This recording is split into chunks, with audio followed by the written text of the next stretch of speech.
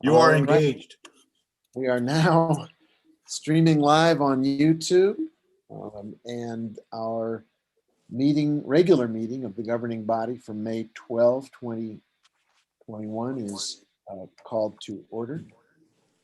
It's 4:02, and let's begin with the Pledge of Allegiance led by Councilor Abeyta, the salute to the New Mexico flag led by Councilor Garcia, and an invocation to be led by Councilor Rivera, after which we'll have remembrances. So please rise. I pledge allegiance to the flag of the United States of America and to the republic for which it stands, one nation, under God, indivisible, with liberty and justice for all. I salute the flag of the state of New Mexico, the symbol of perfect friendship amongst united cultures.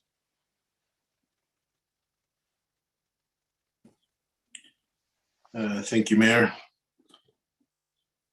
First of all, I'd like to pray for this meeting tonight. Pray that we take on the city's business with due respect towards one another, the public, and all the decisions that we have to make tonight. I want to end the invocation with prayer from Moses to Aaron. It's in the Bible, Numbers chapter 6, 24 through 26. The Lord bless you and keep you. The Lord make his face to shine upon you and be gracious to you. The Lord lift up his countenance upon you and give you peace. Thank you, Mayor. I'll turn over the remembrances to you if there are any. Thank you, Councilor. If you have a remembrance, just raise a hand and I'll call on you.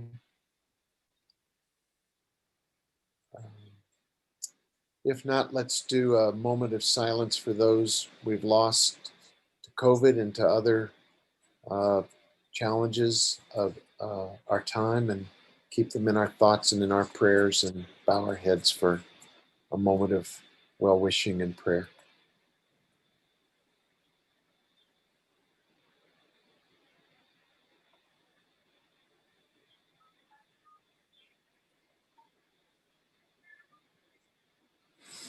Thank you, everybody. With that, could the clerk please call the roll, recognizing that Councilwoman Villarreal is excused for family medical reasons? Yes, Mayor, I will note that. Mayor Weber? Present. Councilor Abeyta? Here. Councilor Cassett Sanchez? Here. Councilor Garcia? Present. Councilor Lindell? Here. Councilor Rivera? Here. Councilor Romero Worth? Here. Councilor Vigil Koppler? Here. And I will note that Councilwoman Villarreal is excused for this meeting. Thank you. Can we get You a have a quorum? motion? Oh, yeah. We have a quorum. Can we have a motion to approve the agenda then? Move to approve. Second. Is there a second? Councilor Lindell moved to approve the agenda and Councilor Garcia seconded. Could the clerk please call the roll on the motion? Mr. Mayor? Councilwoman Vigil Koppler, sorry. Thank you. Under discussion of this item, I want to make a correction to item J.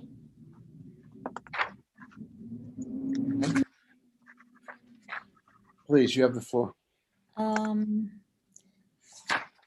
consent, I know that my name has been removed as a sponsor, but in the materials regarding the Public Works Utilities Committee date of April 26th, it's noted that I voted on this measure, but I was not at the meeting. I was excused. So I'm not sure where else to make that, since I'll be recusing myself in the event this item gets pulled.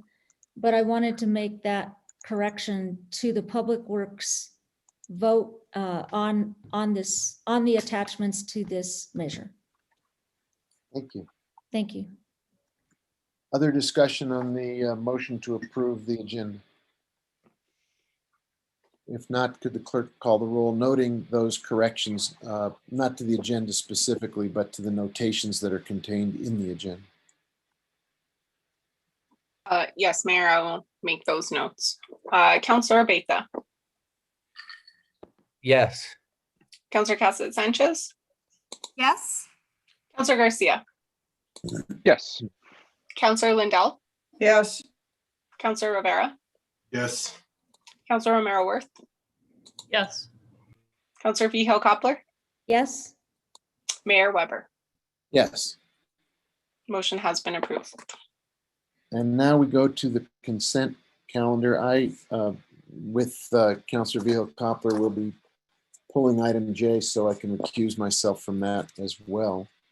And Counselor Lindell will run that piece of the meeting. Are there other items from the consent calendar that you wish to remove? Just raise a hand and I will take the notes.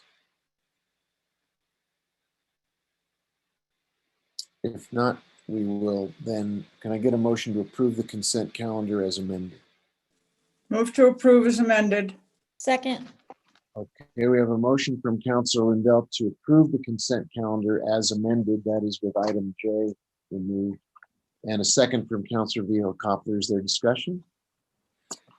And if not, can the clerk please call the roll? Yes, Counselor Cassett Sanchez, Yes. Counselor Garcia, Yes. Counselor Lindell, Yes. Counselor Rivera, Yes. Counselor Romero Worth, Yes. Counselor Vihel Coppler, yes, Counselor Abeyta, Yes. Mayor Weber. Yes, Motion has been approved. thank you. That brings us to item 8A, which is approval of minutes from the special governing body meeting of April 8, 2021. Are there changes or amendments to that set of minutes? And if Move not, to approve. motion to approve from Counselor Lindell. Is there a second? second, Counselor Vihel Coppler seconded it.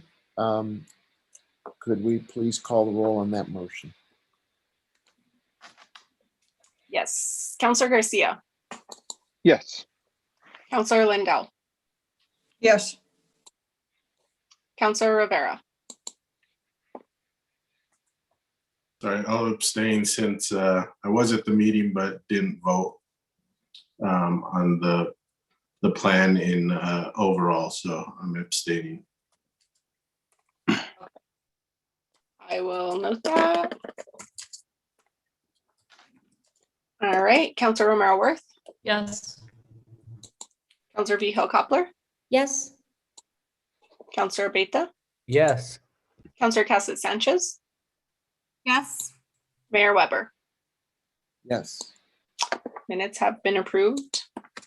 The next order of business is 8B, which is the minutes from the regular governing body meeting of April 28, 2021. Are there changes or amendments to those minutes? And if not, can we get a motion to approve those minutes? Move to approve. Second. Counselor Lindell moved to approve those minutes, and Counselor Garcia seconded the motion. If there's no discussion on those minutes or the motion, could we please call the roll? Yes, Counselor Lindell, Yes. Counselor Rivera, Yes. Counselor Romero Worth, Yes. Counselor Vihel Coppler, yes, Counselor Abeyta, Yes. Counselor Cassett Sanchez, Yes. Counselor Garcia, Yes. Mayor Weber. Yes, Motion has been approved. thank you. Item number 9 for tonight's agenda is presentations. And we have, first is our update on COVID matters, information only, starting with the city manager. Thank you, Mr. Mayor. I will start with Director Ochoa. Thank you, Mr. Mayor and members of the council. We are still doing well as a state in terms of our COVID, although we are seeing an uptick in case count. So We exceeded 200,000 as a state as of Tuesday. And most of the uptick is being seen among young people between the ages of 5 and 17. As of May 5th, 30 counties remain in turquoise, 2 in green, and 1 in yellow. So we still have none in red. If you have children between the ages of 12 and 15, you may now register them on the DOH site in anticipation of that vaccination becoming available to that age group. And Department of Health recommends that you do so. One thing to note, not COVID related exactly, but you may have seen in the news that we're having a norovirus outbreak, which is basically a stomach flu outbreak.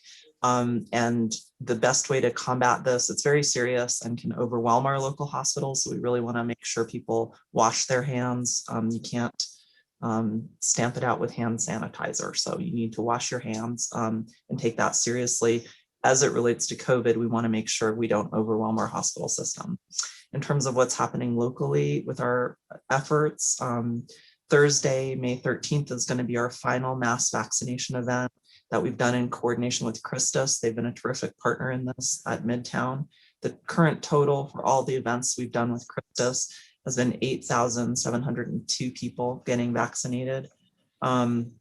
And we've also commenced our vaccination of homebound seniors. We started on Monday, and that's going well. And we will be able to receive information about all homebound people from Department of Health. This goes to Councilor Cassett Sanchez's question around at a Quality of Life Committee meeting on whether disabled folks can benefit from this homebound vaccination, and they can and will. And then we will be doing we're planning a event at the Southside Library for vaccinations with DOH in coordination with Chain Breakers. We're looking at May 22nd for that event.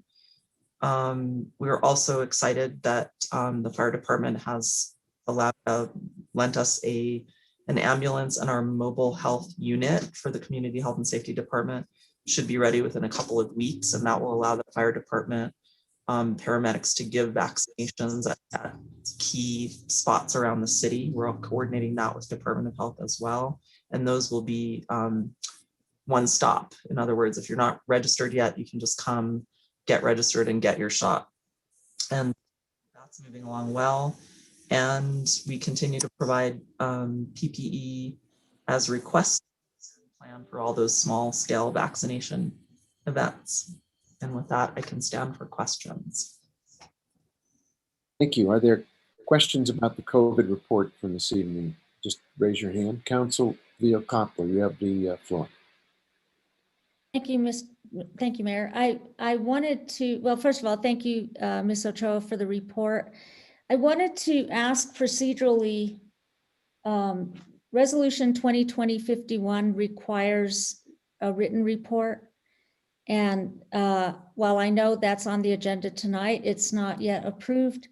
And so this is the second report we get without a written report, which in the past has included both police and fire department statistics on citations, reports to calls and the like.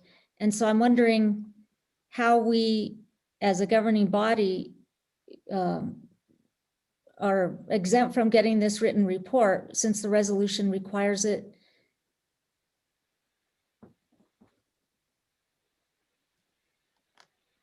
Mr. Mayor, members of the council, I noticed that tonight, and I think it was my oversight. So I will take responsibility for that. I believe that you should have had a written report this week, but my misunderstanding was that it wasn't required unless the city attorney has another opinion.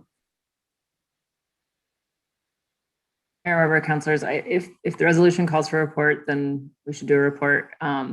Does it say before the meeting?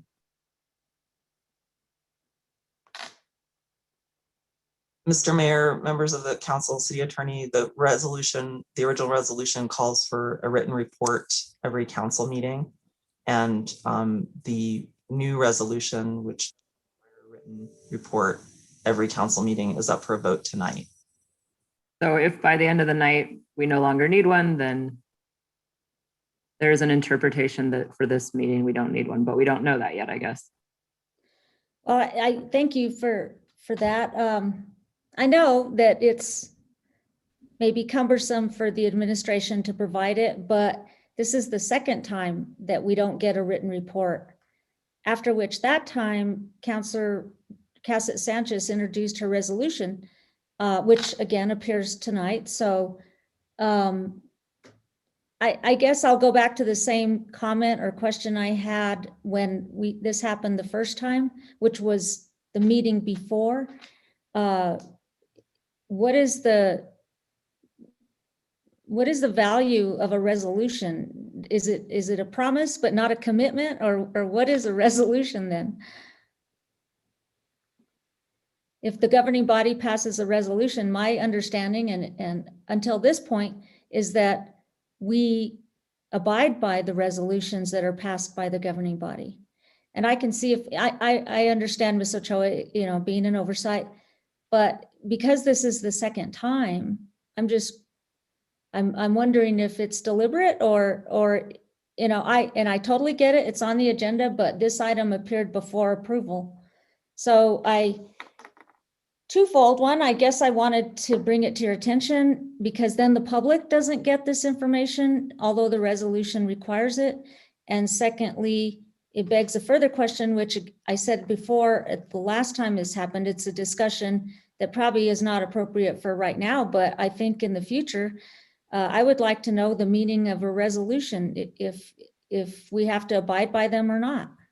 And so that begs the bigger question for down the road. So I think if a report could be provided after the fact, that would be good. And I think it should be posted so the public can have the information. Thank you. Mr. Mayor, Councilor Vihel-Coppler, we have all the information, so I can provide that for you. Thank you. Okay. Thank you, Councilor. Councilor Rivera, your hand is up. You have the floor. Thank you, Mayor.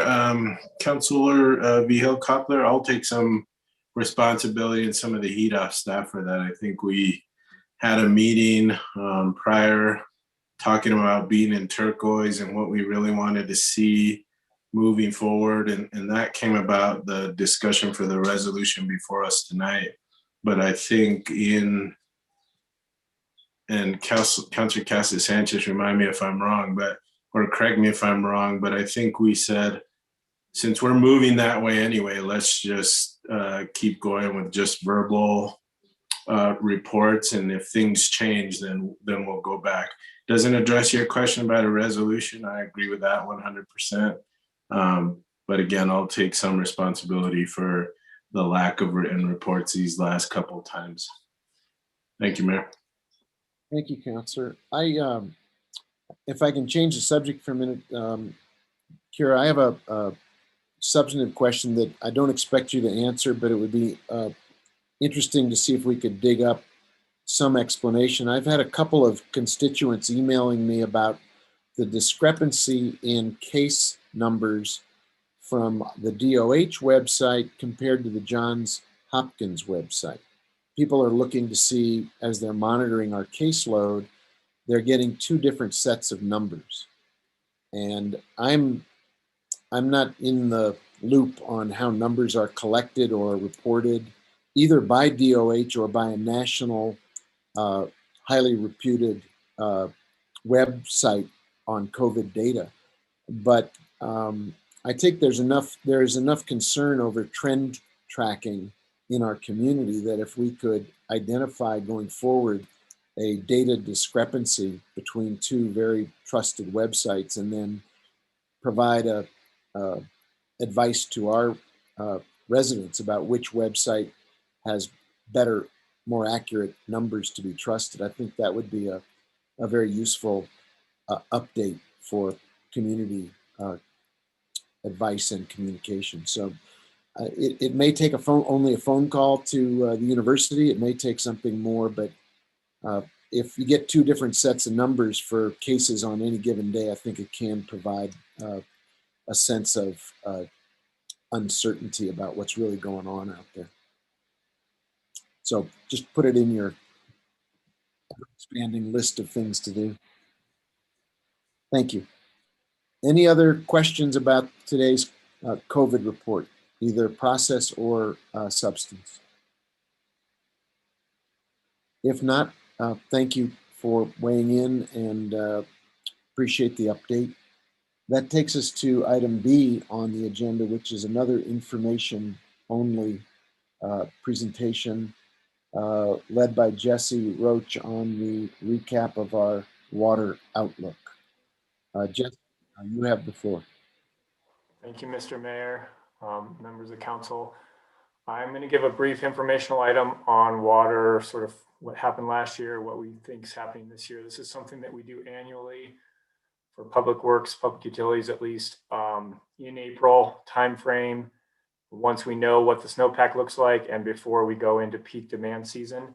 We gave this at Public Works, Public Utilities on April 26th.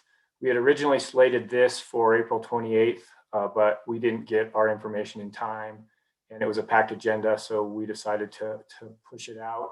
We also gave a longer presentation than I'm going to give here to the public in 2 different webinars on April 29th that were attended by approximately 60 people, 80 people, excuse me. So I will give a very brief overview out of respect for the time of all of you. Should be about 10 minutes worth of information. Feel free to interrupt me as I go, or I'm happy to double back once I've gone through these slides. I did email all these slides to you earlier, so hopefully you can follow along if on screen is not,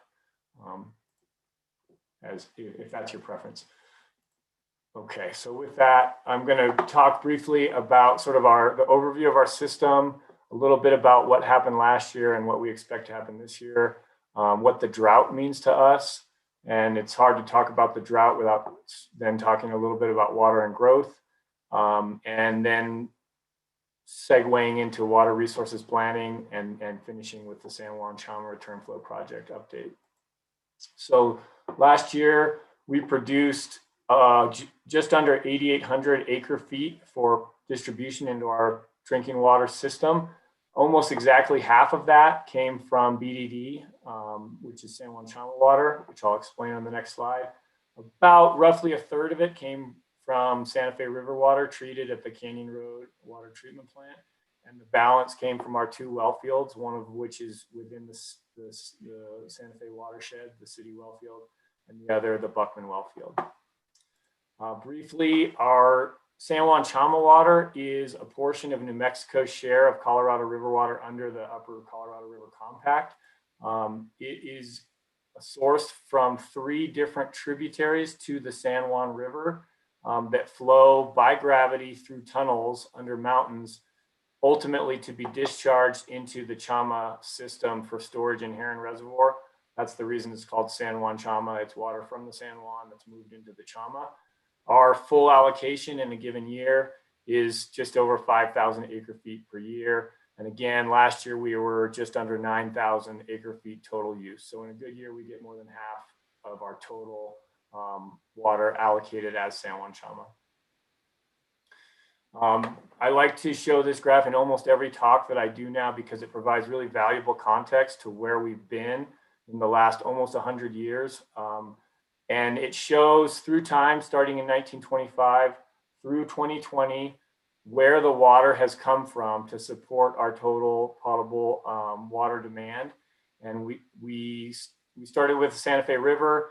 When things got dry in the 50s, we brought on the city well field, but we saw continued almost exponential growth in demand. And in the 70s, we supplemented that water with the Buckman well field. And then in 1995, as probably all of you are aware, the city purchased what was previously a private water company owned by P&M. And so I'm going to zoom in on what's happened in the last 25 years since that purchase. So we peaked in 1995 at just over 13,000 acre feet.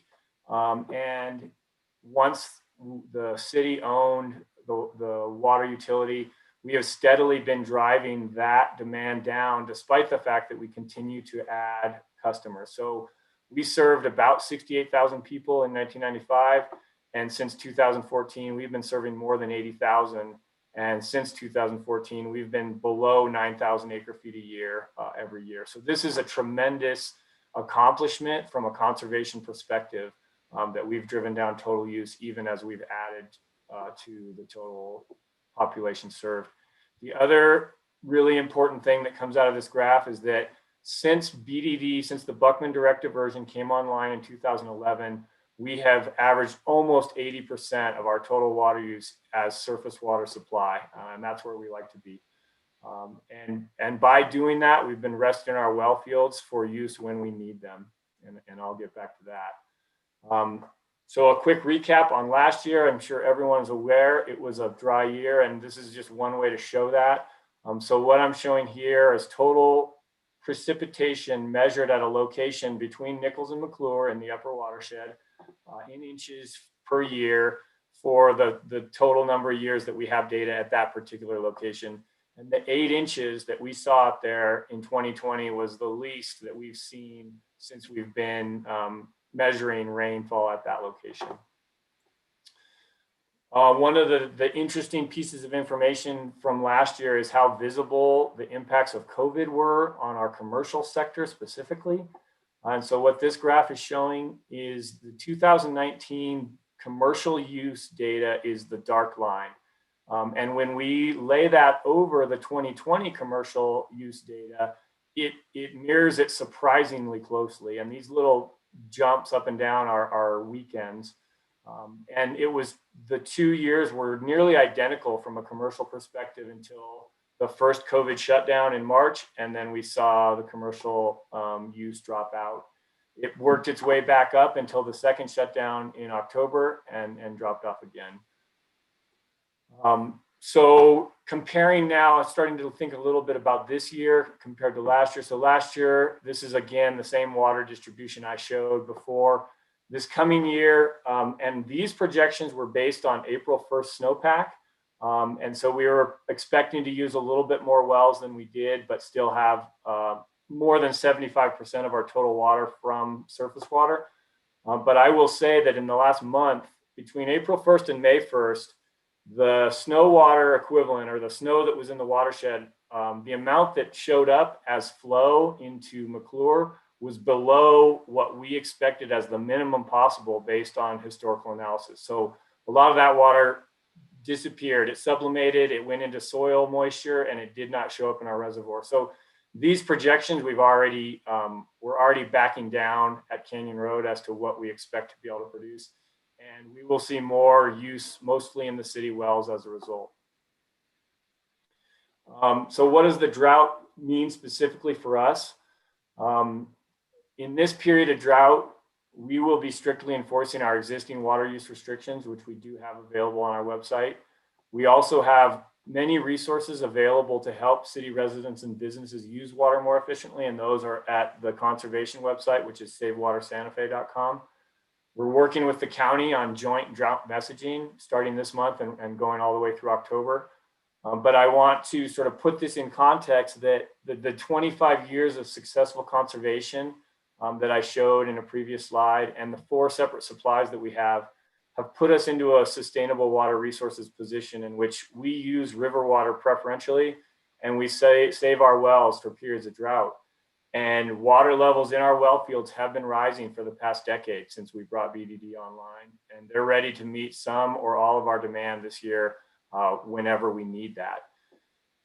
And one other sort of piece of information that I think is important is that our wells and our system by itself, without any surface water inputs, are sufficient to meet our total demand with wells only for days to years if necessary. I'm not going to spend much time on this slide, only want to say that we are working in many different areas on conservation. We have a whole lot of effort going on there. So one of the things that we then end up hearing, one of the questions that we get, I think one of the questions that counselors get is people who move here understand almost immediately how important water is. and it feels very limiting, and they see that growth is occurring and they wonder, where's the water coming from to support that growth? I think that's a natural question to ask. And I won't repeat this first bullet, but this is exactly the same thing. This is the sort of first thing that we say in answering that question, is that conservation and reliance on surface water have us in a very good position.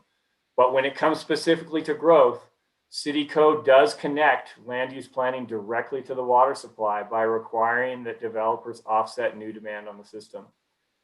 And currently that's done by bringing water rights from the Rio Grande further downstream on the Rio Grande into the Buckman Wellfield permit, which allows us the ability to pump more from that wellfield. The connection right now that exists between new demand and available water resources in the Buckman Wellfield may be reevaluated if we're able to further expand our available surface water supply with the San Juan Chama return flow project. And we do a lot of long range water resources planning to assure that we will have the water to provide a safe, reliable, and resilient supply to meet our needs for decades to come. And that's the next thing that I'm going to speak to, is that we do regularly, we do water planning, and I'm showing sort of plans that have been done for the last 30 years or more. And we started another cycle last year. So last year in 2020, along with the county, we started another cycle. And this one we're envisioning as a 5-year planning cycle to develop another set of long-range water resource management plans. We're actually going out to 2100 with these projections. And we do have some grant funding to help with that. The sort of where I want to finally end up with is what we're doing now as a result of the last cycle of planning that we did. So in 2015, we did a study called the Santa Fe Basin Study, which incorporated climate change and growth projections together to look at what sort of shortages might we see in the system if we didn't do anything. And so this graph shows that if we didn't do anything, that study estimates that there would be shortages. And so there's 2 different demand scenarios that I'm showing here. So the first one being a high demand growth scenario is essentially saying, well, with high demand growth, we would expect by the late 2030s to start seeing some shortages in a given year. And then the shading around it, this red shading, is the uncertainty that comes from the different climate change models that were used to drive these scenarios. So some of those think that climate change will set in faster and be drier sooner. And according to those models, if we do have high growth, we could see shortages as soon as the early 2030s. But on the other hand, if some of the models that see climate change in our area setting in a little bit more slowly and not as aggressively, we wouldn't see shortages even under a high growth scenario until the mid 2040s. And so there is a lot of supply uncertainty. That's the different climate change models, what they think will happen. But on the other hand, if we look at a lower growth scenario, there's even more potentially demand uncertainty between these different scenarios we've looked at. But the sort of takeaway was, if we don't do something, there will be shortages. And the best way to avoid these shortages for us, the low-hanging fruit, is more efficient use of our effluent. And so the current project that we're working actively on is the San Juan Chama return flow project, where we are going to try and essentially stretch our surface water, our San Juan Chama surface water supply, by fully consuming the amount that we do divert. So the way we're going to do that is that currently all of the water that we divert at the Buckman direct diversion, all the San Juan Chama water that we divert, is water that we released from upstream.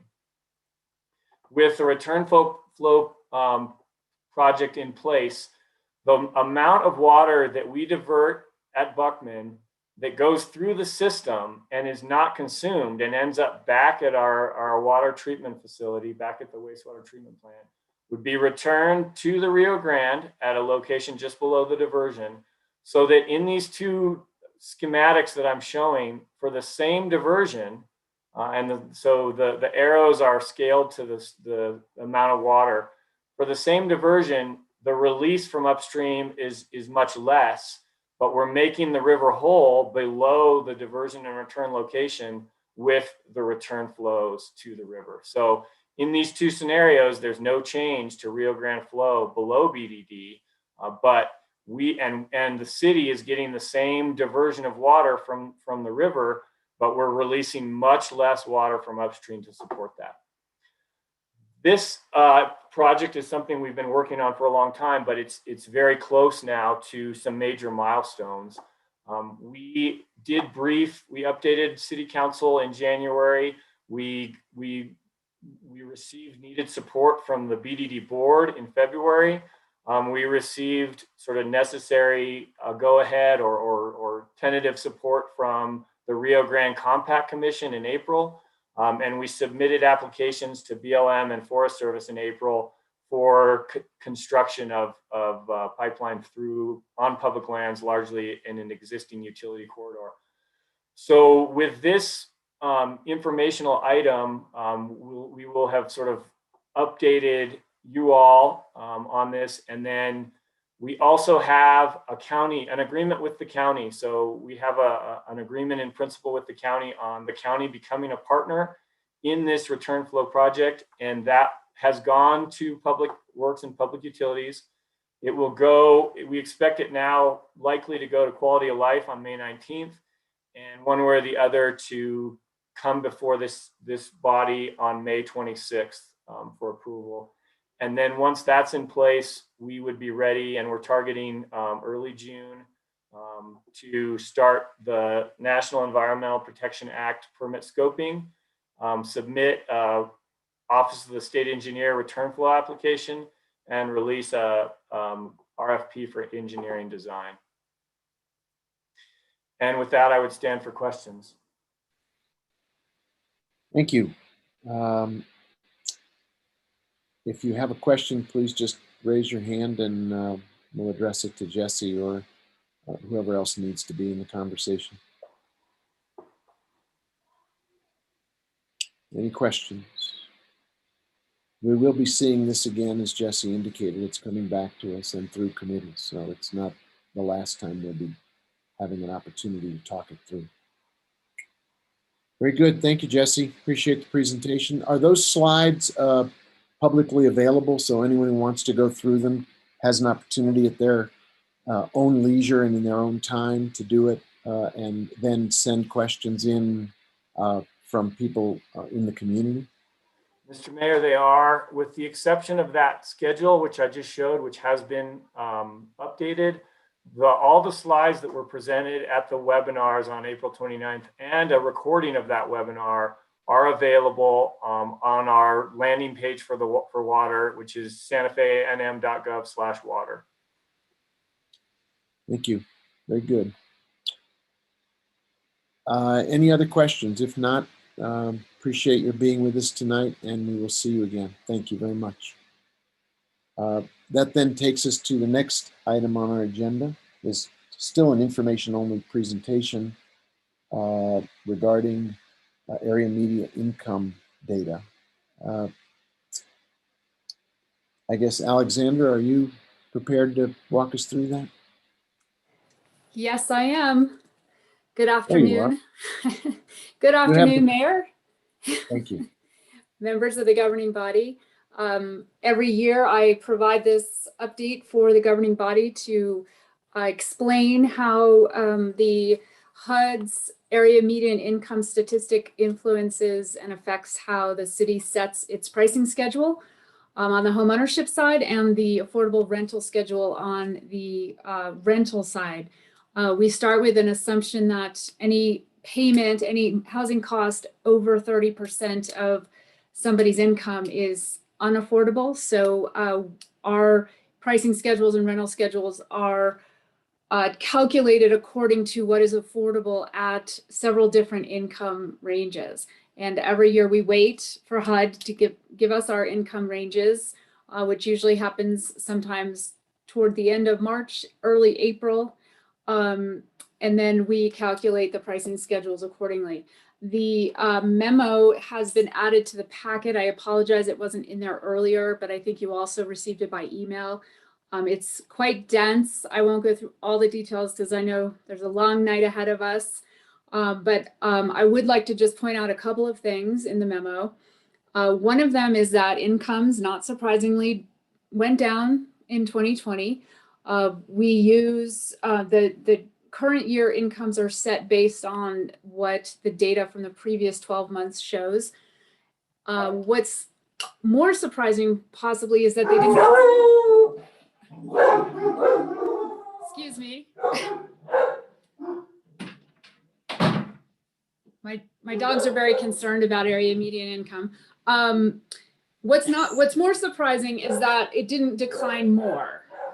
And part of that reason, and I'm not a data scientist, so I can't truly explain this, but because this data is not self-reported, it's a population level statistic.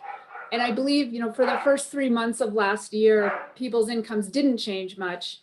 And then by the time the summer rolled around, people were getting some unemployment benefits and actually sort of retrieving some of their lost income statistically. So, but what that does, because now we have a lower area median income, so that brings down the cost of what's affordable in terms of home purchase and rental.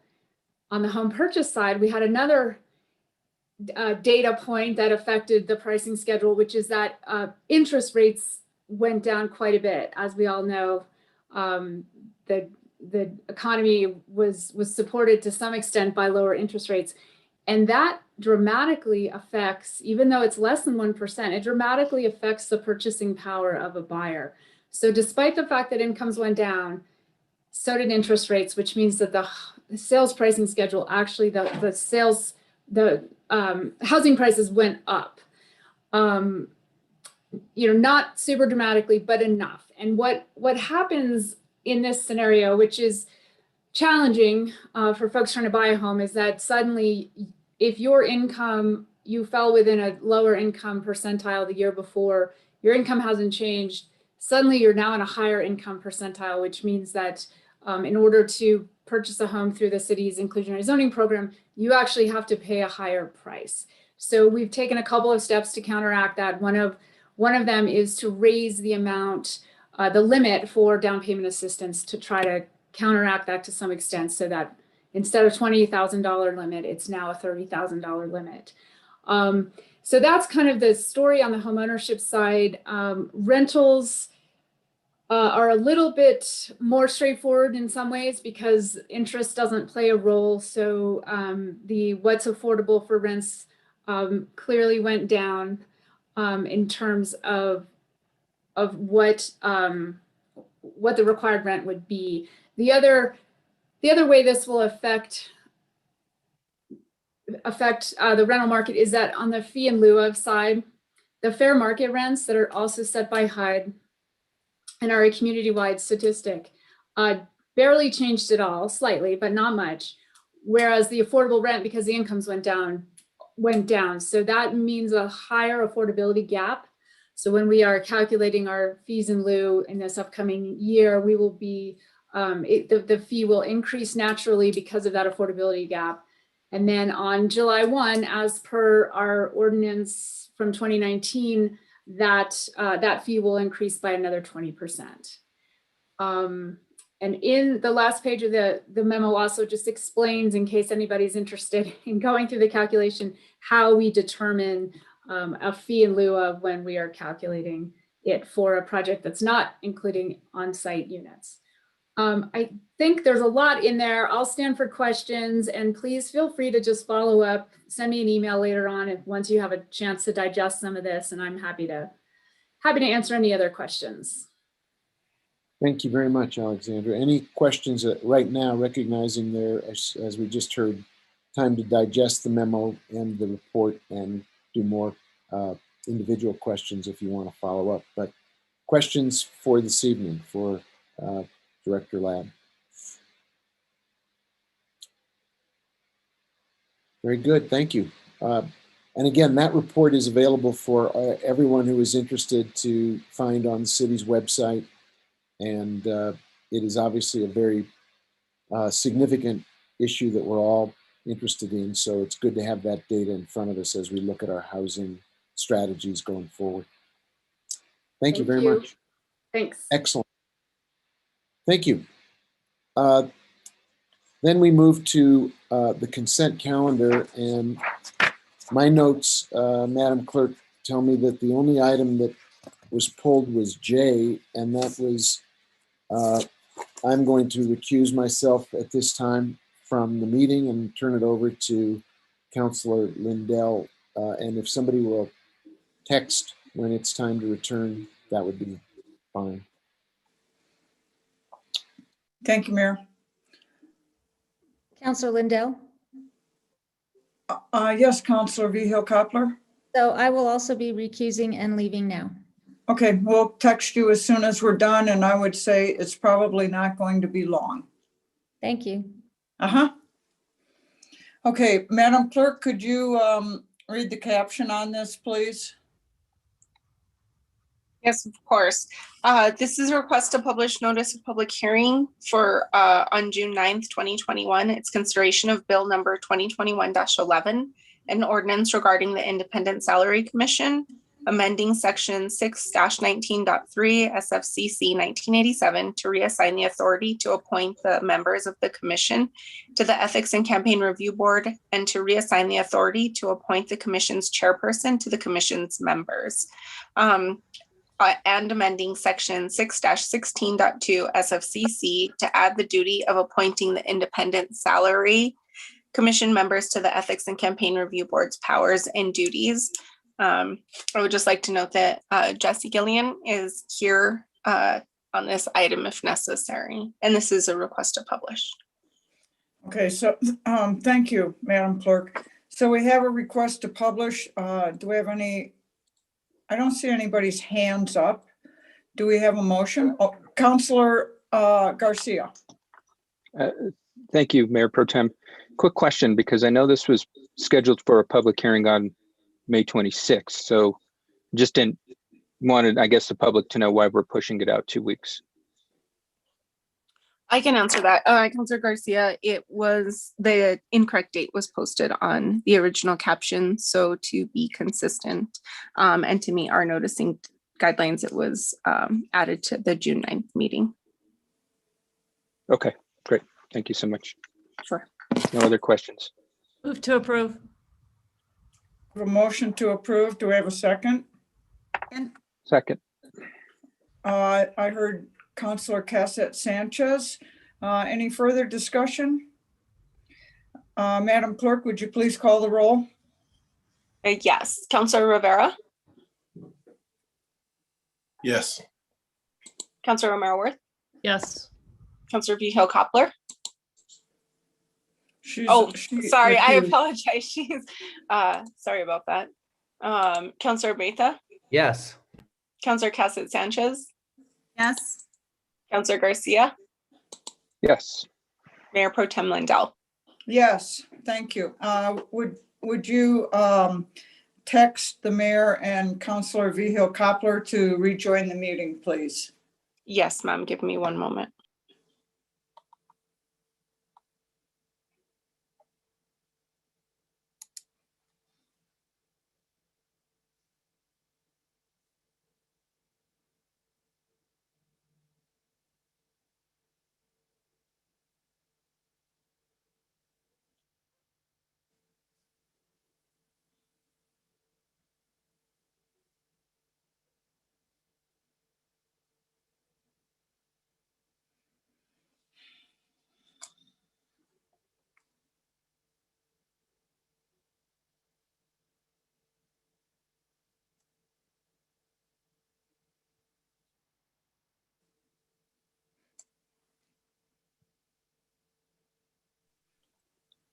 Very good, thank you.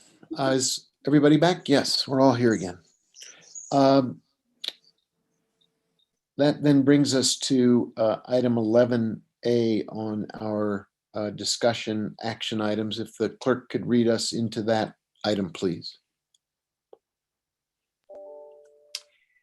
Yes, Mayor. Item 11A is consideration of a resolution sponsored by Councilor Cassidy Sanchez and Councilor Rivera. It's a resolution modifying the frequency with which the city manager provides written updates to every other regular governing body meeting with information regarding the COVID-19 response from the Police Department, Fire Department, Human Resources Department, and Office of Emergency Management and Safety when Santa Fe County is in the green or turquoise level. Jesse Gann is available for this item if necessary. Thank you. Is there a motion on this item? Move to approve. Second, Councilor Cassidy Sanchez moved to approve it and Councilor Lindell moved to second it. Councilor Cassidy Sanchez, you and Councilor Rivera are the sponsors of this. Do you want to speak to it? Absolutely. I do just want to follow up on our earlier conversation regarding the process. And as Councilor Rivera had said, this definitely was an oversight that I had also taken part in, where we had been having frequent discussions with the city manager and Director Ochoa regarding what should be in the format of the presentations, and then had decided that the frequency could be changed and did not step on updating the resolution. So I also would like to apologize for that oversight and pull some of that away from staff. Regarding the resolution, very briefly, we are, as the pandemic continues to evolve, we would like to evolve with it, as well as taking some of the pressure on staff as we move into turquoise, as we have been here for a while. We would like to provide the opportunity for there to be less frequent written updates, as we do know that it is quite a heavy ask and a heavy lift of our staff. However, knowing that the pandemic could change again and wanting to avoid having to update the resolution again, we have put in a provision that essentially ties it to the state's red, green, yellow, turquoise measurements or any equivalent there may be of, so that if we do slip back into yellow and red and do feel that we need and we would feel at that point that we would need a much tighter look at what is happening on the ground, then the reports will be coming back at every governing body meeting. But at this point, it will be once a month, essentially, or every other governing body meeting, there will be a written report. Councilor Rivera, is there anything that I missed there? Councilor Rivera, your co-sponsor. Yeah, thank you, Mayor. I think Councilor Cassidy Sanchez summed it up perfectly, and we'll just keep going and see where we end up in the next couple of weeks and adjust as we need to. So thank you, Mayor. Thank you. Is there any other discussion about the item or the motion that's on the floor?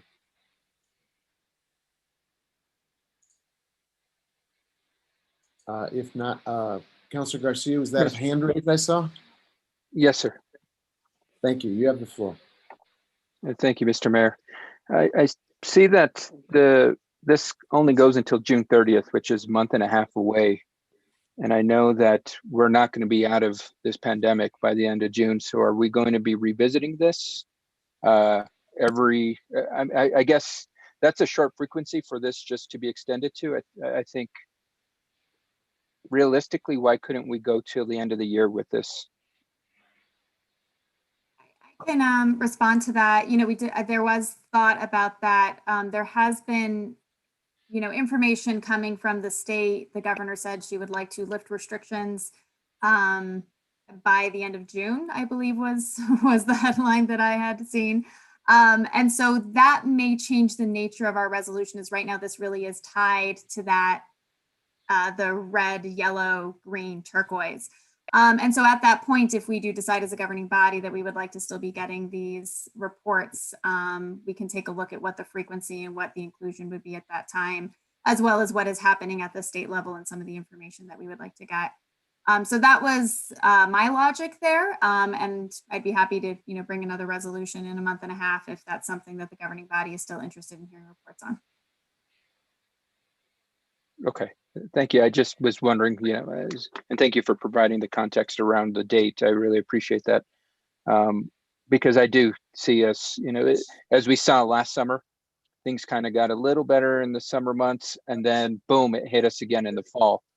And I'm hoping and praying that's not the case, but we don't know. And I think that's where it'd be good for us to at least have it on the books, because I'd hate for us to go through the whole resolution process that we went through when we can just make the quick fix to say to the end of this year. And if we don't need it, we can always say we're going to pull that item from the agenda, so to speak. To me, it's a little more efficient than having to push through a new resolution.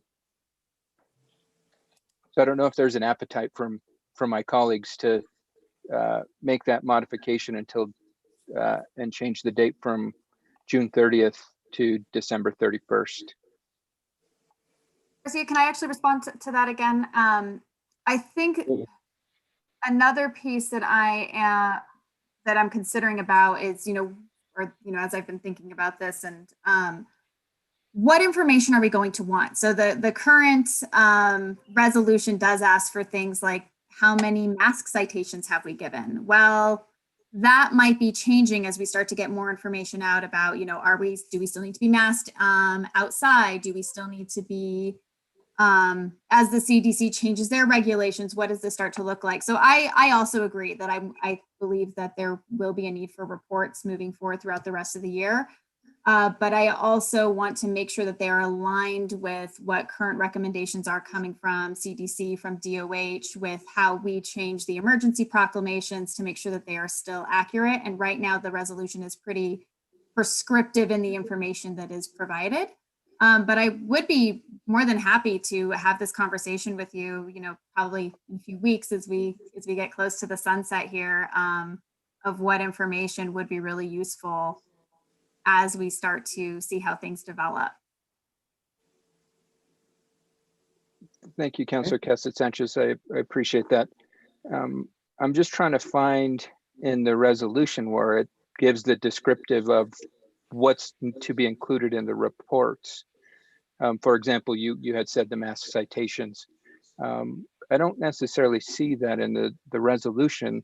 And I think that's where we can work with the city manager to say, I would like X, Y, and Z in the report, or there might be something in addition to than what we've been collecting data on these past couple months.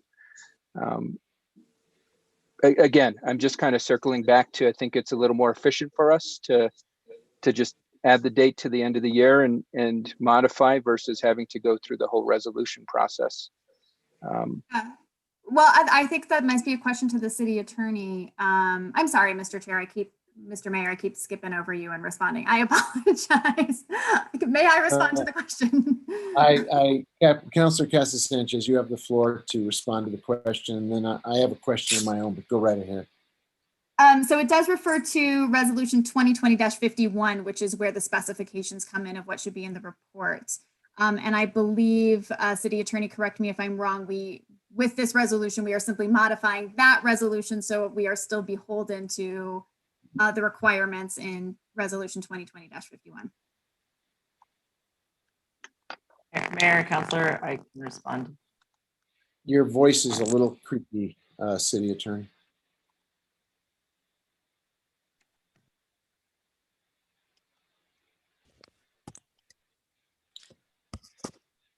I think I'm on here now. Mayor, Councilor Cassett-Sanchez, yes, we did make reference to the prior resolution to essentially incorporate the terms about what the report would look like. So that's where the data is specified as to what would be provided. Okay. I appreciate that. And just to, thank you, Mr. Mayor, but just to circle back, because it was that point brought up, I think, again, I would prefer to change the date. Whether the data changes, the more data, the better. And in that instance, if we're collecting data that we're not necessarily thinking we're needing, then that's when we can go back and modify the prior resolution. But I do see this coming before us. Again, I think that it's critical that we get these updates, and I'm happy to work with you after the fact on version 3, so to speak, on what will be before us, because I think we can all agree that COVID's not going to go away by the end of June, and we'll still need to be determining based on the updates, how we as a city are going to be responding to the pandemic. But with that, no other questions. Thank you, Councilor Casas-Sanchez, for the responses. I appreciate it. Thank you, Councilor Garcia. I was going to ask a clarifying question as well, which is the way the background memo lays out the logic, it does tie this to the color levels that the city or the state will be abiding by. We don't really know what will be coming down the pike after the end of this fiscal year. There are many reports that the governor may add different colors or just open things up. If that were to happen, Councilor Casas-Sanchez, I'm wondering what your thinking is if we have either a different color scheme or no color scheme. It's an early question. That is to say, I don't expect you to have a fully fleshed out proposal, but have you given some thought to what we would do in that instance to provide updates that are relevant in a different COVID period of time? I mean, I did have this conversation with Jesse a little bit as well, as what happens if we leave the color codes, and that's why we have the equivalent. So this is an assumption that the state will be continuing to obviously monitor and in some way, shape, or form be looking at the data and dictating our levels of openness, looking at some of the different gating criteria that they have been continuing to consider. And in that sense, we really would be, again, tying this to the state, tying this to the information that DOH is providing. And again, kind of that, as Councilor Garcia says, I'm absolutely in favor of reports going through the end of the year, and that question of how we continue to alter that and adjust to the pandemic, which is a dynamic situation, and absolutely what we are coming up with today may no longer be fully relevant in 1 month or 2 months or 6 months. So we will absolutely have to come back to continue to adjust as we watch what's happening. Thank you. Any other questions? Mr. Mayor. Motion. Councilor Rivera, you have the floor.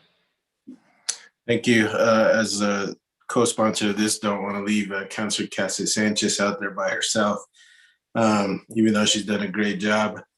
We do have a standing meeting with City Manager LaPanhill and with Ms. Ochoa, and we talk about all the different changes. That's why there wasn't a written report today, though it was a little different than what the resolution called for. It does give us the flexibility to adjust as we go. And I think as we continue between now and the end of the year, there's going to be probably more and more adjustments as we go, as we start to come out of this. I think we have to be flexible and ready to adjust on the fly. And we'll continue to have those meetings. And if Councilor Garcia would like to join us, we'd love to have him as well. But again, I think we need the flexibility to adjust as we go. Thank you, Councilor. Any other questions or comments about the resolution or the motion in front of us? If there's no further discussion, can the clerk please call the roll on the motion? I'm sorry, Councilor Casas-Sanchez, yes. Thank you. I did just want to state that if Councilor Garcia would like to adjust the time, I am more than amenable to that amendment.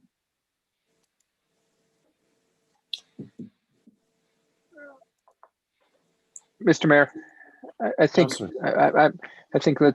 I agree. We can reconvene within the next couple of weeks and determine based off of what the information Councilwoman Casas-Sanchez is hearing in regards to possible changes to our state structure, and not make more work for us in that sense. And let's potentially develop a plan for the next 6 months.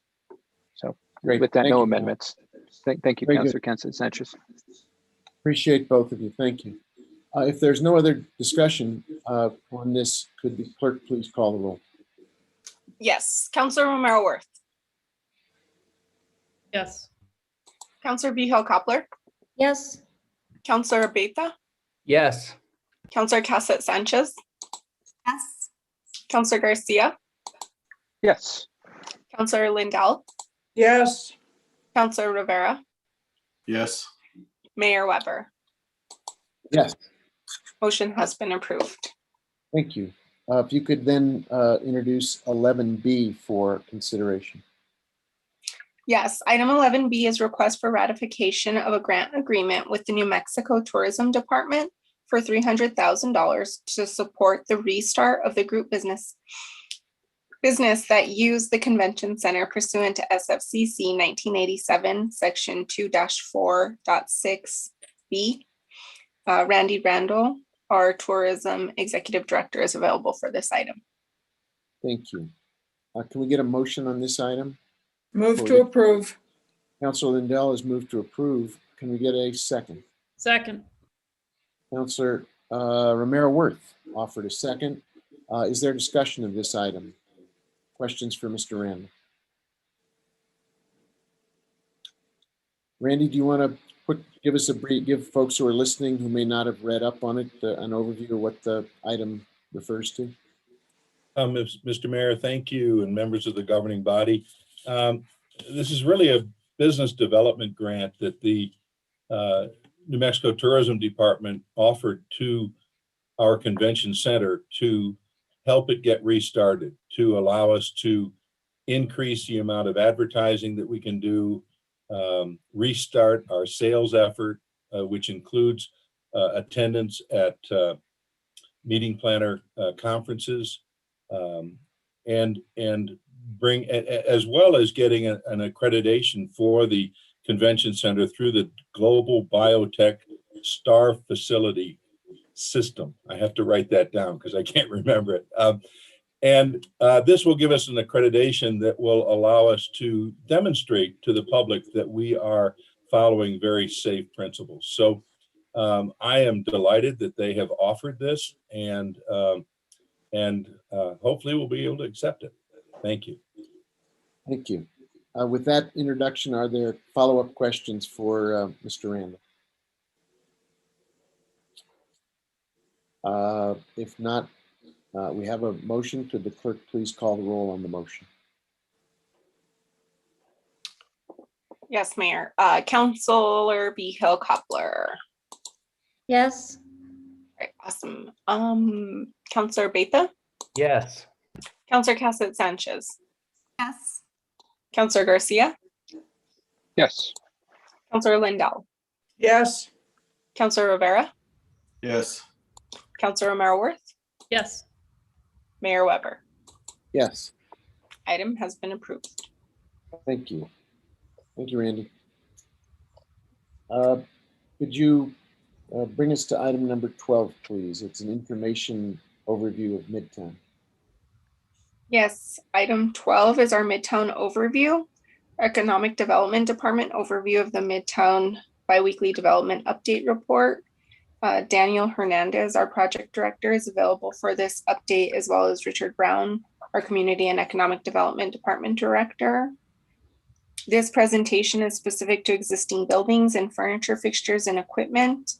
Sam Burnett, our Midtown Property Maintenance Manager, is also available, and Robert Lambert from our Arts and Culture Office is here for this presentation, Mayor. So I'll hand it over to Director Rich Brown at this time. Thank you. Rich, you have the floor. Thank you, Mr. Mayor.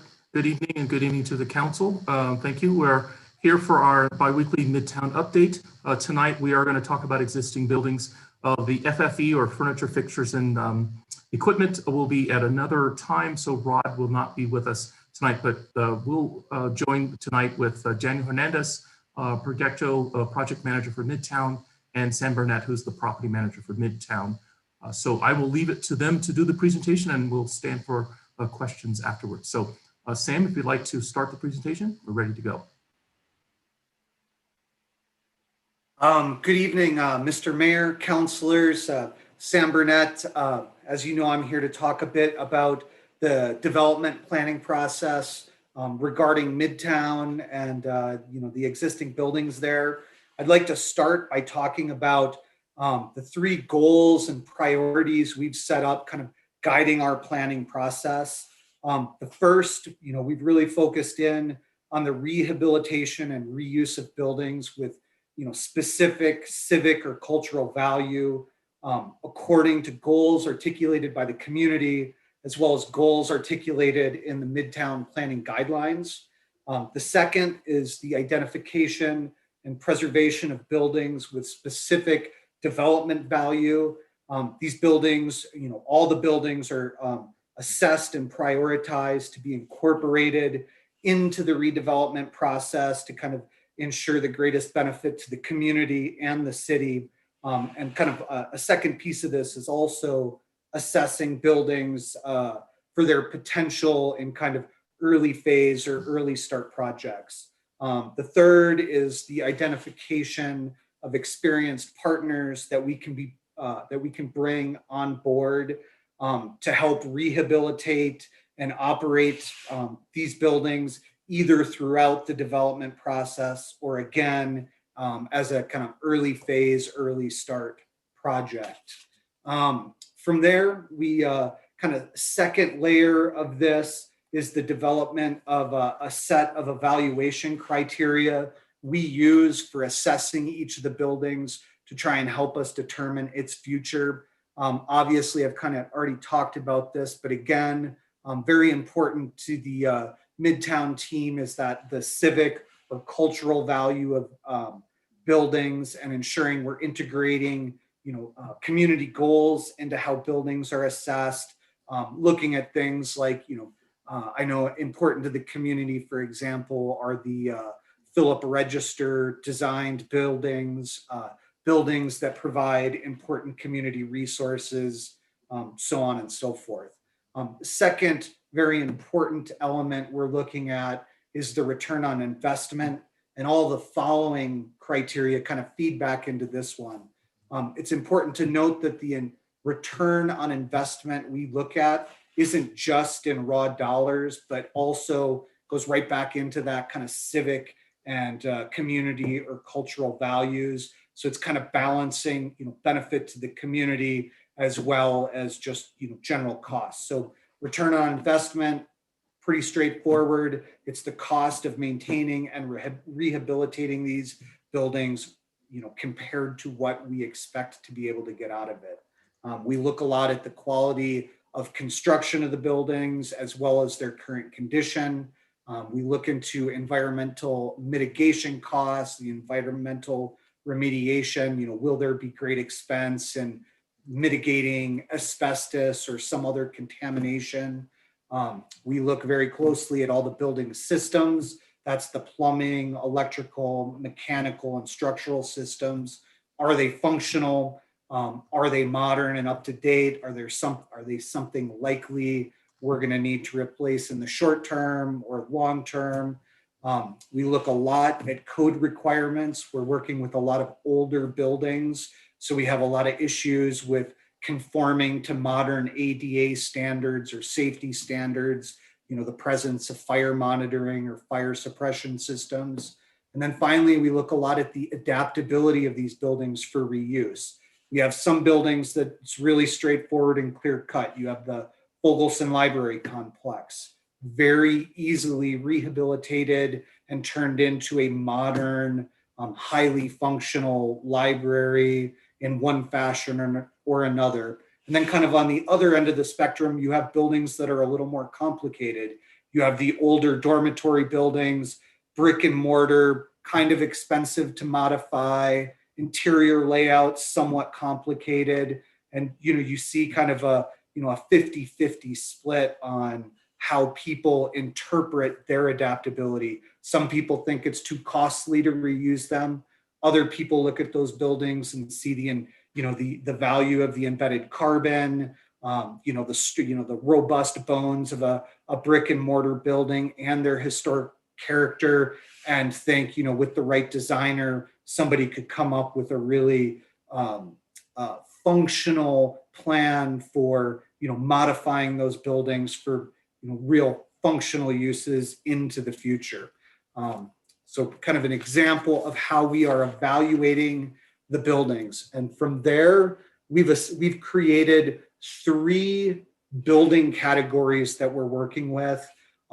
None of these categories or the buildings inside of those categories are set in stone. This is an evolving process. And as we move through the planning phases, these categories and buildings assigned to them are subject to change. But the primary categories we are working with are, number one, buildings to be preserved for permanent reuse. These are the buildings I've already kind of addressed, the cultural or civic value or high development value buildings. The second category would be demolition phase one. These are buildings with little or no redevelopment potential. They tend to be in disrepair, of lower quality construction. We are to maintain the campus in a safe fashion. We maintain all the buildings to one degree or another. So even buildings that are likely to never survive on campus, we put money into making sure they remain safe. So that phase one demolition would reduce that cost and also allow us to begin moving into preparing the campus for future development. The third and final phase is this demolition phase two, or buildings that we see temporary uses for 1 to 5 years as we work through the land use and planning phases. These buildings could end up being buildings that we decide can be worked into a more long-term development of the site. So they're kind of buildings that exist in limbo, but at the moment, the thought would be likely someday could end up being demolished. I'd like to take a moment to just kind of bring everybody down to the site. We talk a lot about it as a concept, but aren't always looking at the physicality of it. So I kind of want to root everybody in place before I continue on. Obviously, inside of the red border, the property lines of Midtown campus is the campus itself. To the northwest, Cerrillos, northeast, St. Michael's. You have Llano on the east, Camino Carlos Rey on the west, Siringo on the south side. You have the entrance off of St. Michael's, entering into the circular drive around the campus in this location. And then right here is the entrance onto that same road network off of Siringo Drive. From there, I'd like to talk a little bit about the buildings that are included in each of those categories. The first, the buildings that we've identified very likely to be preserved on campus. You have the administration building where we currently have our fire department, MIHO operation, and our emergency management office. You have Alexis Hall, a former women's dormitory here, Benildes Hall, the data bunker, our DMARC location where all data and telecom enters the campus, Driscoll Fitness, the Fogelson Library Complex, Garson Studios and the Garson Studios lot, Garson Theater, and then finally the Visual Arts Center. These are all buildings in one way or another have been identified as very high value, either to the community, as historic or cultural assets, or just kind of really clearly have a high value in the redevelopment process. Those buildings that fall into that second category, that demolition phase one, include buildings like Alumni Hall, a very old prefabricated metal building. One of my favorites on the campus, Brother Ron, the former caretaker's collection of semi-trailers and mobile homes and their parts. We have a old prefabricated building that served as the health center, a dilapidated building known as Luke Hall that used to be a classroom, Onyate Hall, and the Den, two other prefabricated buildings in pretty poor condition. And then finally, those kind of phase two temporary reuse buildings that kind of exist in limbo at the moment as we work through the planning process, potentially to be demolished, potentially to be integrated into the redevelopment. You have the 4 apartment buildings A and B are pretty closely tied to St. Michael Hall and the shelter operation that operates out of there. C and D are tied to King Hall and the operations of the Santa Fe Recovery Center. The band shell inside of the quad. You have the remaining 3 World War II barracks. You have the maintenance building known as Brother Ron's shop, Midtown Hall, prefabricated office building, an old, rather charming security building, kind of designed after in the style of a Kiva. And then you have the 4 dormitories surrounding the quad, 2 currently in use, 2 currently unused, Kennedy Hall, LaSalle Hall, St. Michael Hall, and King Hall. And so that's, that's a pretty quick and precise introduction to kind of the process we've gone through for thinking about the buildings, how we've kind of divided them up into the various categories and what those buildings are and where they exist on the site. And I think at this point, I'm going to turn it over to Daniel, who can kind of wrap up and talk about the next upcoming presentations or informational sessions you'll get from the Midtown team. And once he's done, I'd be happy to answer any questions you may have based on all that. So thank you very much. Daniel? Yep, thanks, Sam. Great presentation. I appreciate the conciseness of it. It was good putting that together with you. So I just wanted to review some of the presentations that we've done so far. Again, the first meeting of each month that you have, we do a topic-oriented presentation. These are the ones that we've done up to date through April. And then at the second meeting of the month, we do a progress report, and there's different issues that have been coming up, but we will continue to provide those progress reports. So they're very different in nature, but we'll continue moving those forward. Next slide.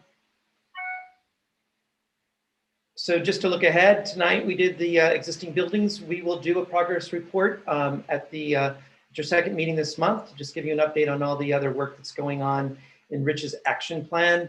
Also, next month, we'll be looking at the FF&E, the fixtures, furniture, fixtures, equipment, and the arts assets that are at the site. We'll be hearing from the Arts and Culture Office on that. And then again, we'll jump back to public engagement because we will be in public engagement mode by July and August. So we'll get an update then. I know that people are also interested in public finance. So we may switch around July and August, but we'll keep you updated. So we want to keep you updated on the thinking around the public finance element as well. Next slide, I think, is the final slide. Yeah, so again, these are the 2 websites that are available to the public, where we continually provide the information presentations that you just saw tonight, as well as all of the other ones that you saw earlier in that list. And then the progress reports will also be published or posted here as well. Our public engagement partners at the Design and Planning Assistance Center at UNM also has a separate website with the various community organizations in Santa Fe. They upload stories, documents, and lots of information onto that site as well. So there's a lot of work being generated right now and being posted for public access. Thank you. Thank you, Daniel. If that completes the presentation, maybe we could get the screen back and open the floor for questions from the governing body.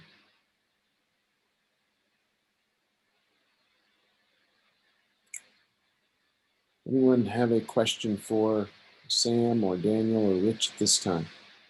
Councilor Garcia, you have the floor. Thank you, Mr. Mayor. And thank you, Daniel and Sam, for the presentation. I really appreciate it. I know that the public, the information that was just shared, there's going to probably a lot of ears being perked in regards to the buildings that are being proposed to we keep and demolished and whatnot. And I guess my question more so revolves around what will be the governing body's role in this process? Is it going to be solely city staff who determines what structures we keep and demolish, or is the governing body going to be presented with the opportunity to give the final approval? Rich or city attorney, is there a answer to the process question of when the decisions or where the decisions get made with regard to what we heard tonight about different buildings and their status on the campus? Mr. Mayor, this is Rich. Thank you. Thank you, Councilor Garcia.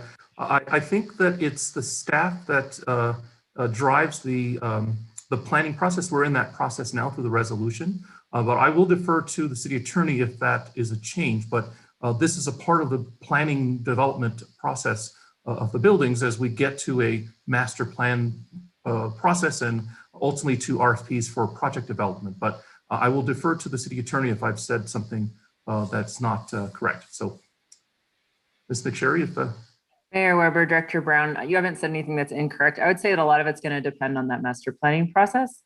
Certainly any uses that are inconsistent with that master plan, then that type of building would have to be demolished, but it will really depend. So as Sam mentioned, this is a preliminary plan, so we'll have to look at each of the decisions as they come up. So some of them may trigger a review by their governing body. I don't think it's necessarily an automatic review at this point. So it would just depend on the building and the step in the process. And if I may, Rich and city attorney, you know, the buildings won't be seen in isolation of an overall development planning process and their future use and the potential for various purposes that we want to hear from the public about. So it's not as though we're going to say which buildings are going to, you know, be demolished. We're going to look at them again. We can look at them within the context of an overall plan that includes all the guidelines that we all know about: increased connectivity, a walkable district, just a whole array of issues that we're going to be looking at, and whether the building actually contributes to some of those objectives and guidelines that will be considered during the planning process.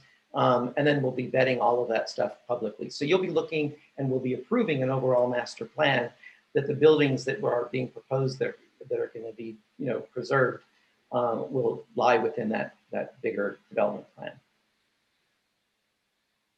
Okay, no, I think that, and just so I'm clear, and hopefully the public is clear as well, we're in the middle of this development of a master plan of the property. And then the master plan will be put forth before the governing body for approval or disapproval. And that master plan will have, you know, the overall specifics in regards to what development is going to happen at the property, what buildings are going to be restored, what are going to be demolished, et cetera. And that all those decisions will be made ultimately by the governing body. Correct. Yes, you will be looking, yeah. Both land use, both zoning and development plan will be within the purview of the public, of the governing body to approve. Okay, thank you for that clarification. I got a question. It's still involving Midtown, but it's not necessarily involving the buildings, and it's been really percolating in the community, and it's going back to the RFEI process. Is there a reason why we haven't disclosed the applicants' applications? It's from my understanding that there's nothing in the process that prohibits us from doing so. And I think a lot of the community members are really calling to learn about what was proposed by all of the applicants. So what is there a reason why we're not producing that information publicly? Mr. Mayor? I think Aaron had this one. Yeah, I was going to say, our city attorney, it's a complex discussion around procurement, but I think our city attorney would be able to really articulate it better than me. Mayor Weber, Director Brown, Councilor Garcia, that's correct. At the time that we issued the RFEI, we had said that once final award had been issued, which we anticipated would be at the end of the exclusive negotiation agreement, that all the other proposals would become public. And that still could have been the case had we issued a final award pursuant to the exclusive negotiation agreement. We did not do that. And my understanding is we intend to issue subsequent RFPs that are going to overlap somewhat in scope. Therefore, we are following the guidance of the Ethics Commission. The State Ethics Commission has released a very lengthy, detailed opinion on this subject as of last summer, after we were already in the ENA process. and really analyzed a release of information by a state agency and found that they violated the State Procurement Act by releasing certain information before there was a final award. So therefore, because there's overlapping potential scopes of work, we have advised that we can't release any information that potentially could put a competing offer at a disadvantage in a future RFP. So if an offeror wants to withdraw and is not intending to apply to any other future RFPs and we have that information, then we could release their proposal. I saw in the paper that maybe Lanel has made that decision. I don't know if they've communicated it to the city or not, but if they were to do so, we could release theirs. Or if any other proposal were to tell us they don't intend to apply to any future RFPs on the site. And then there might be portions of proposals. If we know we are not going to issue a future RFP that would engage that type of information, we could release those portions. Okay. So it's a very complicated process. I mean, we've got the RFEI process. Any applicants that submitted an application that might be potentially interested in applying to a completely separate RFP, we can't release that information. And I think that's to me where it's the most confusing, and maybe it's most confusing for the public, is because the way I see it is it's two completely separate processes, and we shouldn't lump them together in that sense. And I'd like to learn more about that process. And I don't want to do that now. I think maybe City Attorney McSherry, I'll schedule some time with you to fully understand that, because I think, like I said, we're talking apples and oranges here and two different processes, and I just don't understand that. Lastly, are we going to be talking about the rest of the assets that is on the properties, you know, all the artwork and everything else besides the building structures themselves that is at the property? That's one thing we haven't been talking about. And I know that there's great interest in regards to what we have at that property, and maybe other entities we taking over ownership. And so where are we at with all of that? Rich, Mr. Mayor? which one of those Yeah, Mr. Mayor? briefings have you got on? It's coming up, Mr. Mayor, Councilor Garcia. It was listed in Daniel's presentation slide, but I'm going to have Sam and or Daniel talk about it. It was on one of the slides. I forgot the date that's come up. It's FF&E. Yeah. We're going to be talking so about. That's furnitures, fixtures, and equipment. I believe that is the next proposal or the next presentation, and existing buildings. That'll be June 9th. That'll be presented to the governing body. There's been a great deal of work that went into that, and that coupled with the existing buildings, we realized was a bit too much to bite off in one presentation, so it was divided into two. Okay, and maybe that's why it didn't click for me, because I don't see artwork under furnitures, fixtures, or equipment. I see that as a different type of asset. So yeah, thank you for the clarification. Absolutely. Any other questions? Councilor Garcia, no other you still have the questions. Thank you, Sam. Thank you, Rich, and thank you, Daniel. I really appreciate the information. And thank you, City Attorney McSherry. Thank you. Very good. Other questions about the presentation we heard tonight on buildings? Mr. Mayor, my hand is up. Okay, Councilor Rivera, you have the floor. Thank you. Sam, you talked about the cafe being part of phase 2. Is that the cafeteria? Is that what you're considering, the cafe? Mr. Mayor, Councilor Rivera, correct. The cafeteria was, when it was designed and built, has been referred to as the cafe, but it is the cafeteria. Yes, sir. And how old is that building? I believe it was built when the University of Art and Design took over. Is that correct? You're correct, sir. It's a fairly modern building, built within the last 10 years. So why phase 2 versus keeping it all together?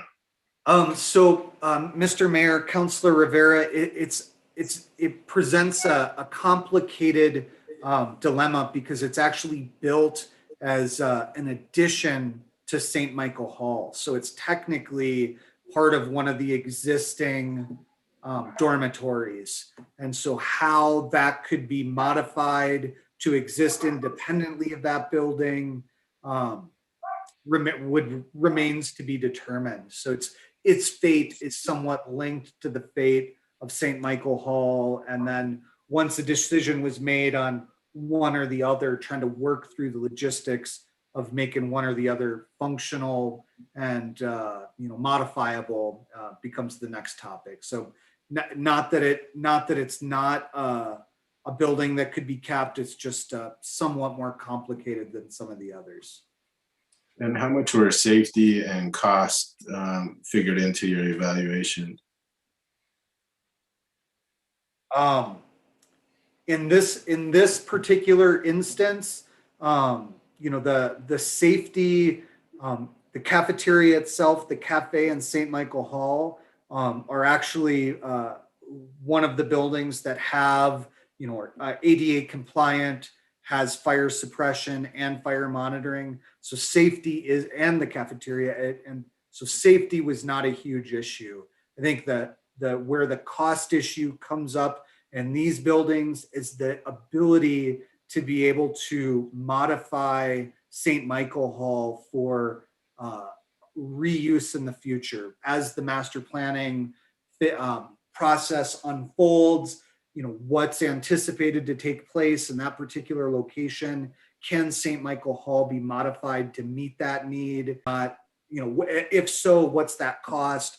And if not, then a separate set of questions. Yeah, I was talking about the overall evaluation. Sam did, so those buildings that are recommended as phase one, is that more because of the safety and a cost to rehabilitate? Yeah, so phase one, more than safety is really about cost and, the ability to reuse those buildings or structures in the future.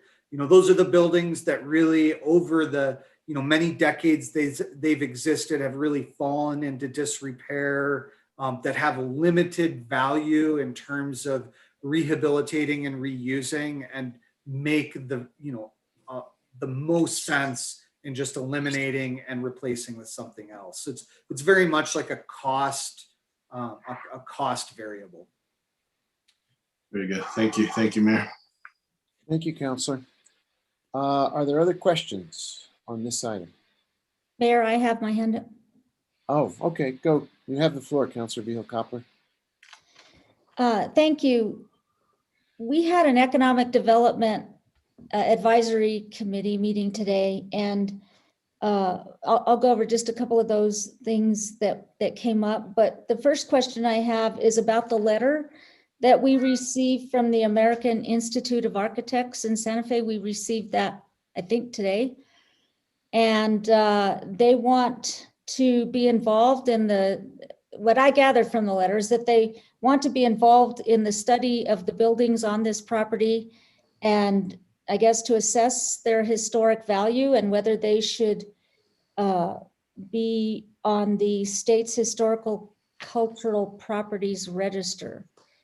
And I think that's probably a valid request. And I'm wondering, well, I just want to bring that to y'all's attention if you haven't seen the letter, but I certainly believe that should be incorporated into the plan about these existing buildings. Because I think we should know sooner rather than later if they're, whoever decides about demolition, that we're on the right track. So I think that's an important thing, especially with what the city's has been experiencing in the last year. Sam? Yeah, Mr. Mayor, Councilor Vihel-Coppler, absolutely. And we noted, or I noted in the presentation, one of the primary driving factors in the planning process is really identifying those culturally or civically important buildings, and ensuring we're gathering the best information we can from the community and entities like AIA in our planning process and paying appropriate attention to those requests and the information they share with us. So absolutely, that's something I'm sure that will be taken into consideration. So the other concern raised by one of the members of the committee is a concern for the staff or administration making the decisions about selling the property, selling it blanket or selling it right out. And while I know that Mr. Brown assured them that the city was not going to do that, I think it stems from the fact that the city council wasn't involved in the decision tree, making a decision whether we should go back to the offerers prior, and that we would then be discussing what we're discussing today, which is the city taking over essentially, and not the governing body not having a say-so and going a different direction. So I know Mr. Brown assured them that the city was not going to sell the property, but I just thought I'd mention to the governing body that there's still some, I guess, concern for that happening.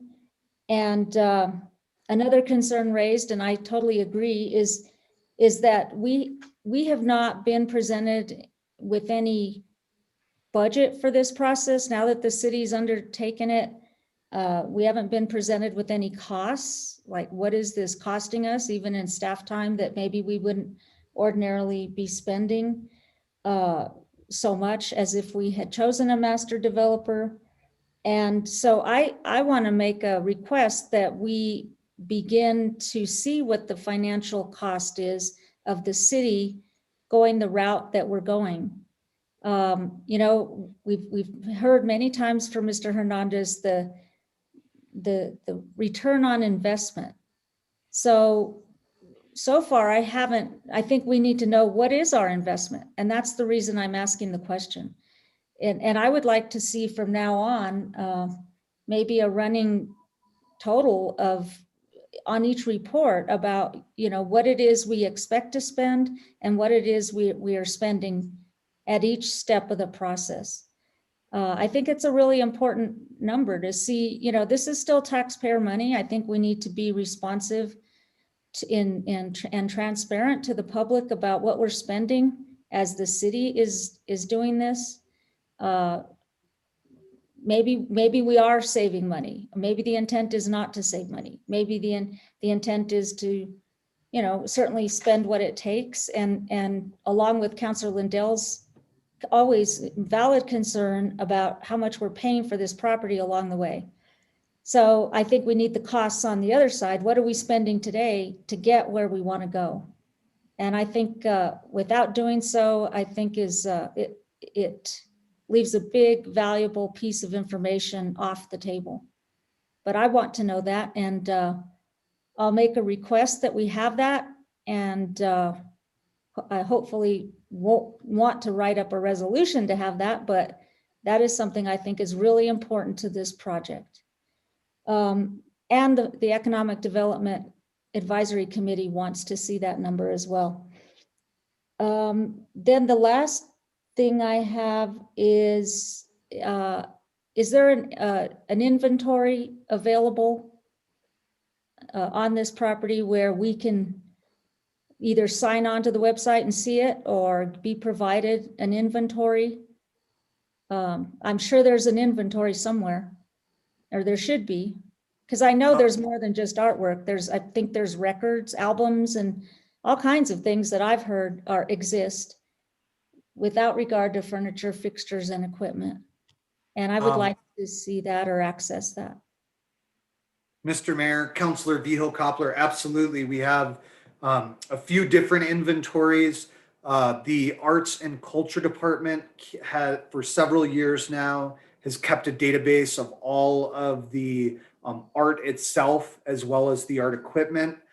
They also recently undertook and completed a in-person walkthrough of all the buildings on campus, as well as all the landscape art. We have a inventory of all the building specific furniture of high value, all the art equipment, photography equipment, film equipment, art. We have the old World Cat catalog for the library collection. We have a few pieces that we're still trying to work through. We have a rare book collection that does not have an inventory that's complicated in completing, but we have some very detailed and robust inventories. We also have some inventories turned over to us by the Santa Fe University of Art and Design upon their departure that are have a little more gray area in them. But I'm sure either myself, Rich, or Daniel would be happy to share those documents with you. Well, where can we access them?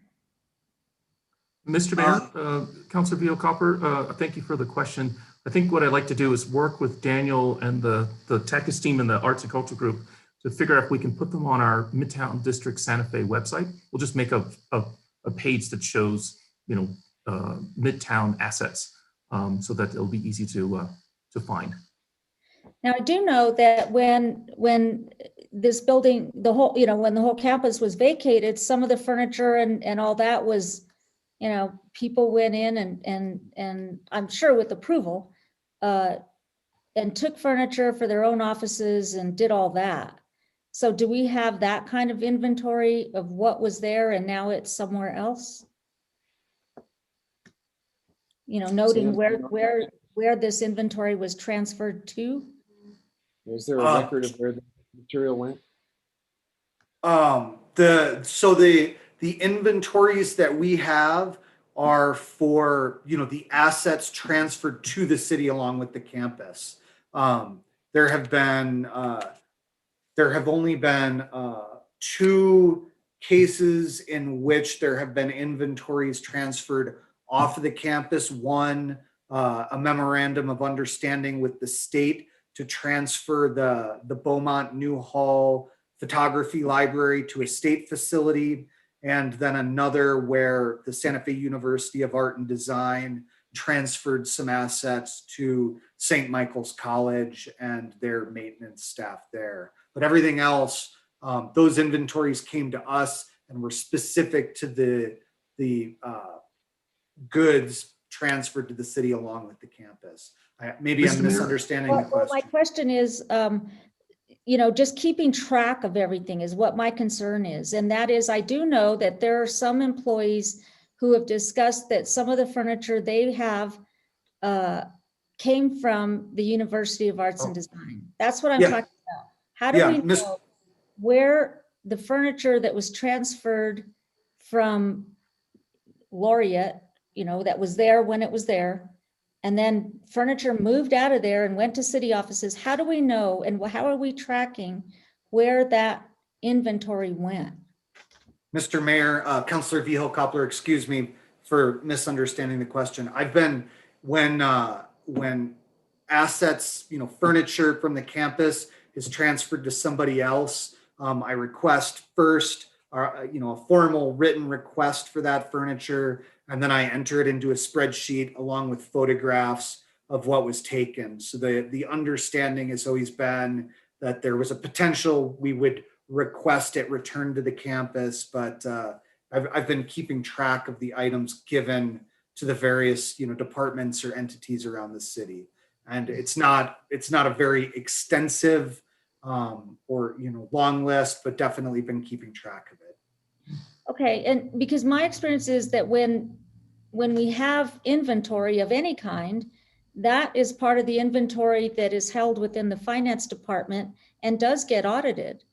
And so I have a concern that we are making sure that our records are clean and clear, and that, we can track everything and we can ensure that none of it has disappeared or anything like that. And so that's why I asked the question. And that also has to do with, our financial ability to see how much our assets are worth and how much is this project costing us.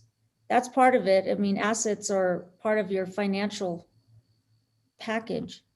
But anyway, I am interested in knowing where to access an inventory list and where to track things and just make sure everything is accounted for. Mr. Mayor, Councilor Villacalper, if I could, I want to backtrack on something I said earlier. Because some of our assets are valuable and could pose a risk to the Midtown campus, this list may not be publicly listed. You might have access to it, but we may have to talk to our risk department and insurance agent before we can publicly publish it so that we can figure out how much risk we have there, because we have had some incidents where people have, cased the Midtown campus. So I will need to check with our risk department before I can publicly and say that it is okay to list all of our assets, some that are valuable, in a publicly listed list. So if I could be indulged to just get to them first before I can release a list, I'm sure that I could probably get something to you personally, but to make it on a public site might pose a bigger risk than I probably thought. And I thank you, and I can understand that. I will tell you that I am interested in a list, however it may come. So yes, okay. Thank you, Thank you, Mayor. Thank you. Other questions on the presentation on Midtown? Okay, thank you, everybody. Appreciate it. Thank you, Sam. Thank you, Rich. Thank you, Daniel. I call attention to the fact that it's 5:53. We have an executive session and we have an evening session. So we need to be mindful of the folks who are waiting for the evening session as well as our work in executive session. That said, are there, I believe we're to matters from the city manager at this time. Thank you, Mr. Mayor. I will be brief, but I do have a couple of updates I want, if you'll indulge me. The first item is there was a number of times the bilingual pay was brought up during our budget discussions, and I did want to provide an update. We completed our first round of testing. As per CBA, 9 individuals showed up, 9 individuals signed up, 7 showed up, and 7 passed the test. So good news there, and also just to share some of the numbers that went through that process. So we have 7 employees who just tested to receive the bilingual incentive through the collective bargaining agreement. I also wanted to share there's a lot of conversation right now that we're all hearing and feeling around hiring and what is available in the labor market, who's looking for jobs, who wants to work where. And I did just want to share that we have partnered with an organization who's working with folks coming out of the military. And they're helping us to do some active recruitment for some of our, for many of our jobs, and specifically some of our technical jobs. So again, trying to find a path for folks who are ending their time in military service and maybe looking for additional other levels of service. So we've partnered with them, and they're doing some active recruitment with us, which is, again, some of the feedback we're getting is, in this labor market, just posting a position is not going to be sufficient. So we're really trying to be creative. So I just wanted to front load that, and we can obviously provide many more details or additional updates.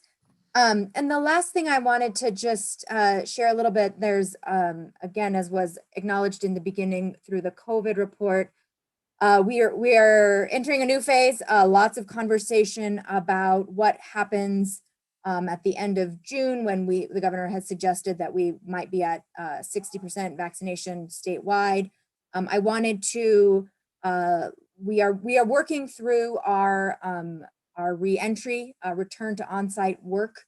As you know, many of our operations have been working. Our on-site, all our public safety, all of our wastewater, environmental services. We have a number of operations that are open, working, but we are looking to do a phased reentry, so to speak. So that is coming. I'm meeting with all department directors and division directors this week and into next week.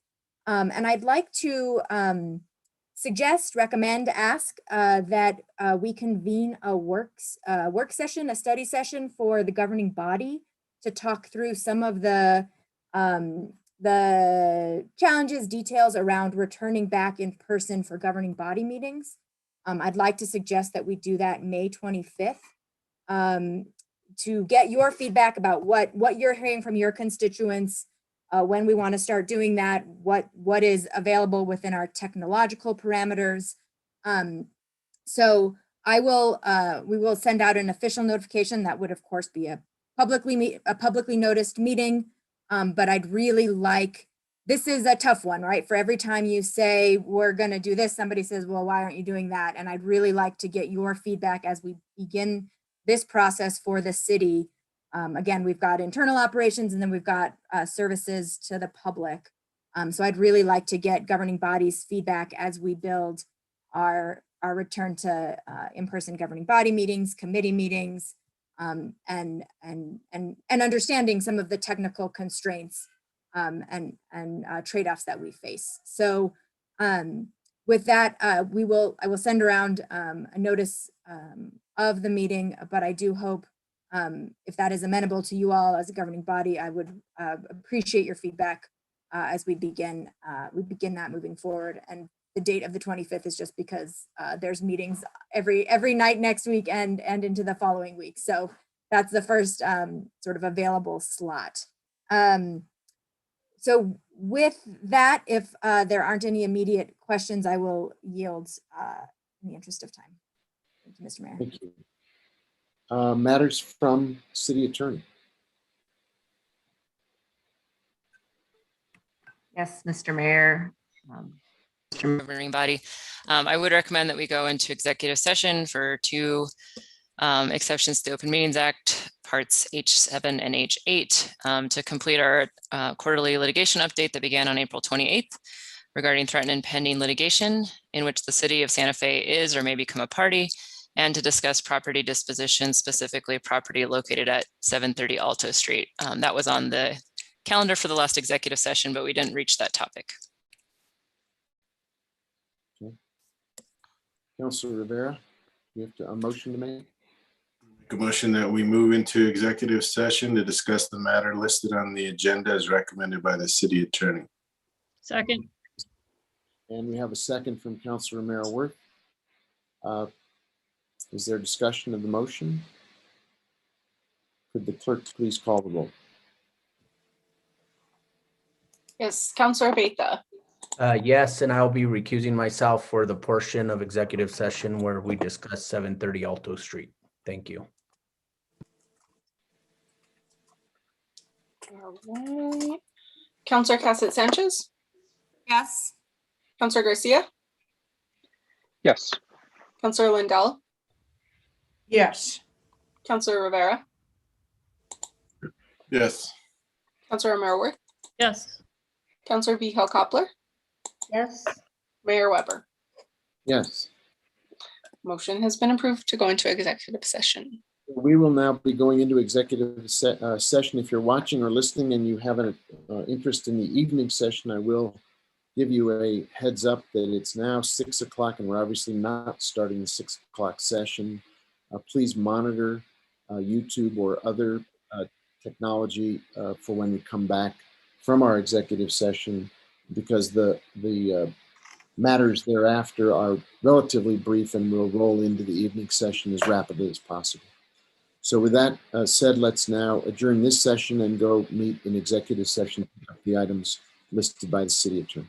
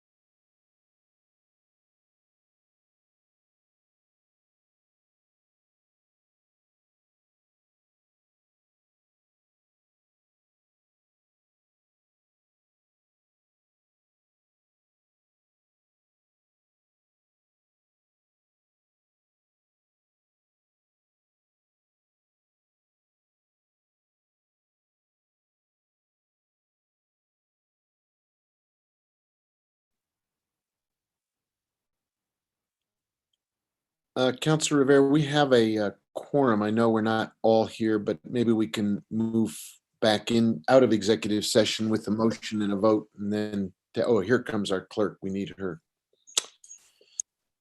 Madam Clerk, you're present. We have a quorum. We don't have everybody, but I thought we could take care of the legal nicety of getting us out of executive session and back into regular session with a motion and a second and a vote on that. Councilor Rivera, do you want to make a motion? Sure, I make a motion that we return from executive session, stating for the record that matters discussed in closed session were limited to those listed on the agenda. Second. And Councilor Romero-Worth has seconded Councilor Rivera's motion. Could the clerk please call the roll on that motion? Yes. Counselor Cassett Sanchez. Yes. Counselor Garcia. Yes. Counselor Lindell. Yes. Counselor Rivera. Yes. Counselor Romero-Worth. Yes.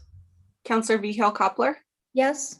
Mayor Weber. Oh, Yes. just kidding. Counselor, oh, I skipped Counselor Betha. Sorry about that. Counselor Betha. Yes. All right. Motion has been approved to come out of exec.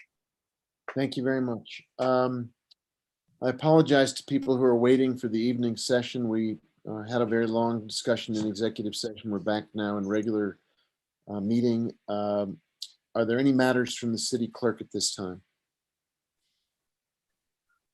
Mayor, no, I do just want to have one quick note. The temporary felt banners related to COVID were placed on the bandstand last week. So we had brought them up during, I think, several meetings. I just wanted to alert the council that that project is now done and we have some footage on our social media. But other than that, we can move on. Thank you. We have some introductions, legislative introductions, so I'll go around with communications from the governing body and obviously whatever is on your mind, plus legislative introductions. Councilor Rivera, you have the floor. I have nothing this evening. Thank you, Mayor. Thank you. Councilor Abeyta. Nothing, Mayor. Thank you. Councilor Casa Sanchez.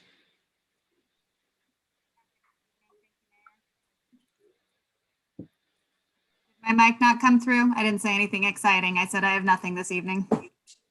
Thank you. Councilor Garcia.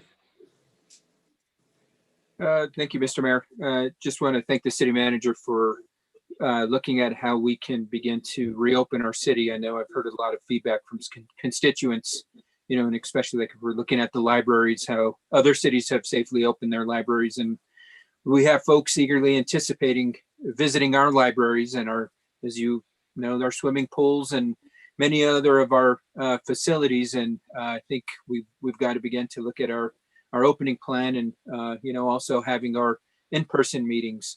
I know that for BPAC, they're eagerly anticipating figuring out when they might be able to meet in person.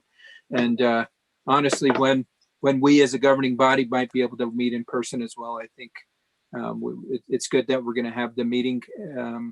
But I think it's those next steps are definitely past due. With that, just wish everybody a happy belated Mother's Day. No other comments, Mr. Mayor. Thank you, Councilor. Councilor Vihel-Coppler, you have the floor. Thank you, Mayor.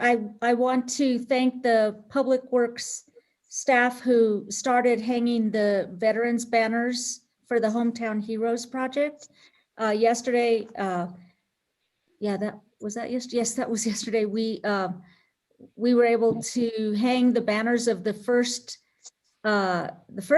veterans that we've had that are 100 years old plus and still living. And they both were there, Stella Lavati and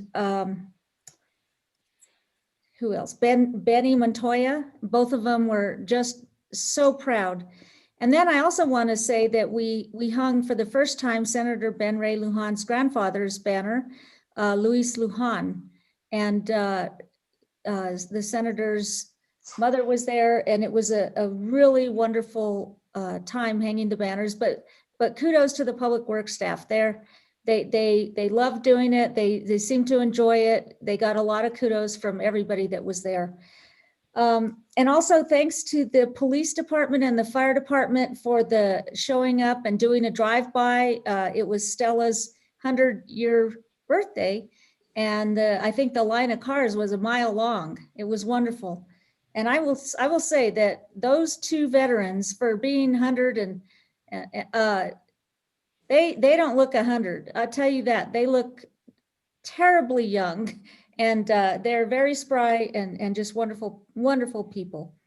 The next thing I want to bring up is I'm concerned about the deterioration of the golf course grounds and the lack of staff that we have maintaining those grounds. And you know, once you let the grounds go, it's much more costly to bring them back. And so I just want to say that I've been getting some calls about that, and I'm just really concerned, and I'm not sure if we've lost our golf course superintendent or not, but that would be dreadful.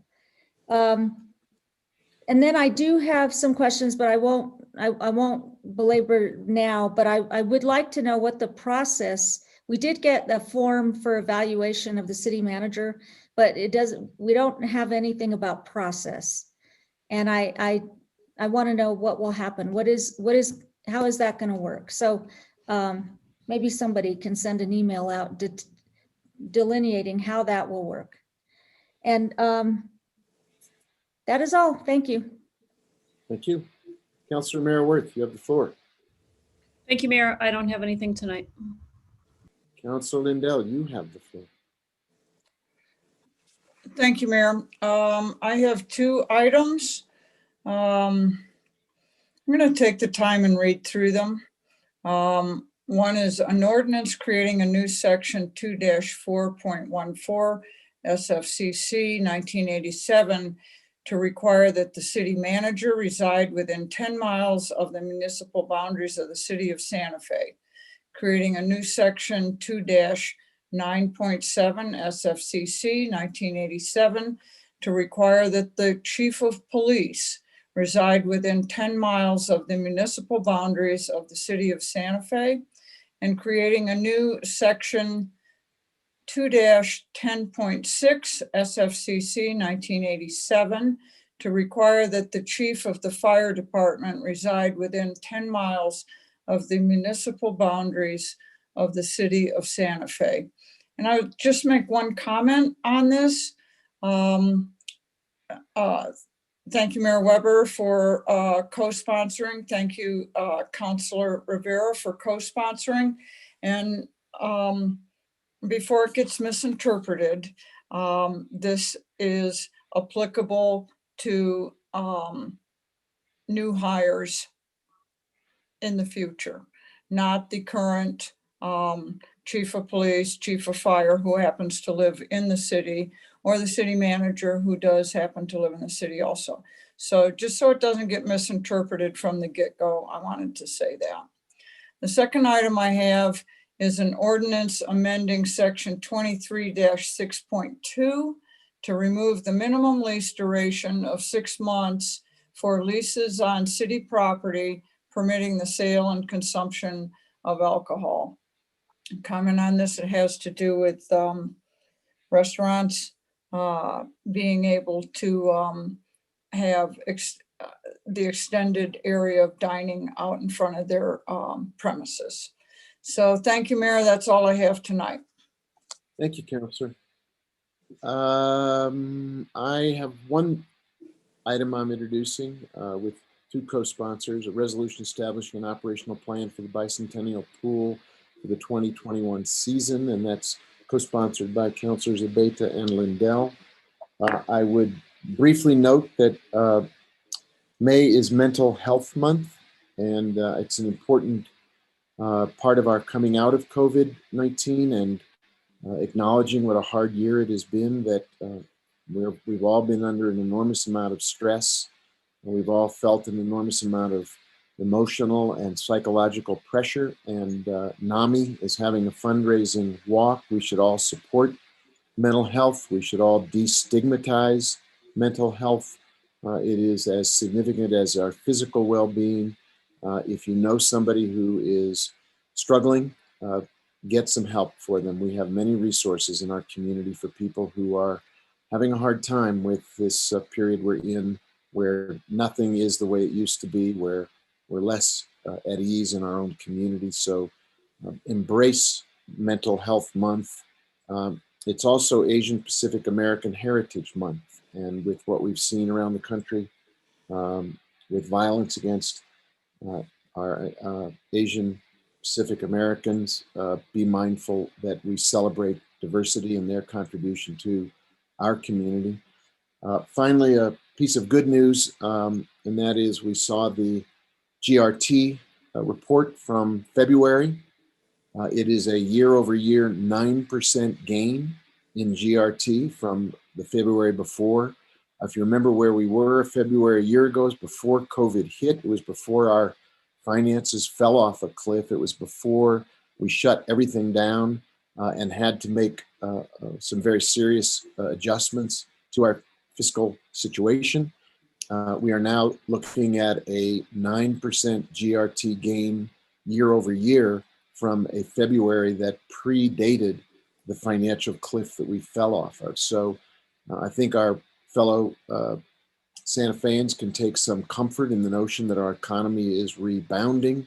We're seeing mom and pop shops get business, our hotels, restaurants, our mom and pop retailers, all of our local stores are seeing more business than perhaps we could have anticipated, although we did have some pretty good briefings during the budget hearing from the UNM professor who was giving us data on expected revenues. But that doesn't mean we're out of the COVID woods. And so please continue to wear your face mask. Let's encourage everybody in Santa Fe to get vaccinated. We're at the 70% mark roughly for first-time vaccinations. We've got to keep pressing forward. So continue on a good course for both community health and community financial recovery. That concludes my remarks. We'll move to the evening session right now. And the order of business begins with the petitions from the floor. If there are people in the waiting room who want to raise an issue as a petition from the floor, please raise your hand now and we will recognize you, bring you into the conversation.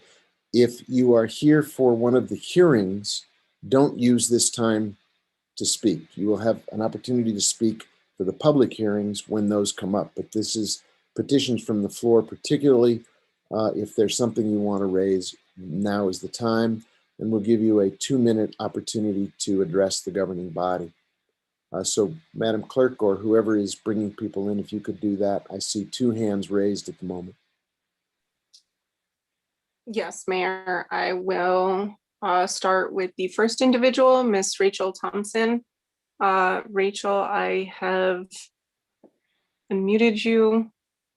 Now you can unmute yourself and then you can talk. Yep, there you go. Okay, thank you. Thank you, Mayor and council members. I just wanted to ask a status question, and it has to do with the Richards Avenue extension project.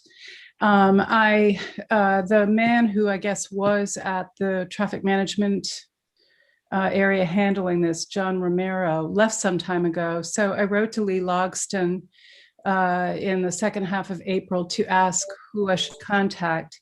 He gave me the name of Javier Rosado, and I wrote to him to ask him for an update, and I didn't receive anything back. And then I wrote to my council member, Vigil Koppler, on the 3rd of this month and have not heard anything back. My question stems from what I believe was mentioned by Council Member Vigil Koppler. That project was actually in the design stages. And I think that the last communication to the neighborhood we've had was a community meeting more than a year ago. And I think there was going to be a follow-up report. So I just wanted to get an update on that now that COVID is sort of passing and some of these neighborhood issues may become active again. Thank you.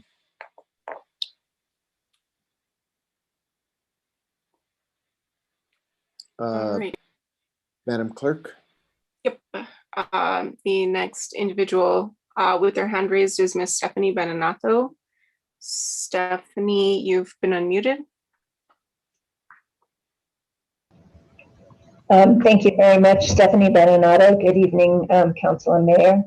I think I heard during the Midtown report that it would take 1 to 5 years of research and planning on that site. And I think if that's the case, then we shouldn't just want to know what it's cost us to date, but given what they project right now to be the best case or the outcome they would like, what's the worst and best case scenario in terms of expenses?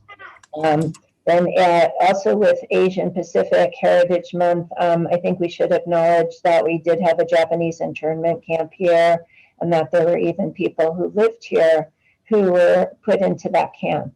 You know, again, we hopefully always learn from our mistakes and we hope we get better.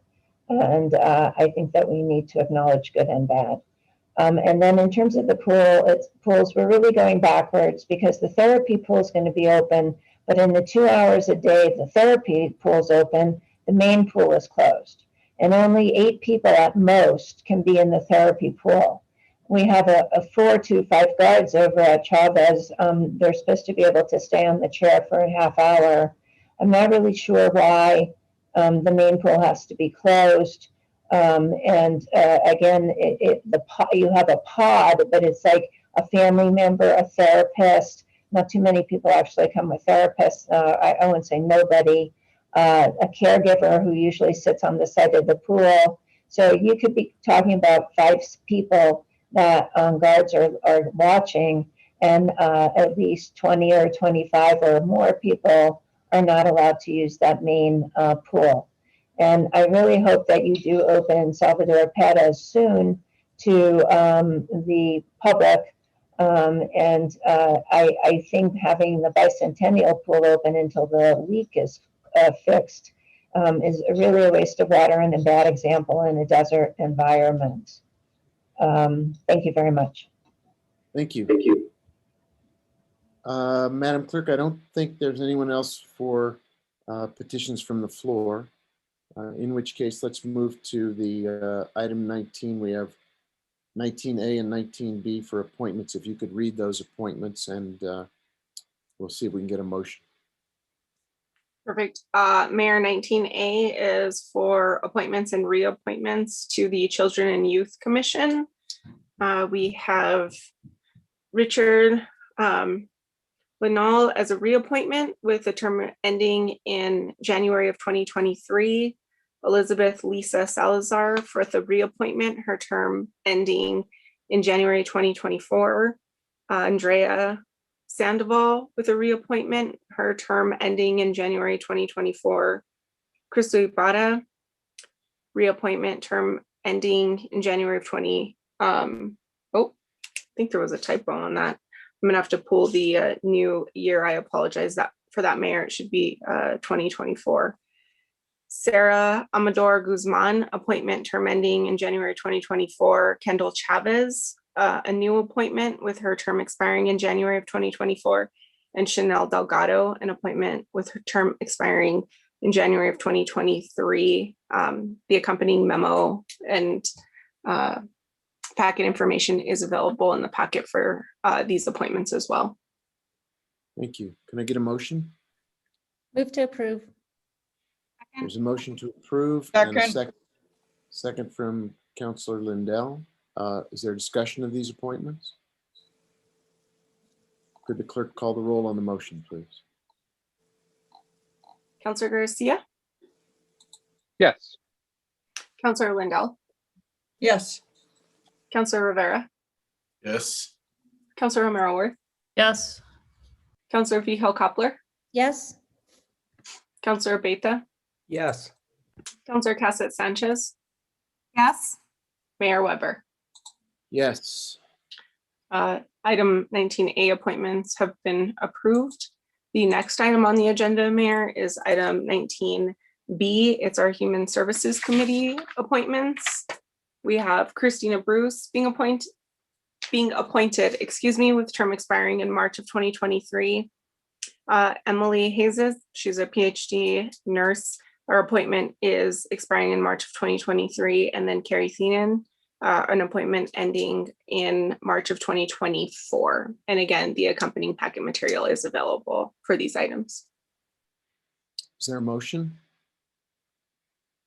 Move to approve.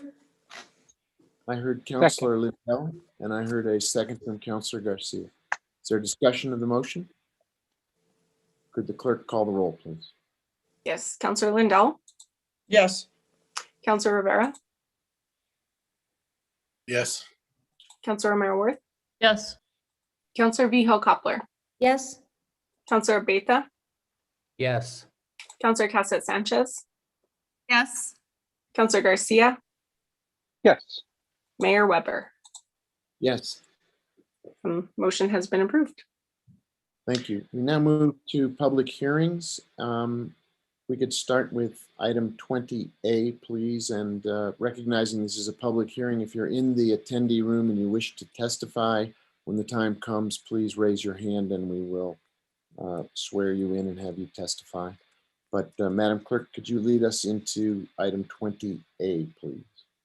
Yes, item 20A is consideration of a resolution sponsored by Councilor Rivera, Councilor Romero-Worth, Councilor Vihel Coppler, and Councilor Villarreal. It's a resolution proclaiming severe or extreme drought conditions exist in the city of Santa Fe, imposing fire restrictions between May 12th, 2021 and June 9th, 2021, restricting the sale or use of fireworks within the city of Santa Fe, and prohibiting other fire hazard activities.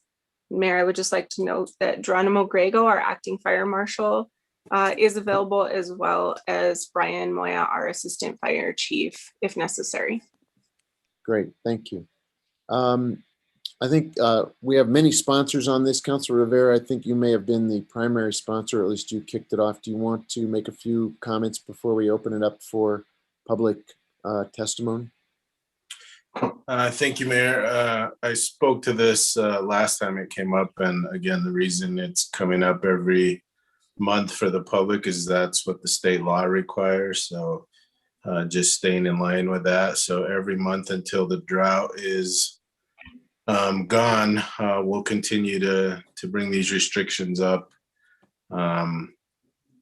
abiding by state law again. So I think it's been explained, and just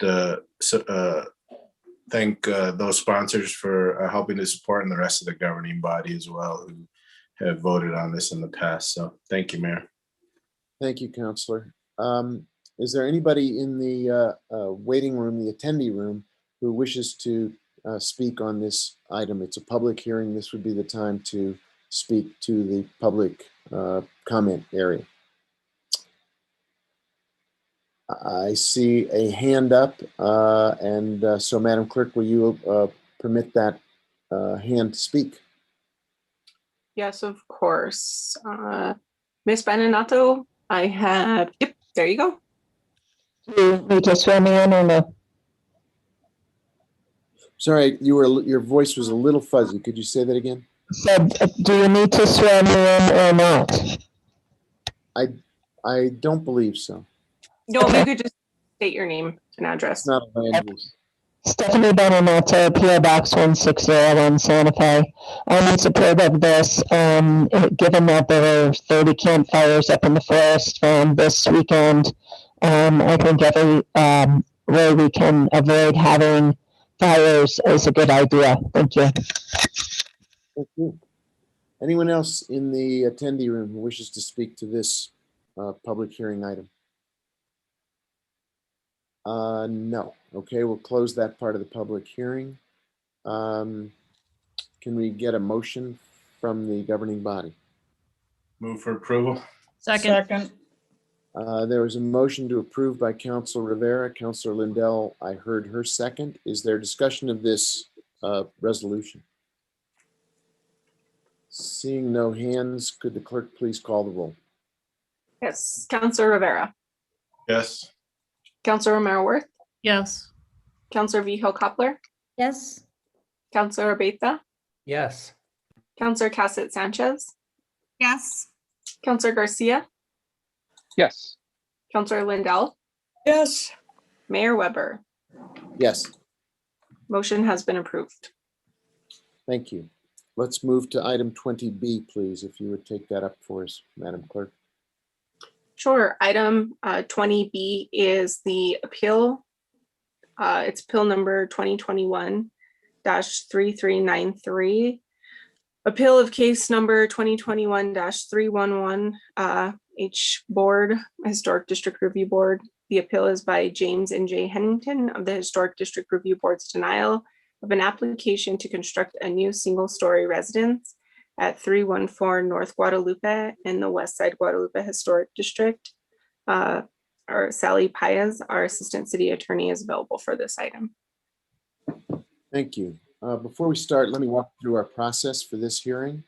So we're all familiar with our approach to handling these appeal items. We'll start with members of the governing body who need to identify any pre-hearing communications and any way in which the quasi-judicial process may have been not observed by folks.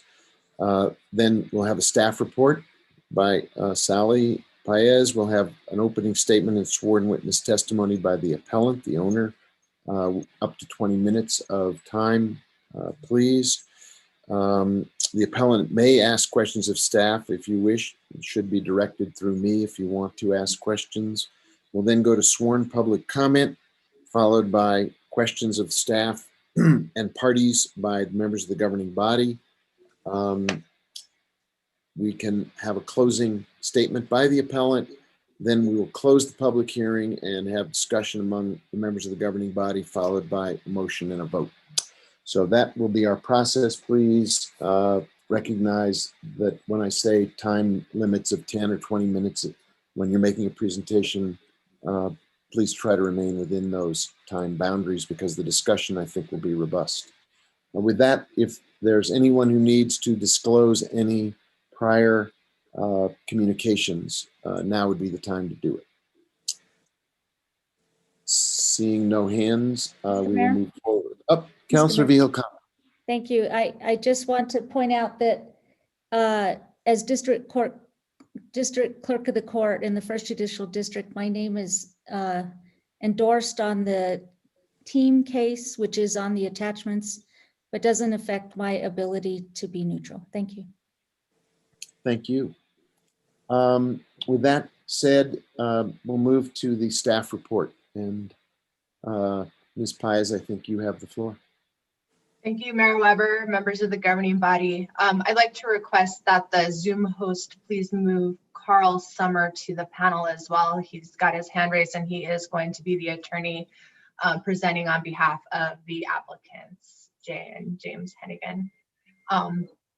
So as you know, I'm here to present the staff report. I have Land Use Director Eli Isaacson and Acting Manager of the Historic Preservation Division, Nicole Ramirez Thomas, here to help answer questions later on. You know, this is an appeal hearing from a decision of the Historic Districts Review Board, and it is a quasi-judicial proceeding. My usual preamble is that the members of the governing body in these quasi-judicial cases must act more like judges in a court of law, unlike your usual legislative policy-making role. And that the goal tonight is to apply the law, the Santa Fe City Code, and some prior decisions by the governing body and the district court to the facts of the case. Your decision tonight is de novo, meaning that you can consider new information and evidence and make an independent decision tonight. You can rely on the expertise and experience of the board in evaluating the case. And my role is to explain basically what the board did, the relevant facts and applicable law, and to assist the governing body in reaching a well-reasoned and defensible decision. So with that, I will see if I can share my screen. Thinking that, let's see, how do I get to the beginning of this thing? Okay. So this is an appeal of a decision involving 314 North Guadalupe. And the location of the subject property is on Guadalupe Street near Paseo de Peralta. Couple of familiar landmarks. We've got the Lotta Burger on Guadalupe here, just up to the northwest, Fire and Hops down here. So pretty close to City Hall. And there is an existing structure on the property. It's a bungalow built in the 1920s, and it's been designated as a contributing structure to the West Side Guadalupe Historic District. So this is a picture of the back. This was a picture of the front facing Guadalupe.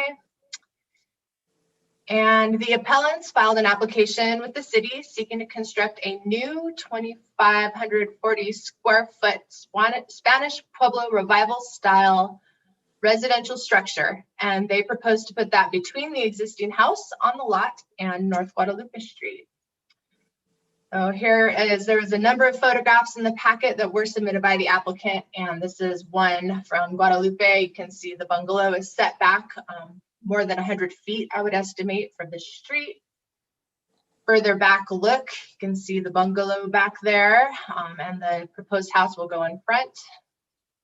This property is near the intersection of Jose Street, and so this is kind of the view from Jose as this paved street, and then this is a gravel driveway that actually goes back to serve the existing bungalow, some houses that are behind or going behind that, and also the new proposed house if it's built. This is a new wall that's been put in place between this driveway and the subject property. You can see it would border the new location of the new structure. Another shot of the front of the house, and I believe this is the vehicular gate that would be used to access the new residence. Now we're inside the property looking back out the driveway. You can see the FedEx building and some of the commercial buildings across the street. Another view of the location, proposed location of the new house. So looking from the bungalow out towards West Guadalupe. And one more, looking at the bungalow from the property line. So that is the proposed site of the new house. Here's the plans for the Spanish Pueblo Revival house that they seek to build there. You can see the elevations and the detailing in terms of the doors and window, garage. Floor plan, the details of the house weren't particularly relevant to the board's decision, but just a general overview. You know, 3-bedroom, 3-bath, kind of an open floor plan, living room, dining area. And this is the existing site plan. So you can see it's a long, narrow lot. You can see this is the existing residence, is this square here. Got Guadalupe all the way on the right here. And then this space is the proposed site of the new house. So here's the new proposed location from above. So the board denied the project based on findings that the new house would block the view of the contributing bungalow, diminish the bungalow's contribution to the streetscape and the historic district, that the placement of the bungalow toward the back of the lot with open space in front helps establish and maintain the character of the West Side Guadalupe Historic District and adds to the historic associations or historic architectural design qualities that are significant for the district. That the yard space in front of the bungalow is a space that embodies the bungalow's contributing status. And finally, that the new house would cause the bungalow to lose its contributing status. In this appeal, the argument raised primarily in the appeal petition is that the board's decision is inconsistent with 2 prior cases. These will probably look familiar to the members of the governing body because they were actually raised in another appeal that was heard last month. The one is the Team Limited case that was decided by the district court in 2000. The other was a case at 535 East Alameda that was heard by the governing body but did not go to court. And both of these cases involved view corridors. And the holding of the court and the governing body in the second case was basically, this is sort of compiling those decisions. At a minimum, I think the rule that should be taken out of those cases is that our current ordinance does not authorize the city to protect a view corridor of a historic structure in a situation where no alterations are proposed to the historic structure and the project will not cause the historic structure to lose its historic status. That's kind of what I have taken out of those cases. And as a legal decision continues to be applied to more factual situations, sometimes it takes time to figure out how broadly or how narrowly something like this, a rule like this, might be applied or should be applied. But at a minimum, I think that's a rule. So again, this should look familiar. In the Team Limited case, the Inn at Loretto sought to construct a 3-story, 43-foot building.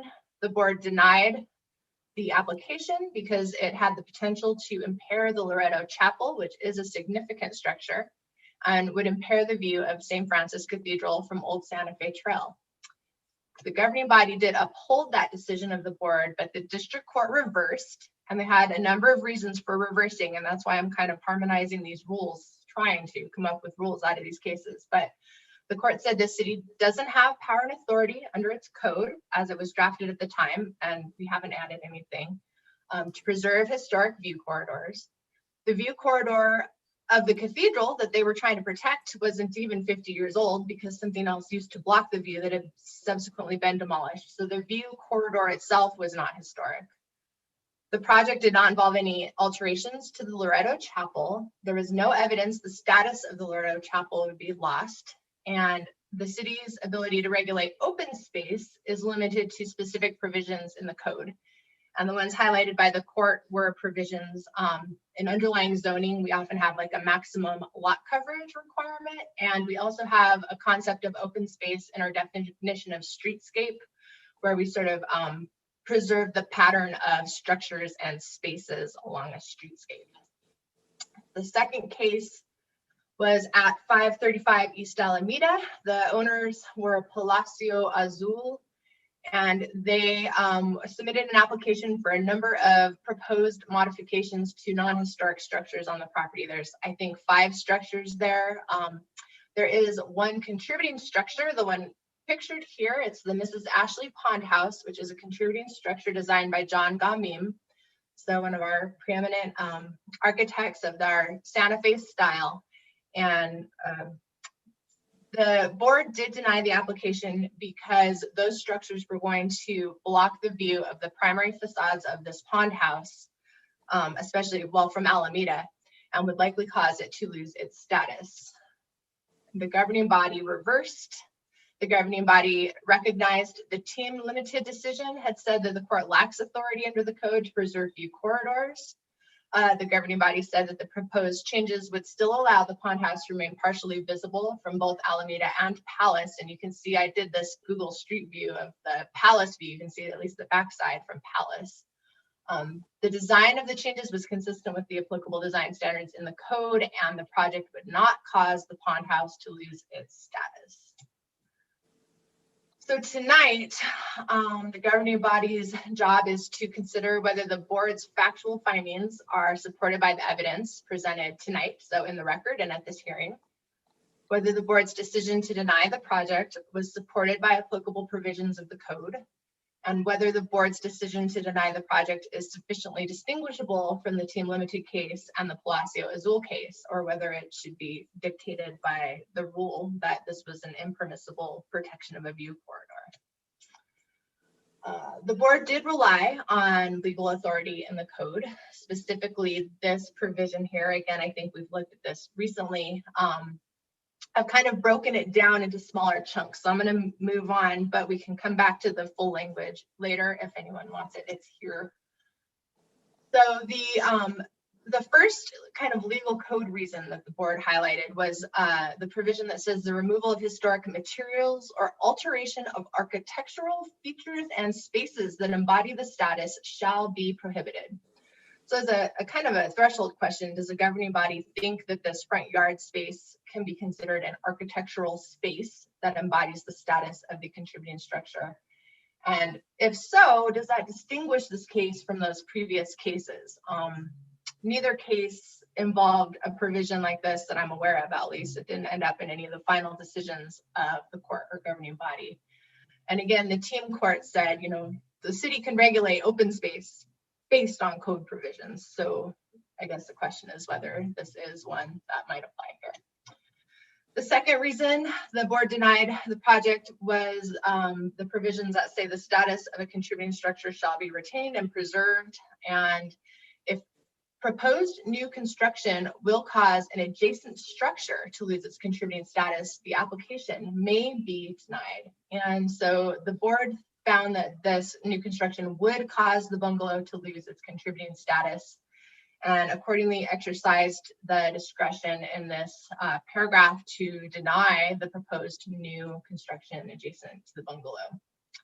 Again, the question is, does this sufficiently distinguish the case? Assuming you agree with the board, does it sufficiently distinguish this case from the prior cases? In both of the previous cases, there were concerns raised by the board about the status of the existing structures. The final decisions, one by the court, one by the governing body, said, no, we think the status is going to remain. So the final decisions in those matters did not involve a finding of a loss of status. Here, the current board decision said, yes, that would cause the bungalow to lose its status. So just a quick reminder, elements of a contributing structure 50 years old or older helps to establish and maintain the character of the historic district. As to historic associations or historic architectural design qualities that are significant for the historic district, may have had minor alterations, but its integrity remains. And I think this is important because, you know, the governing body may need to decide whether you agree that this would lose its status. And we're not making the bungalow any younger. It still qualifies as old enough. We're not making alterations to the bungalow, so we're not affecting its integrity.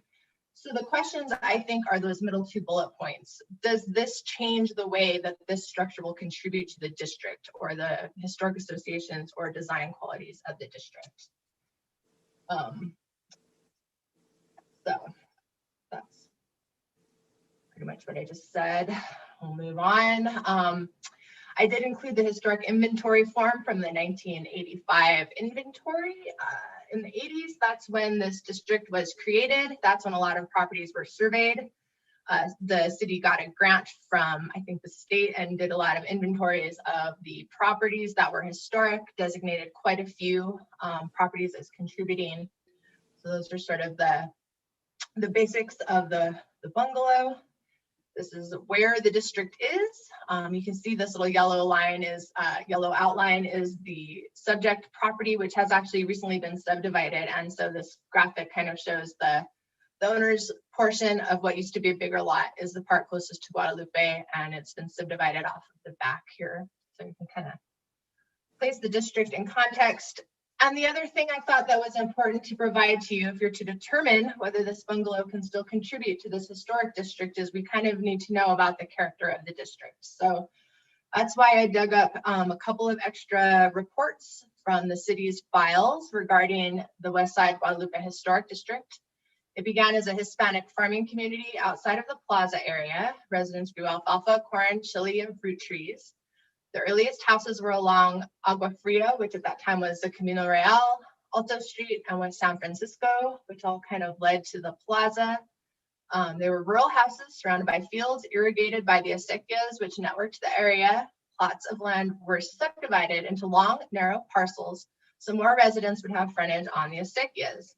With few exceptions, all but the most recent houses of the neighborhood were built by Hispanic families of moderate income using their own construction skills or those of relatives and close friends. So it's kind of the neighborhood survey.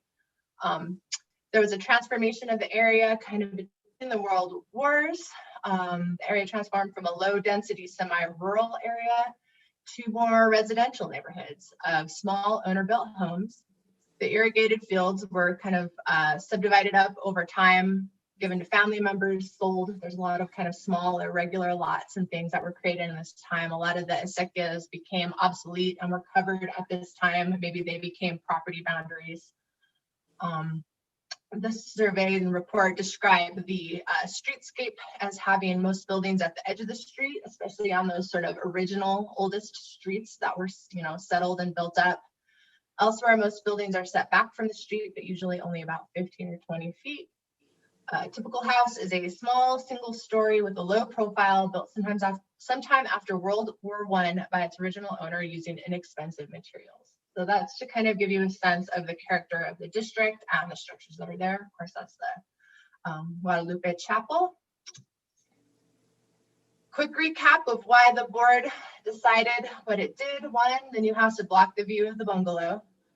2, the placement of the bungalow toward the back of the lot with the open space in the front helps to establish and maintain the character of the district and adds to the historic associations or historic architectural design qualities that are significant for the district.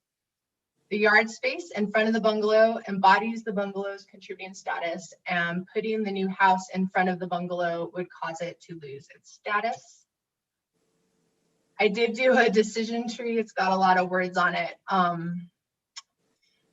It's basically, do you agree with the board's reasoning regarding the architectural space question or the loss of status question? If you do agree with one or both of those arguments, or conclusions of the board rather, does that sufficiently distinguish this case from the prior cases or not?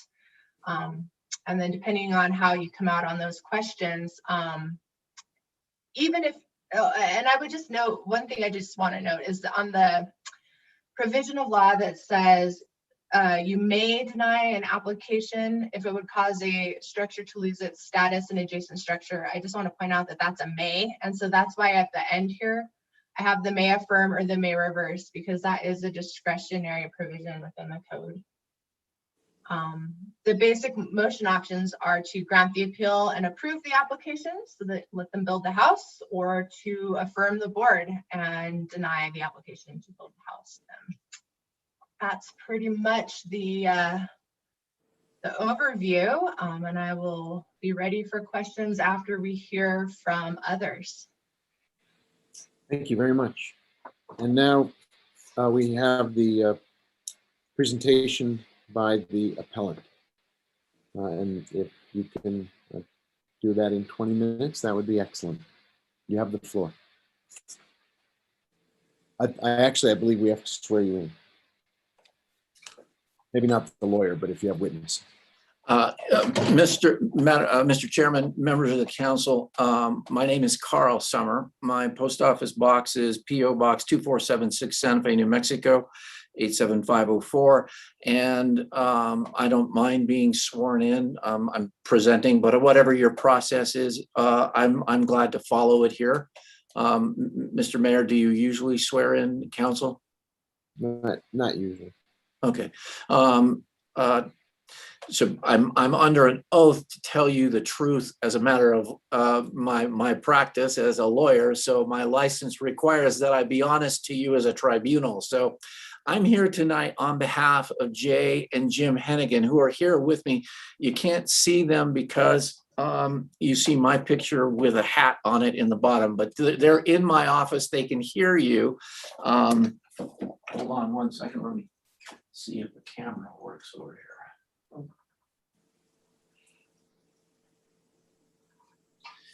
Maybe you can see them now or not, but there they are. So Jay and Jim live in Santa Fe. They work in Santa Fe. They've raised their 3 kids here in Santa Fe. They own a business here in Santa Fe. It's a software company in the behavioral health arena. Jim is a psychiatrist, a child psychiatrist. So these are working people here in Santa Fe who've raised their house, raised their children here, and they still have children in school here, and they have children who are going off to school. So that's who I represent. They've owned this property for a couple of years, and they would like to build their house here.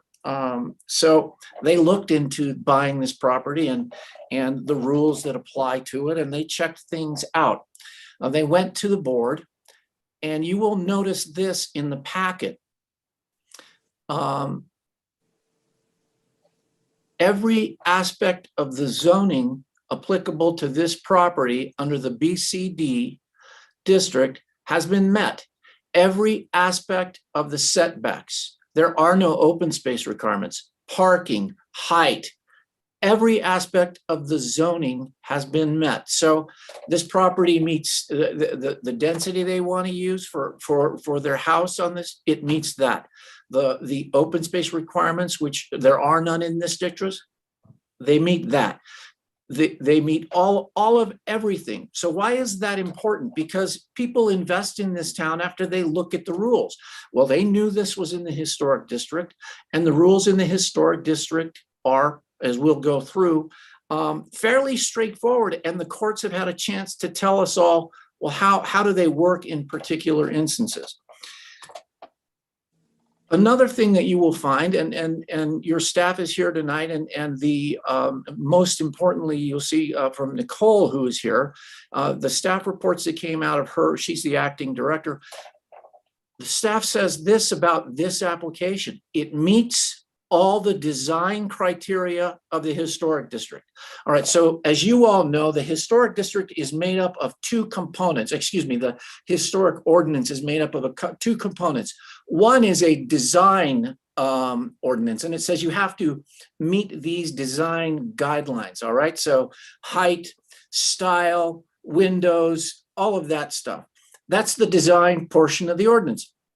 The other, as you know, is a historic preservation component of the ordinance.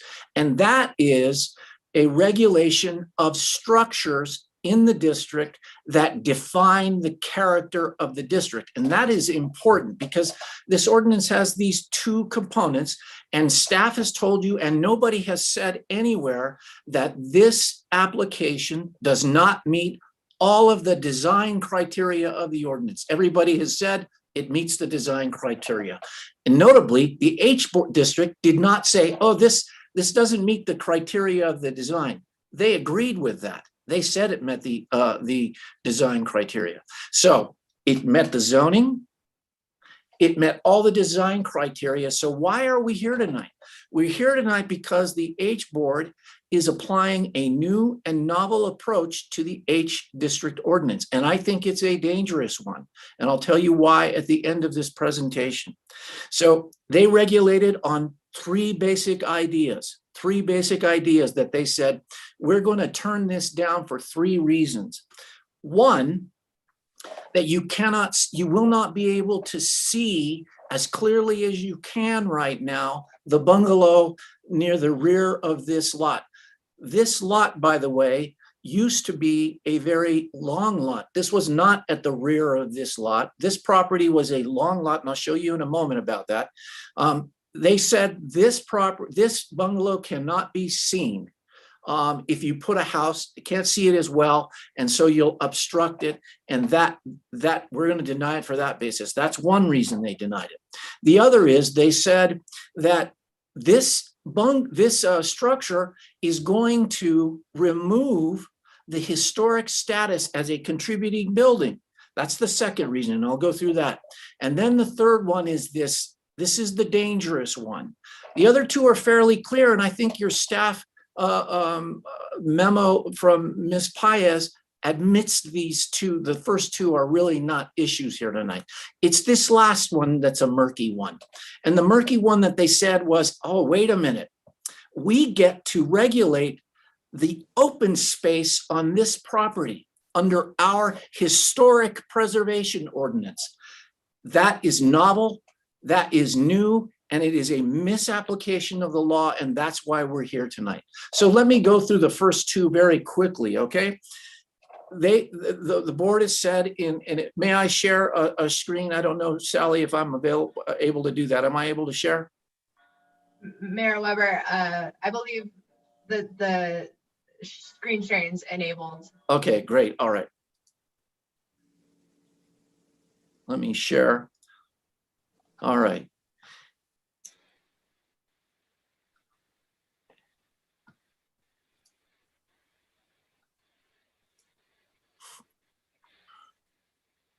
So number 11, in their findings of fact, the proposed new structure would block the view of the contributing bungalow and diminish the existing bungalow's contribution to the streetscape and the district. That's the view. And that's the very same argument that was made in the Timi case. That is the very same argument that was made in the Azul case, the Plaza Azul case. Now, why do I know those cases so well?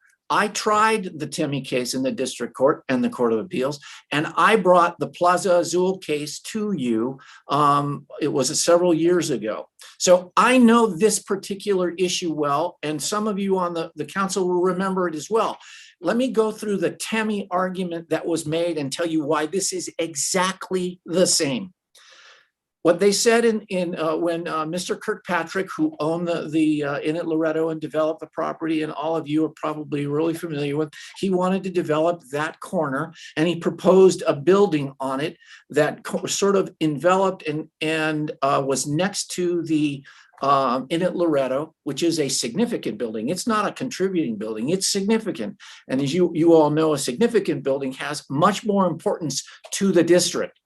Additionally, there was the view across this property to the cathedral was seen as being an important preservation characteristic for the district. The argument was made in the Timmy case that the buildings were being built so close to the Loretto Chapel that was going to remove, destroy, or affect its status as a significant building. In that case, like in this case, they were doing nothing to the Loretto Chapel. They weren't touching it. They weren't turning, they were doing nothing to it. The district court found and said, hey, look, the view of the chapel and the view of the church is not something you can do in your ordinance. So this issue was decided by a district court, and Mr. Kirkpatrick went through years of litigation to prove something that was pretty fair, pretty clear on his face. Now, why is this important? Your previous counsel, Mr. What's it, Zach's last name? Can't remember. Chandler. Zach Chandler wrote you a memo years ago in the Plaza Azul case, and he had to analyze the issue of view corridor. And he told you, just like Ms. Paez told you tonight, you cannot regulate view corridors, not on the property, not off the property. So this finding, number 11, runs smack dab against that. And my clients are here having to prove it again after years and years and years that H-Board, you can't do that. We don't have to spend a lot of time on that tonight here. So let's move to the next. That question is off the table, and the design, the flow chart that Ms. Paez has at the end admits that. And her memo admits that. And I appreciate the fact that she has been, as she usually is, or actually in my experience, as she always is very candid with you all. And the next issue is, all right, well, if we can't preserve the view to it, we're going to claim that the historic, and we're not going to say that it might be affected. We're going to find, the H-Board said, we're going to find that the status of the bungalow will be destroyed, meaning that if they approved this, that Jay and Jim could go in the next day and apply to rip that house down because it had no longer any historic significance. That is absurd on its face. And the district court in the Temmie case said, hey, look, they aren't touching the Inn at Loretto building. They are doing nothing to it. And again, I turn to Mr. Chandler. And what did he tell you in this case? In the Plaza Azul case, where the exact same argument was made that if you put this garage from the Alameda side in front of the pond house and you put this other structure there, you are going to diminish and affect and possibly remove the contributing status of the pond house. Here is what Mr. Chandler told you years ago. The board's decision was based on the proposition that changes to Unit 7 could impact the historic status of the pond house. Same argument was made in the Temmie case, made again and found by the board in the Plaza Azul case. What did he say? I've underlined the most significant thing. He says this, section 14-12.1 is the definition section where terms such as contributing structure, non-contributing structure, significant structure, and landmark are defined in a manner, and he was being understated in a manner which suggests that the status relates to the physical integrity of the building itself. Now, he is being charitable to the board there. The district court was not so charitable, but he's telling you in that memo in the Plaza Azul case, if you're not touching this building, you're not doing anything to the physical integrity of the building itself, it will not affect its status. And that is what the Temi court found as well. Here we are years hence arguing over the same issue. And I submit to you that Ms. Paez's memo, again, admits that this is not a valid criteria to uphold the board's decision, because it doesn't go into this issue. There's a roundabout way that the board gets beyond this issue. So if you look at the Temi case, the statute, the ordinance, and you talk about the Plaza Azul case, this second issue is a non-issue. It is no reason that this decision should have, the application should have been denied. If you look at the sections cited, you have to go to the question of what is a contributing structure. As you all know, the board finds what a contributing structure is. Here's what it says, and I'll get out of the way there. This is right out of the code. It's in chapter 14, and it says a contributing structure, and this is in the memo as well, but I put it out here to highlight something. It is a structure 50 years old that helps to establish and maintain the character of the district. Although a contributing structure is not unique, it adds to the historic associations and so you all know an historic association means that it's associated with an event, a person that is important to the history of Santa Fe. So what might be one of those? You all had a case last week or last month with Will Schuster. Now that's a historic figure. That is a historic figure in Santa Fe. We all know who he was. He had a house. That was his house. That's a historic association. All right. How about historic architectural design qualities? So if it adds by association or architectural design qualities that are significant to the district, what is a historic architectural design quality? Well, we all know John Gaumin. We all know the style. We all know the various features in the historic district that add to each particular district. The district here, by the way, is not the East Side district, which we're probably more familiar with. This is the West Side district, and that is characterized by a whole lot of different architectural design qualities. You will note something in this definition that is missing. It does not say that a contributing structure includes the spaces around it. It does not include the front yard. It does not include the backyard. It does not say anything about open space. So in order to find something contributing, you do not look to the spaces around the building. You looked at its associations, you look at its design qualities, and you ask, is that why we have this particular sub-district? And the answer in this case was it wasn't an association. If you go to the memo that was presented to you by Ms. Paez, and you go to the, let me go to,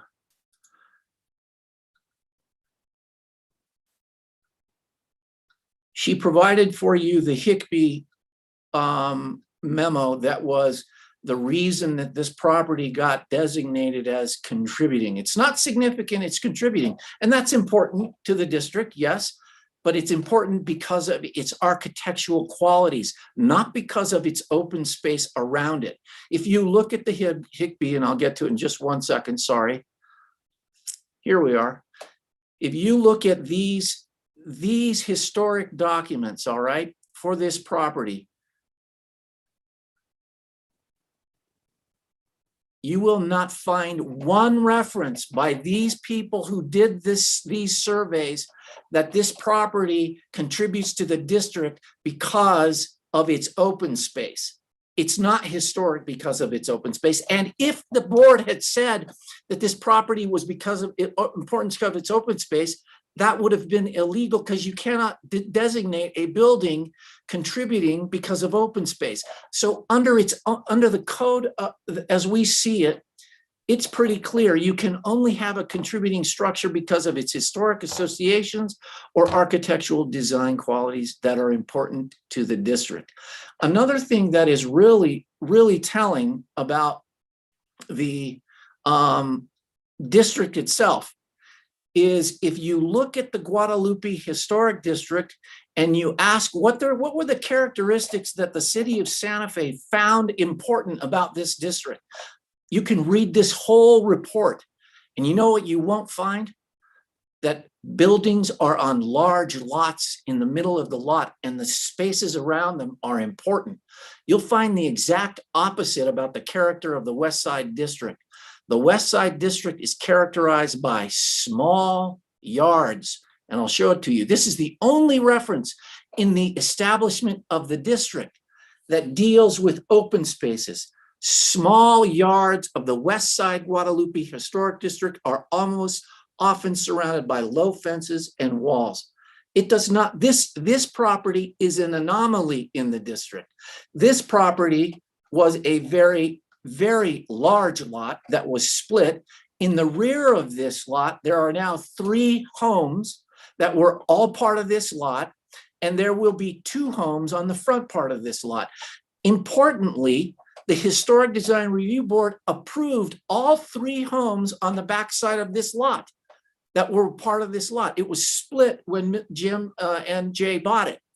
They bought the front and Jay Parks bought the back, and he put 3 units on there, and the Historic Design Review Board allowed 3 units. And you know what they did not find? That the open space on the back of that lot was characteristic of the West Side Guadalupe District. I'll tell you why they didn't, because it's not true. This is a recent innovation by the H board to try and control growth. And I'll get you into that a little bit further. So we know that view corridors don't work. We know that the status argument doesn't work. So you get into this, well, the spaces around this property make it contributing. We know that's false because the definition of contributing does not include spaces. You don't get into spaces. The portion of the code that has been cited to you about spaces is this portion. And it says this, look at where this applies to. In any review, this is section D1, and what was cited to you was the last sentence of 1A there. And what it says is this: in any review of the proposed additions or alterations to a structure, we're not doing that. We're not doing that. We are not doing any additions or alterations to a structure. All right, so this section says, if you are doing these things, you must meet these standards. We are not doing these things. We are building a new home. A new home, the only thing applies to new construction are the design criteria of the ordinance, not the historic preservation. If you are altering a structure, or a contributing structure in this case, if you were altering that, these rules apply. So we know this section doesn't apply to begin with, but let's get into what it says.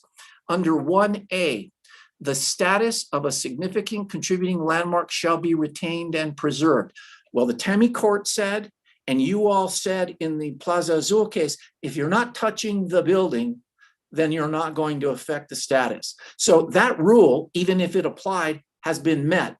Then it says, if the proposed alteration will cause a structure to lose its significance, contributing landmark status, the application shall be denied. We are not doing an alteration to a structure. So what we got here was the board latching on to a provision that does not apply to this case And it says this: the removal of historic materials or alteration of architectural features and spaces that embody the status shall be prohibited. All right, so we know that this doesn't apply, but look at what it says: the removal of architectural spaces. What is an architectural space? That is like an area that is enclosed by structures, commonly known as a patio, an area within the structure that is enclosed by some architecture. The front yard of a lot has no architectural space in it. It is just space. And this ordinance doesn't allow the H board to regulate open space. It doesn't. The ordinance is the open space on this property is regulated by the BCD district, and it does not say that you have to maintain, X amount of open space. So we know that the provision here that the board relied on is, one, doesn't apply, but even on its face, it doesn't apply. There is no architectural space that embodies the status. We know that the status must be based on, it must be based on a historic association or some design quality. And it's not the status of a building cannot be under the ordinance embodied by the open space on the lot by the definition of the code. So this whole discussion about when you go back to these findings, when you dig into the code, you see that this is a fabrication by the board. It is a way for them to say, you know what? We like this front yard. We didn't care about the backyard, which had just as much open space. We didn't care about that, but we care about the front yard. Why do we care about the front yard? Because we do, because that's what we like. We like this front yard. That's essentially what happened here. If you look at their findings here and you talk about Mr.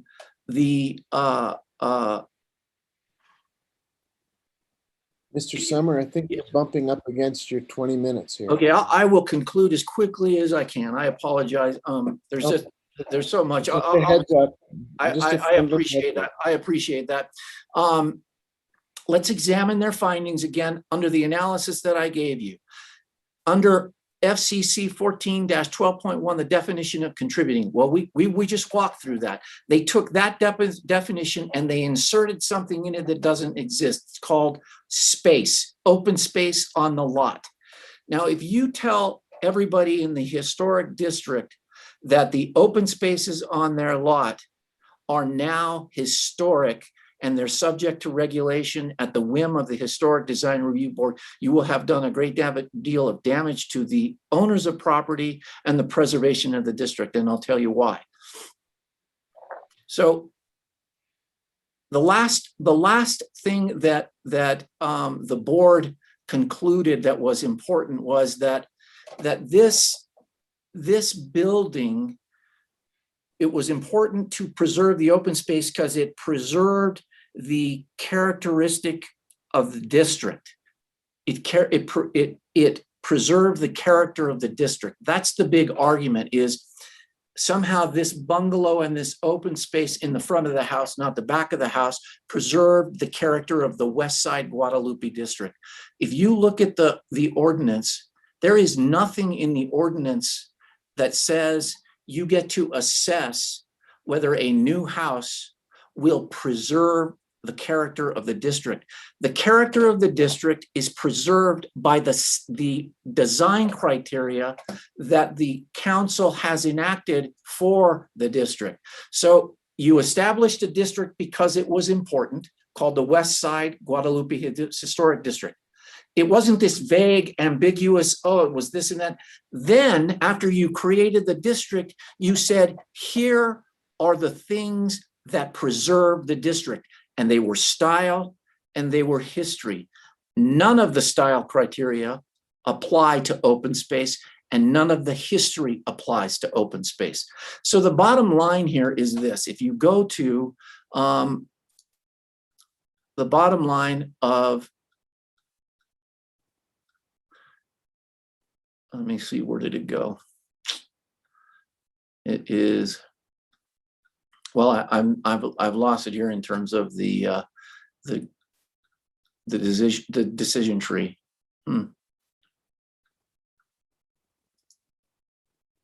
Well,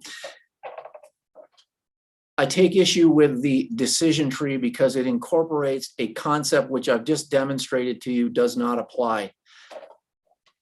The concept that you can regulate open space is not found in the ordinance in the way that the board has talked about it. And Ms. Pius and Nicole, who's here tonight, said as much. If you look at page 6 of 95 or page 6 of 95 in your packet, it's Ms. Pius's reference to Nicole Ramirez Thomas's statement. She opined that landscape yard and cannot be part of contributing status, and it is questionable to interpret yard space as one that embodies status. Staff knows this because they've been applying this for a long time. The bottom line here is, why is this case important? Because you all have, and I'll be very brief here, you all have a historic design review ordinance for a reason.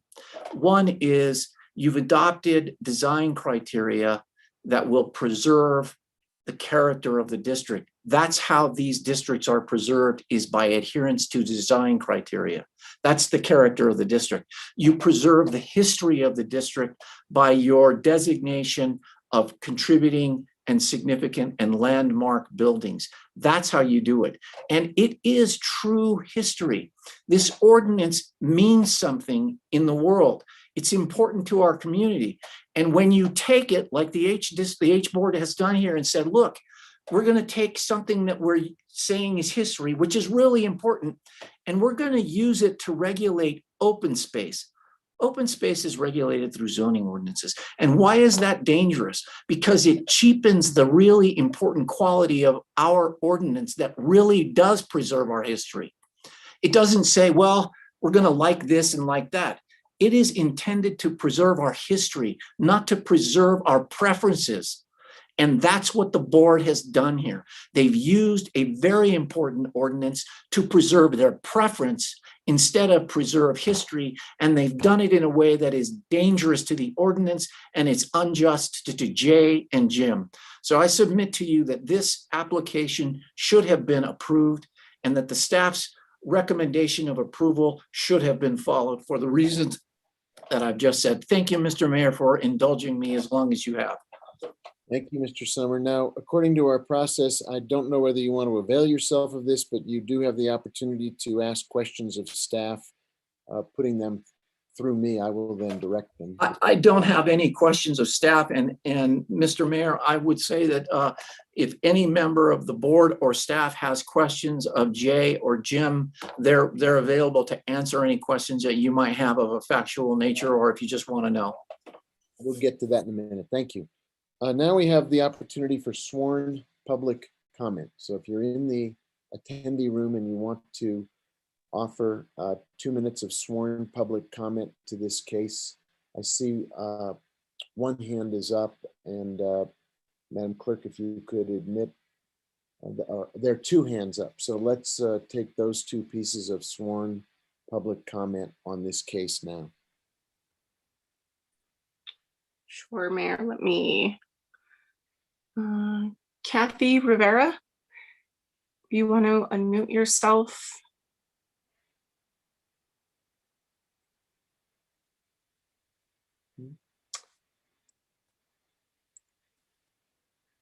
Kathy Rivera, do you want to unmute yourself? You can do so.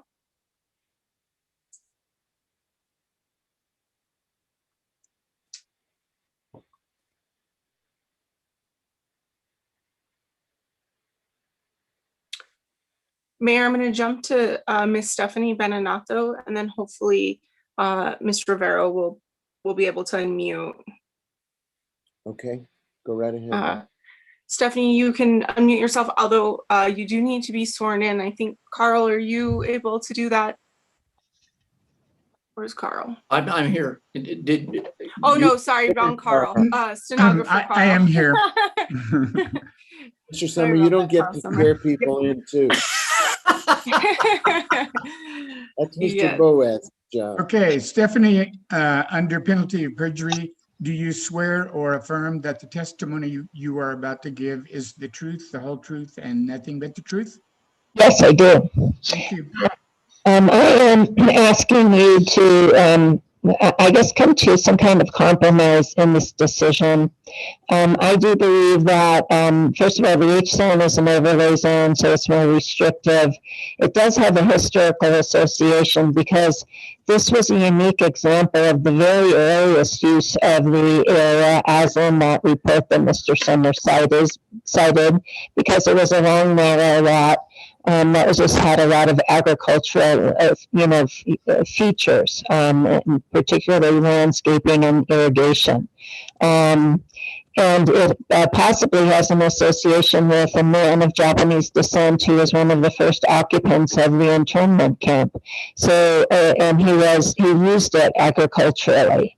So, in that sense, it does matter. It was a historical association with the layout of the lot. And why the back lot was allowed was because it doesn't affect the two primary facades of the contributing structure. I would like to suggest that maybe this could be remanded to the board, or ask the owners to seriously consider relocating, either thinking about adding on to the existing home and going a partial second story up, which I think the board would allow under an exception more easily than what you're wanting to do, or to reorient your house so it's perpendicular to the existing house, so that at least in some direction there would be a possibility of seeing it, and possibly even doing a partial second story instead of having such a large footprint.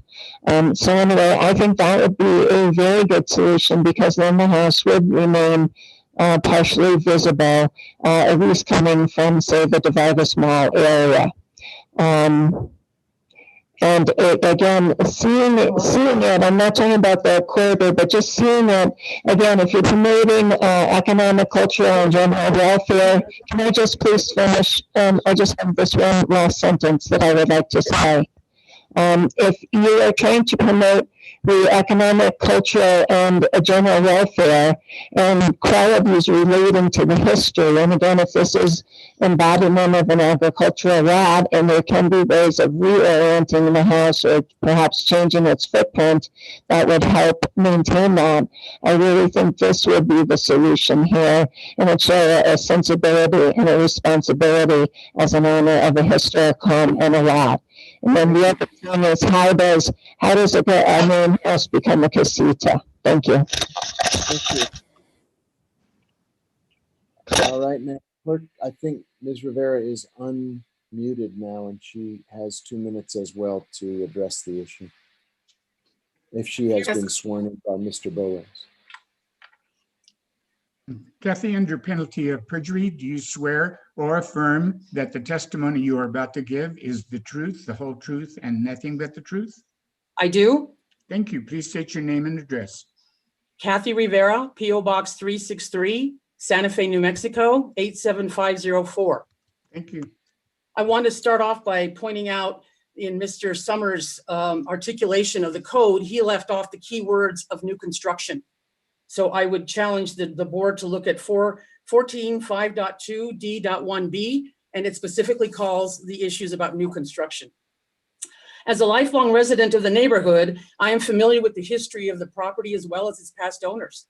This property was once lush with an orchard, gardens, chickens, and a functioning well. A residence with this sizable front yard is now a rare space on Guadalupe Street. This is a request to build on the front yard of a contributing residence. This is not a vacant lot. This is not a split lot. This is the front yard of an existing contributing building. And the contributing status is not new. And despite what Mr. Summers says, the treatment of contributing statuses is not new. This property was sold as contributing. The appellant purchased a contributing property and purchased the front yard. Development was agreed and has only been allowed on the back side of the property per the agreements. The Historic Review Board made the correct decision to protect the contributing status of this property. They correctly applied the city code as written. Any such development, new construction would cause the loss of its contributing status. The board voted to honor the uniqueness of this original house, its contributing status, and to maintain the integrity of the existing streetscape. They were properly doing their job as stewards of similarly designated properties. There is no compelling reason to reverse the decision of the Historic Board. The appellant cannot guarantee that the contributing status will not be lost. They have no evidence and have presented no evidence. If the development in this front yard is allowed, what does that say about the value of contributing statuses? What kind of precedence would it set if we were to allow construction in front yards of all contributing structures? This would not keep Santa Fe looking like Santa Fe. Also, the continued erasure of the tree canopy on this property would be a loss to the neighborhood and a step backward with regards to Santa Fe's Tree Smart initiative. As part of your decision-making process, I encourage the governing body to view this specific front yard from Google Maps or Google Earth to see what will be eliminated. Please choose to honor the stewardship of your historic board and uphold their decision. I ask the governing body to uphold the decision of the historic board and deny this request. Denying this request will be the only way we can ensure the contributing status of this property will remain. Thank you. Thank you. I don't see any other hands up in the attendee room for this issue.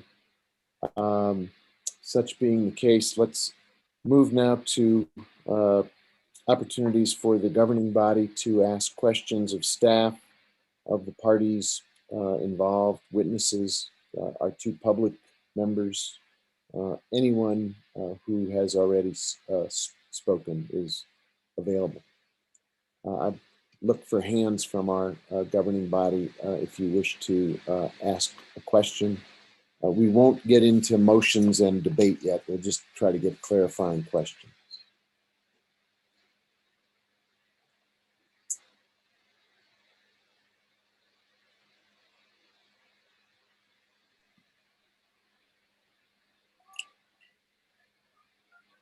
Okay. Mayor, my hand's up. I don't know why you can't see it. Oh, it isn't popping up. I'm sorry, Counselor. For some reason, it's just not showing up on my screen, but I appreciate your calling it to my attention. You have the floor, Counselor Rivera. Thank you. I guess this first question is for city staff. What is their definition of architectural features and spaces, specifically spaces? I guess either Sally or Eli or I don't know. Mayor Weber, Councilor Rivera, I might refer this one actually to Ms. Ramirez Thomas, if that's okay for the first crack, because she's more of a, I would say, a subject matter expert. Director Isaacson also does architecture, so. Nicole, your hand is up. Do you want to take a bite at that? Thank you, Mayor Weber and Council. So yes, I was thinking about other spaces that are kind of defining characteristics in the downtown area. And the one building that came to mind immediately was the federal courthouse, which is right across Federal Place. And there's the park that's associated with it. And in considering a building being built in that area, there is some loss of association for the historic context of that whole loop, that whole federal loop, and the building itself. And so I want to say too a couple of things, which is that you know, staff and the board sometimes have different perspectives. There's lots of people on the board.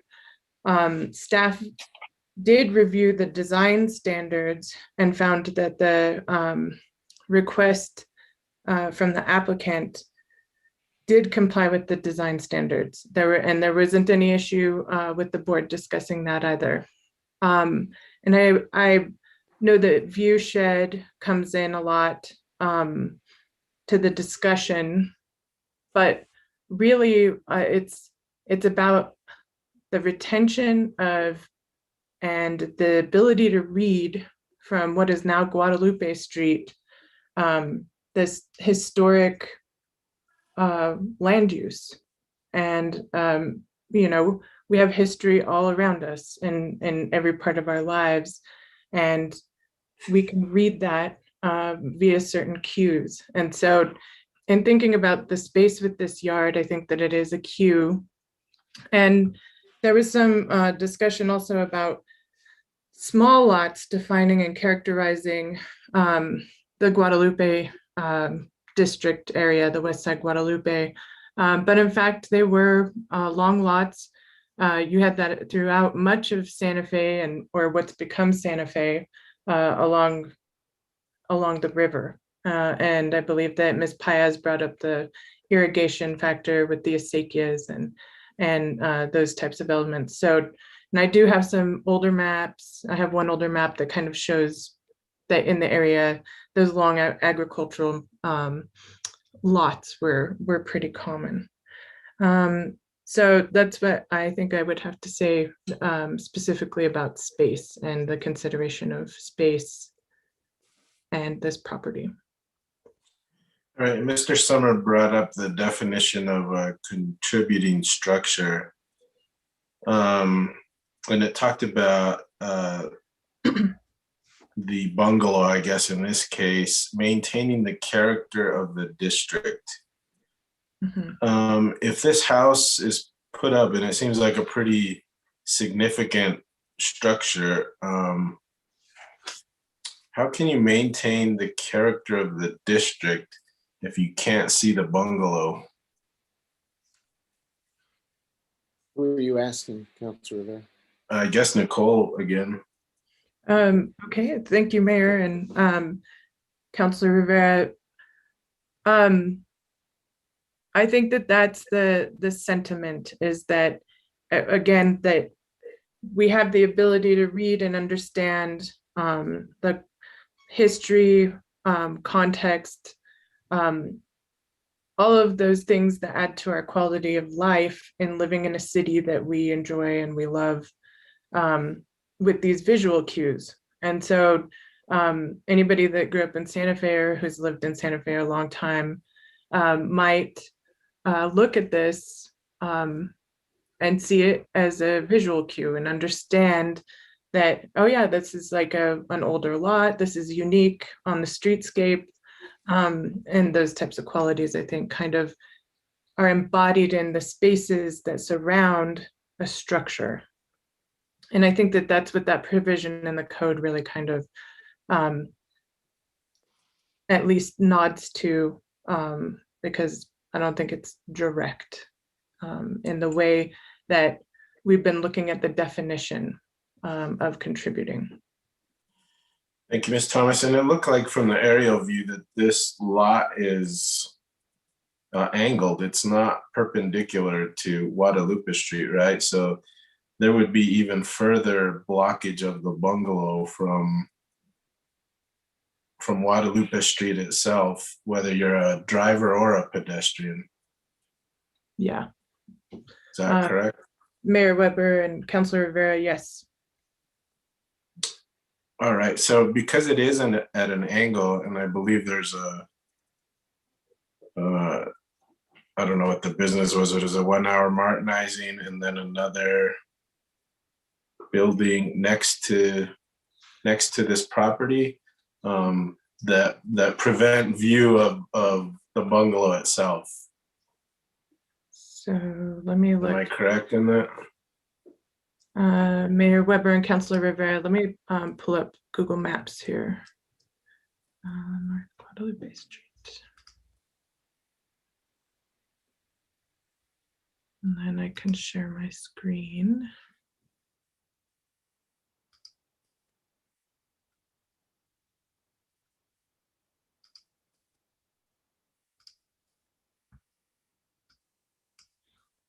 Okay, so here we have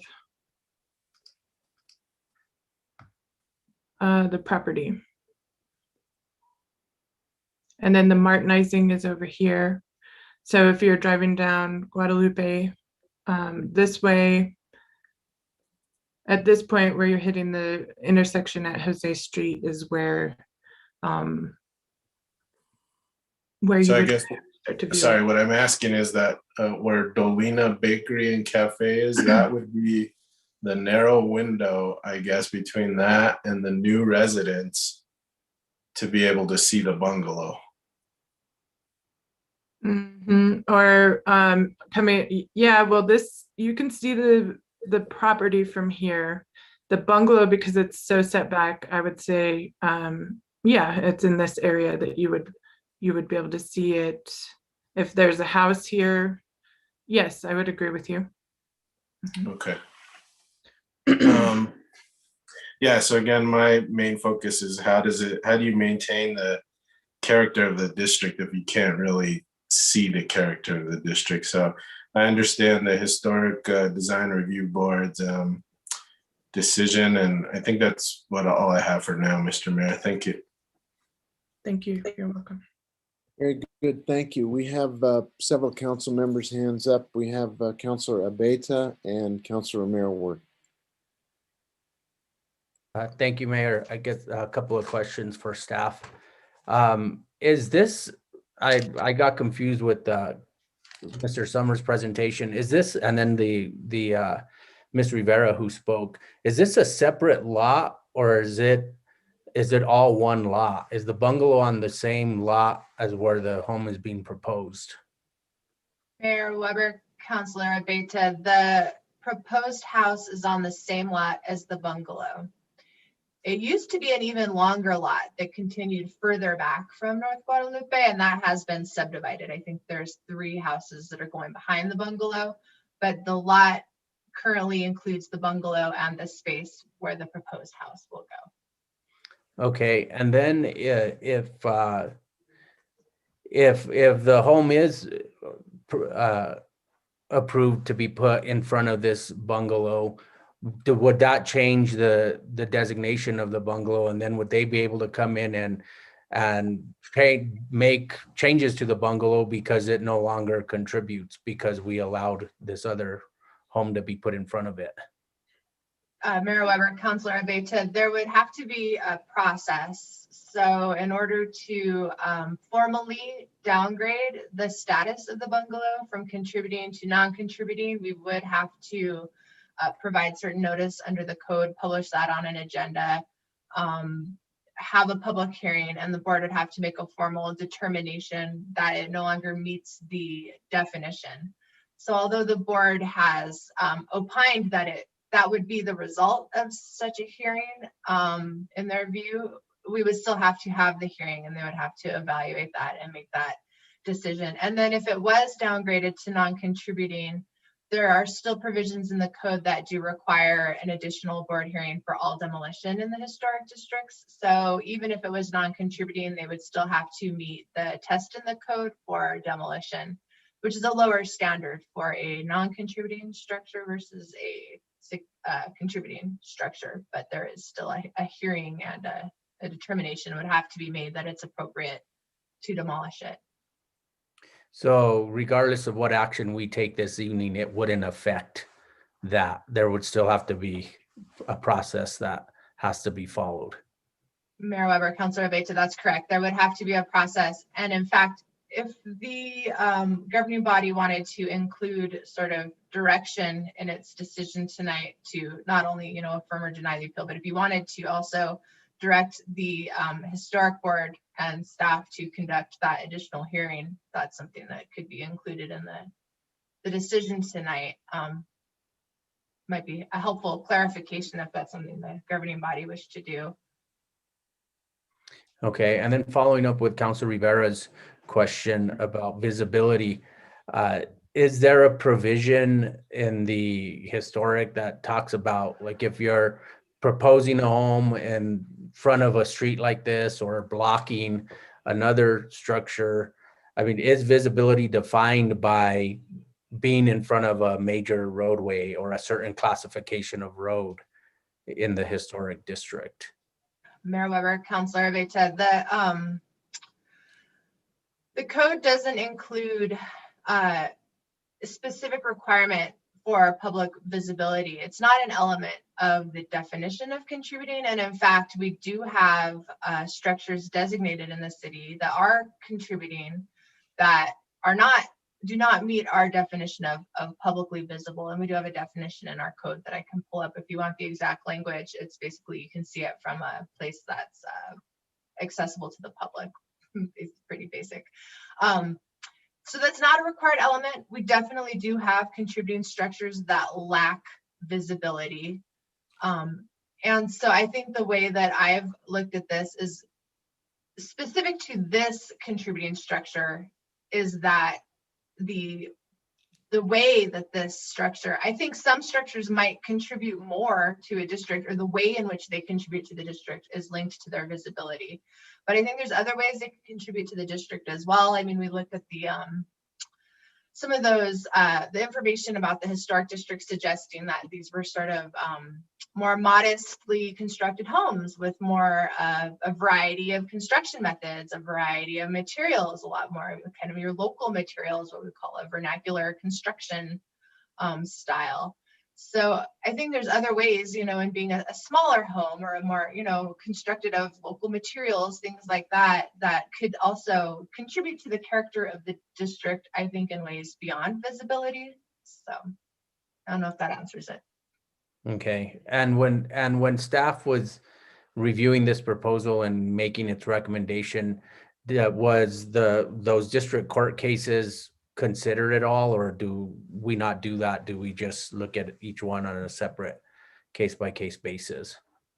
Mayor Weber, Councilor Obeta, I was not aware of those cases until they were brought to me in the last appeal. And at the time that this case was heard by the board, I wasn't familiar with the Toomey case or the Palacio Azul case. I'm not sure if any of the board members, I think some of them have been on the board for a long enough period of time that perhaps they may have been around when those were decided, but it wasn't discussed at the hearing and it wasn't something I was aware of.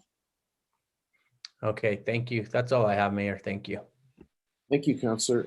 Councilor Romero-Worth and then Councilor Casas-Sanchez. Thank you, Mayor. I'm not sure who can answer this question, but I feel like that lot, the pictures that we're looking at is a little bit like the picture of the Bidens and the Carters that's recently been making in the social media rounds. Can somebody tell me the actual width of that? I think it's, and the description for the Bidens and the Carters is that they used a wide angle lens and that it distorted the property. So I'm just curious, like, how wide is it really, that the width of that property from the street? Mr. Chair? Mr. Summer. I can answer. I can answer that question for Councilor Romero-Worth if you would like. Please do. I am told, Councilor, that it is approximately 60 feet wide and 100 feet long. Is that correct? 40 to the 140 feet to the house from the street. But 60 feet wide. 60 feet wide. Okay, thanks. I just wanted to get a sense of that. So interesting, I don't know where to start. So we don't know for sure whether it will lose its contributing status if this house is put in front of it. And the people who will decide that is the historic board based on the last round of questioning, correct? Who are you asking? Sally. Councilor Romero-Worth, that is my understanding of how we would apply the procedures in the ordinance, yes. And what do they have to look at to decide whether it's lost or whether it is contributing? Just that same the same definition that we were just looking at. 50 years old or older. Yeah. Minor alterations are okay, but integrity remains. And then the adds to the historic associations of the district. Right. Okay. And so, I mean, arguably the Ashley Pond house, you know, given the architect, given the famous person who lived there, you know, the Loretto Chapel, clearly, famous on their own. What makes this bungalow special? Why did it get contributing status to begin with? Can you help us with that one? Mayor Weber, I'd be happy to, Councilor Romero Worth. So I would say there's a big difference actually between the Ashley Pond House and the Loretto Chapel. So view corridors is what was kind of being discussed in both of those. So blocking visibility. And I think that the discussion that the board was having was more the element of the space itself that's in front of the bungalow, which is characteristic of this historic character that defines the West Side Guadalupe district. And so I think there's actually like a really big distinction to be made between those two cases, even though they deal with the public or with the visibility issue. They're really talking about a view corridor. And so view corridor might factor into an element of it, but with consideration of the spaces that embody, it's really about that long front yard that is before the house. And in thinking about things that were allowed to be constructed behind the house, it doesn't have the same character to the streetscape, and it doesn't have the same, it doesn't give you the same indications of what the past land use might have been like the front yard does. And so I think that the Temi case and the Ashley Pond House case are actually pretty different from what's going on in this case. How many houses in this historic district have this same kind of setup where you've got the long, I mean, so you're saying that was sort of characteristic back in the day, but how many are left? Is this the only one? It's one of the only ones. We can look again at the Google map. Let me show this. So you can see that all of these are the much smaller lots that Mr. Summers was talking about.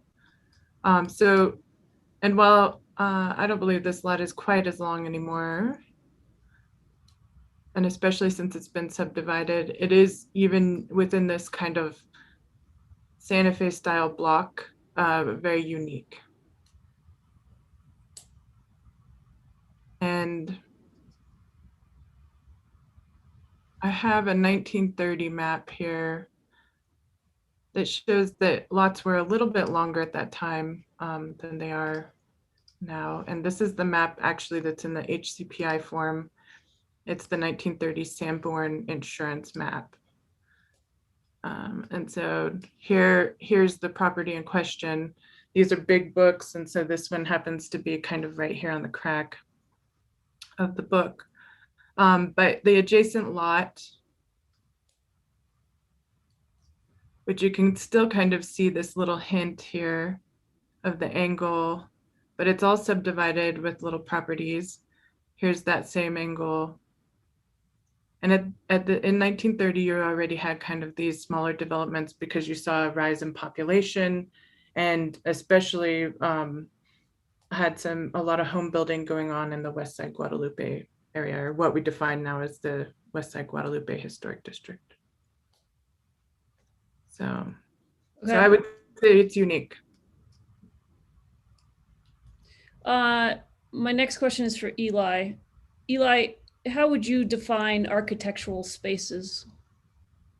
Thank you, Mr. Mayor, Councilor Romero Worth. For me, I think the notion of architectural spaces don't have to be constructed spaces, but can be spaces that are created by an adjacent architectural feature. And so, there's the idea of the outdoor room, right, which is a sort of space created by surrounding architecture that is an interplay between landscape, indoor and outdoor, And so in my mind, I think this extended front yard does have architectural characteristics to it. Now, does the code sort of define structures to include a large sort of forecourt or open space in front of it? I think that would be a good question for Sally and Nicole. But I think in sort of thinking of the overall architecture of this property, I do feel that the large front yard is an architectural feature of the site. And what would distinguish this particular space from somebody who just has a larger property with a structure and lots of land? I think it really would have to really be evaluated on a case-by-case basis. Really looking at the interplay between the built features of a site and the landscape features of a site. And so it's hard to make, I think, a generalization about any property in the city that is a house on a large lot. But I think in this instance, for reasons that Nicole's mentioned earlier, the history of this lot going back to sort of the time before we saw subdivisions in smaller ways,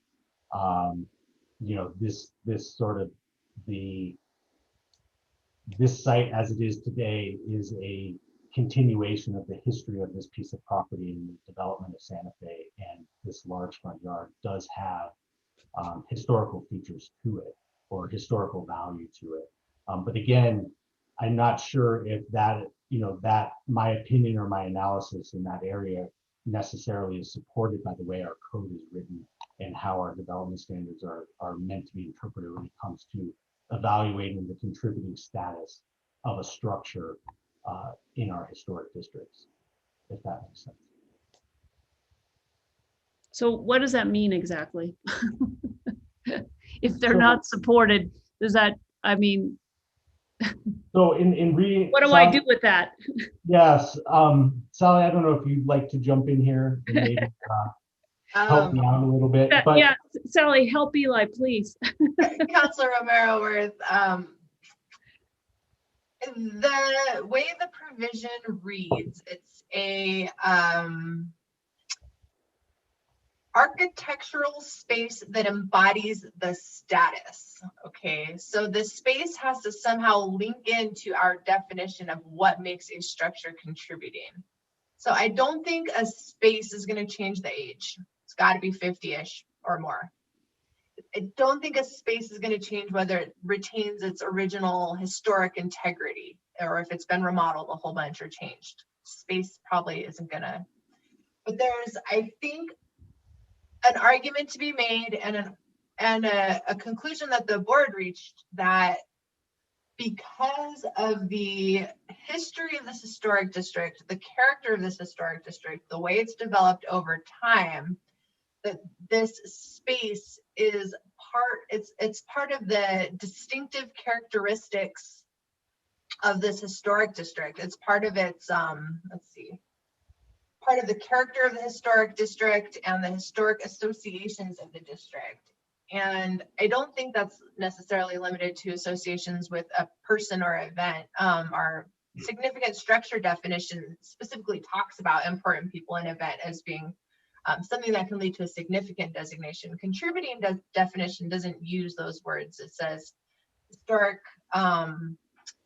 historic associations. So I think the kinds of historic things that Nicole's talking about and that we were able to find and looking into why is this a historic district and what makes it special and how did it develop over time. So the question is whether that's an architectural space that somehow links into that definition of what makes this thing contribute to the district. Even if it's the only piece of property left that does that, or one of the only pieces of property left.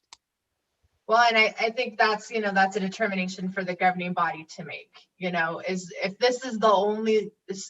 Why do we get all the fun decisions? You've only delegated most of your zoning authority in the historic districts to the historic board, but you have reserved some to yourselves. So the tough questions come here for their last stop at the city level. Yeah, and I mean, the history speaks to that. You know, when I read the story of it, it said, you know, between like the 20s and 30s, these long agricultural lots and this agricultural way of life and this farming, it broke down into smaller subdivided parcels, and it was built out. And this is potentially one of it's a rare kind of vestige of that history. So whether or not it's appropriate, you know, to say that's why this bungalow contributes to the district, because it carries that historic association. I mean, that's kind of what you need to consider tonight. Are you familiar with the person in the public who mentioned the code of having to do with new construction and what they might have meant by that? I didn't Sure. I didn't catch the 14 dash something something. All righty. Councilor Romero-Worth, members of the governing body, I think we were looking at this same paragraph D that was in my slideshow and that Mr. Summer was speaking about. It's kind of a code interpretation question. So I think what Mr. Summer was pointing out is that the preamble to this provision says, in any review of proposed additions or alterations to structures that have been declared contributing. So here we don't have a proposed alteration to a structure that has been declared contributing, but then it provides standards. And one of the standards says, if proposed new construction will cause an adjacent structure to lose its status, the application may be denied. So although that preamble kind of suggests maybe this provision doesn't apply, then it goes on to speak about new construction and not just alterations to an existing historic structure. And so I think if we read that first sentence as saying we're not going to apply this unless we're changing a contributing structure, that would really read this little subparagraph B kind of out of it. It would have no applicability. It would be rendered meaningless if that's how we were to interpret it. So I would want to give little paragraph B meaning, which I think is what Kathy Rivera was raising in her comments. But we don't know for sure whether it'll lose significance because that's a decision for the H board that they have not yet made. Which could be appealed to the governing body, but yes, that is correct, Councilor. Oh, how fun. Let's see. I think we've seen pictures. I can't remember where I saw them. The trees block the bungalow from the street, correct? Councilor, I mean, during summer when the trees are bloomed. On Google Street View, there is definitely summer foliage, all leafed out. I think their elm trees are quite leafy, and there's some other vegetation. I'm not sure if all of that vegetation is still in place. We could look at that on Google Street View if you want to see what that looked like. I recall from the board hearing testimony from the owners that these trees are not particularly healthy. And I think some of the vegetation may have been removed already. And I think it's worth noting that kind of the regulation of the trees isn't really a part of the historic board's jurisdiction, and so not really an issue on appeal. But pretty though, looked very pretty in Google Street View. Okay, I think that's all I have for now. Thank you, Mayor. Thank you very much. I think Councilor Casa Sanchez was next, followed by Councilor Garcia. Thank you very much, Mr. Mayor. I only have maybe even just one additional question. Councilor Romero-Worth did a great job covering a lot of my thought process, so I appreciate that.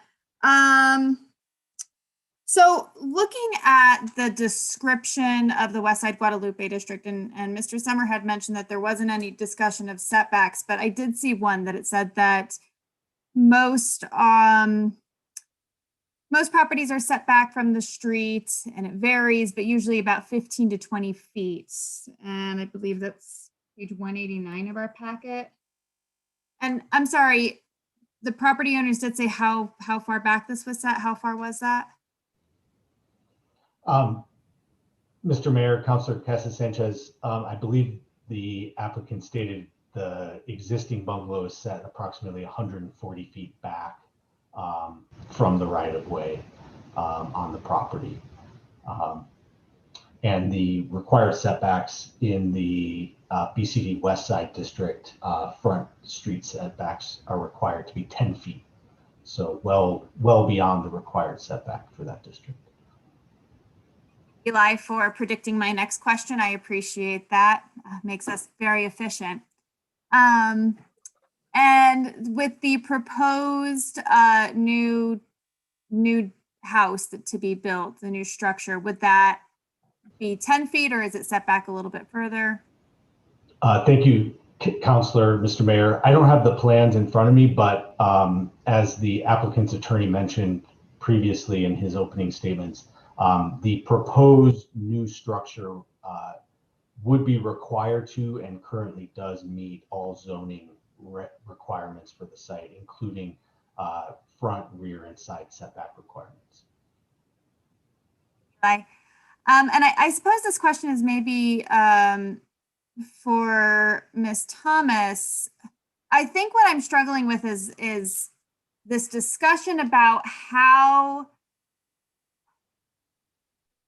this property contributes to the character of the neighborhood when the setback is so unique to the character of the neighborhood. And there's character and then there's historical reference. And I maybe that's the distinction. Can you speak to that a little bit? Mayor Weber and Councilor. So I think that now the lot is unique because there's been infill. The lots around have been subdivided over time.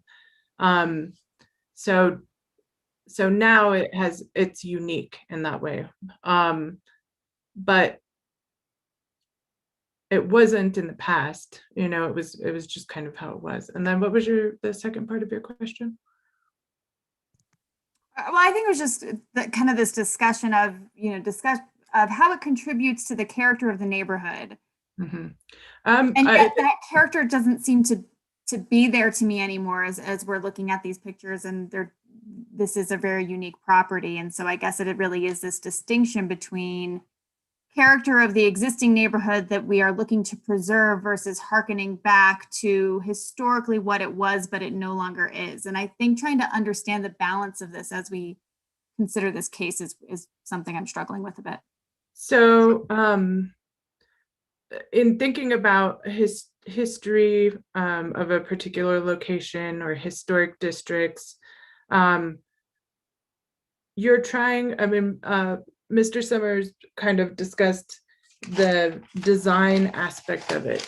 So you're trying to preserve certain architectural features, building height, in some cases, but not specifically by the code that we have in Santa Fe. You could do setbacks, things like that. Now, that's one element of it. And then there's the actual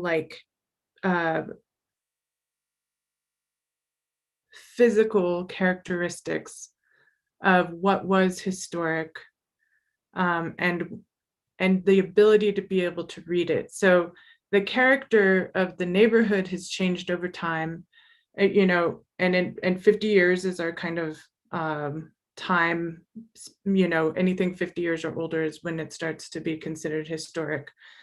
So anything now that was 1971 is historic. Okay, so going back in time. So you want to honor all elements because you're looking at kind of change over time, but you don't want to erase elements.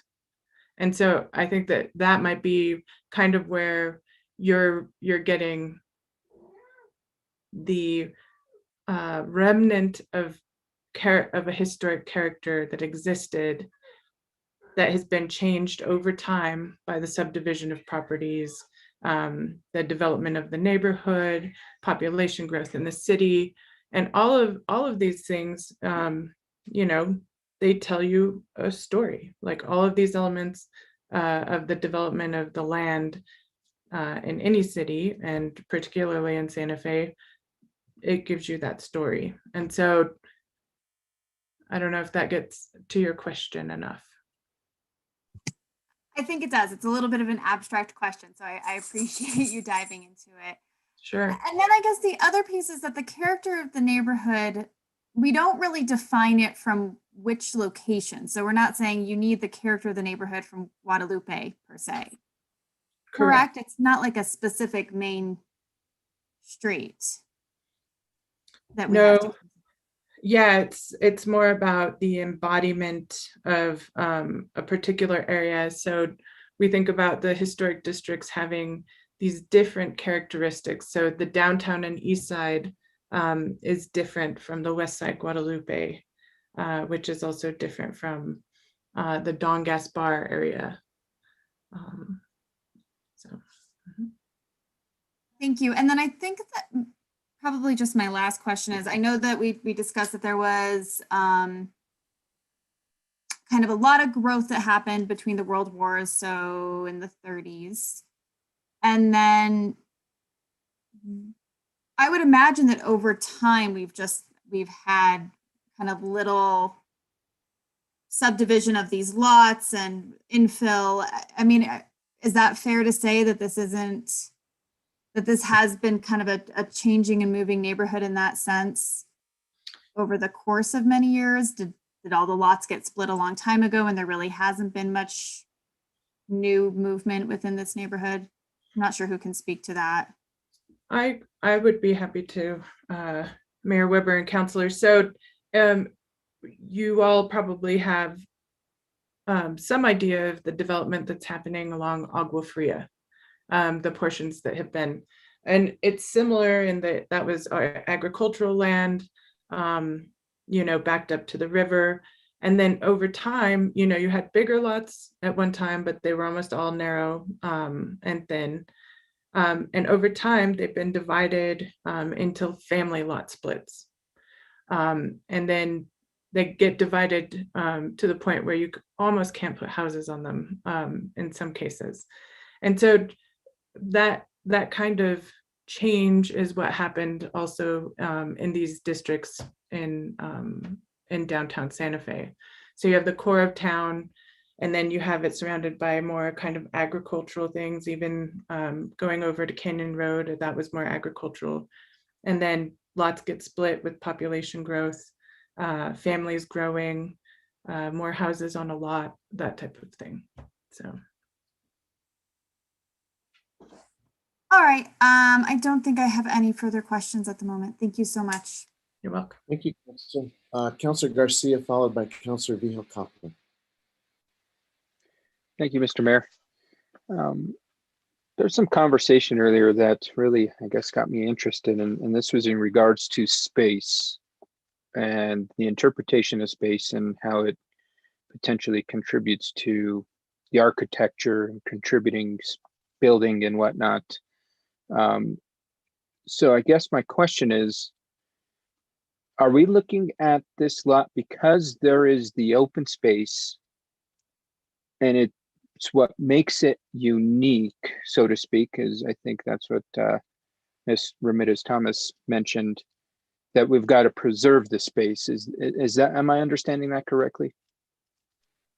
Are you asking Nicole? Or maybe Ms. Ramirez-Thomas, or I know Eli was touching a bit on it, so was Sally. So, and any of the three, or all three. Okay. Mayor Weber. You want to take a shot at that one, Nicole, to start? I'd be happy to, Mayor Weber and Councilor Rivera.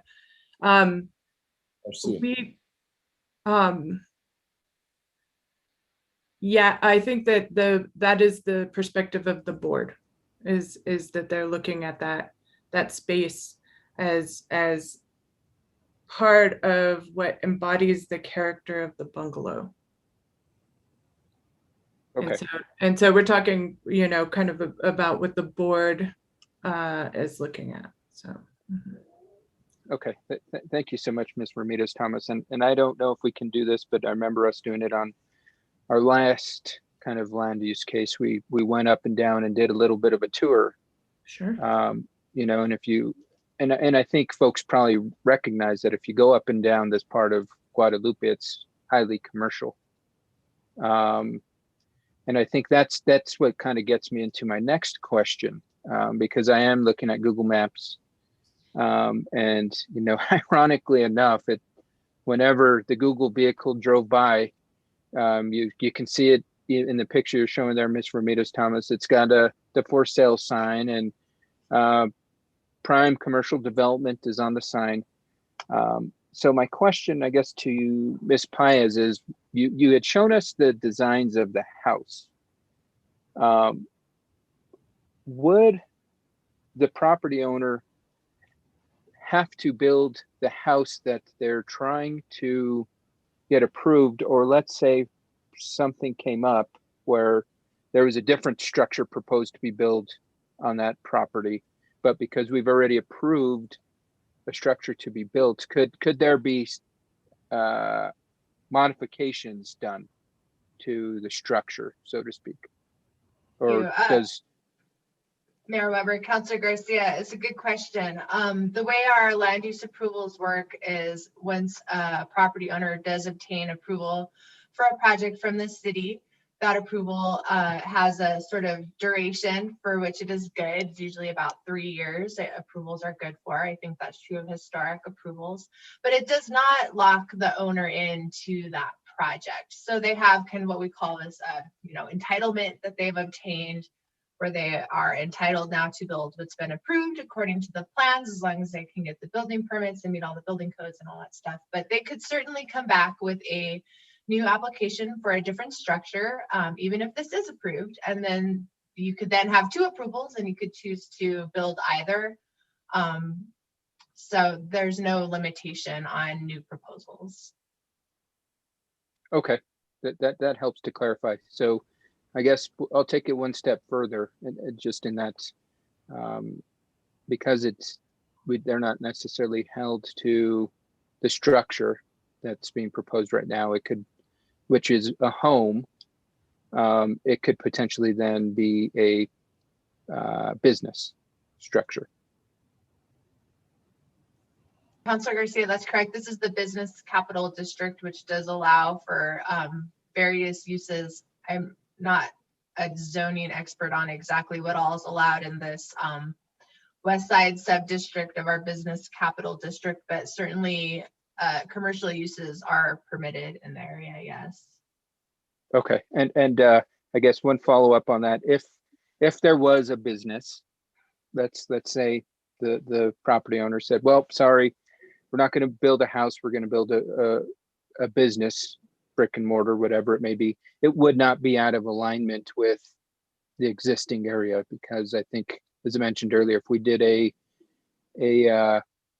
road tour like we did with the last case, we would see consistent business visuals up and down that particular roadway of Guadalupe.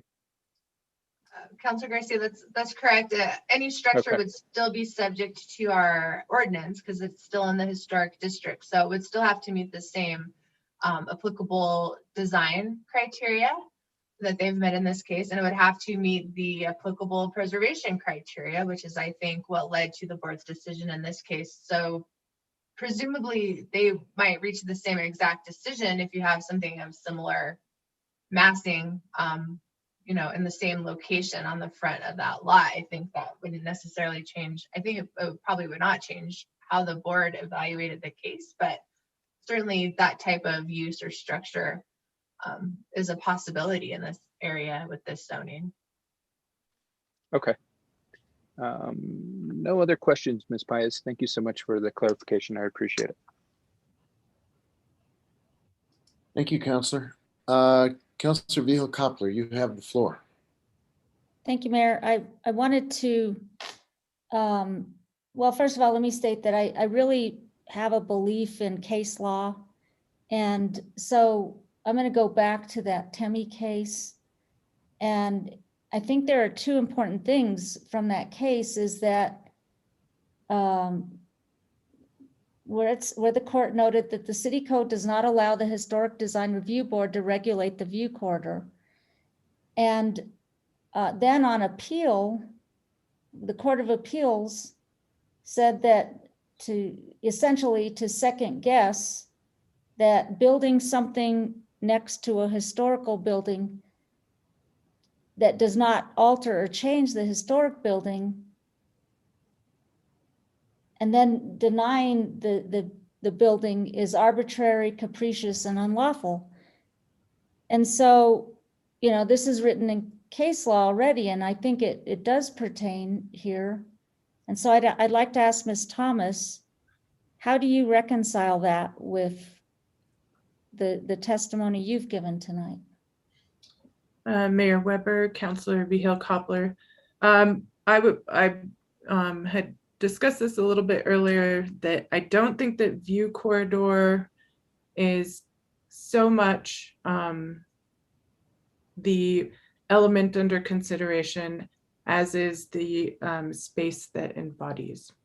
And so to me, I feel like the Ashley Pond House and the Loretto Chapel case were really about somebody standing on the corner and being able to like look and see something.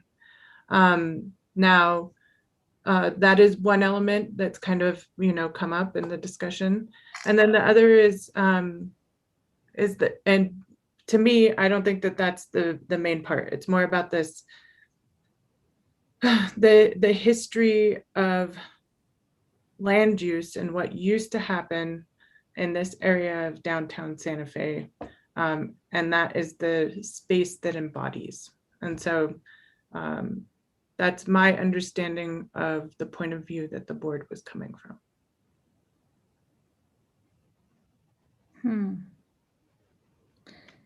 Well, okay. I probably disagree, but I don't know. I don't see it, but all right, thank you. Those are my only questions. You're Thank welcome. you. Councilor Rivera, you have the floor. Sorry, Mayor, just one follow-up question. On page, I guess it's 73 and then on to 74 of the packet. And I don't know if this is Mr. Burke speaking or somebody else, but the last couple sentences talk about requirements for the property, significant trees of 6 inches or greater. And then it goes on to say this project was looked at as a house and a guest house. The bungalow is considered a guest house. Eli, I don't know if Noah's on, but do you know why it was looked at that way? Mr. Mayor, Councilor Rivera, thank you for the question.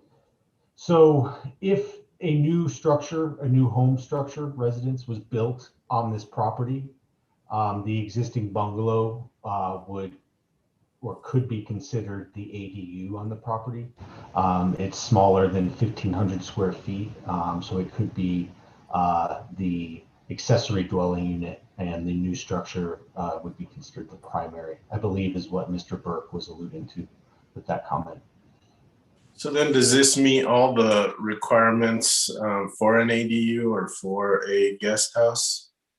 If the primary residence were built first?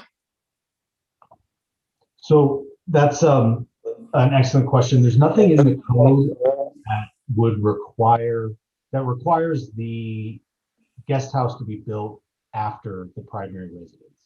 So that relationship is not sequential or chronological. It's more about the subordinate size of the primary to the ADU. And our code limits accessory dwelling units at 1,500 square feet. I believe the existing code is in the order of around 1,250, somewhere in that area. And so it would qualify by the size requirement as an ADU. Now, there's going to be additional requirements around parking and things like that with the new structure and its relationship to the existing structure. But as Mr. Summer alluded to earlier, the proposal for the new structure does meet the necessary zoning requirements, which includes parking and other provisions around setbacks and offsets. All right, so if the primary dwelling unit were up first, the bungalow would be okay to be treated as an ADU. That's what I heard you say. I believe so. Sally, I don't know if you would like to jump in on that one as well.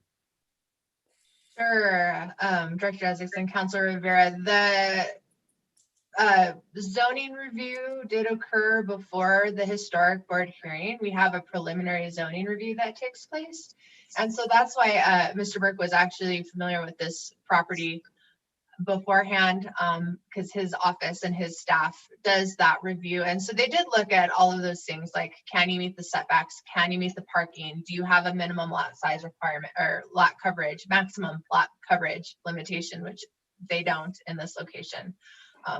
And so in looking at all of that, and can you have 2 dwelling units on this lot, which requires it to meet the ADU ordinance? So all of those things were reviewed by the current planning staff as a zoning matter and were found to be met. Of course, those are preliminary reviews, and sometimes things kind of pop up later on and need to be, tweaked or adjusted or addressed if something was missed, but it was found to meet all of those requirements.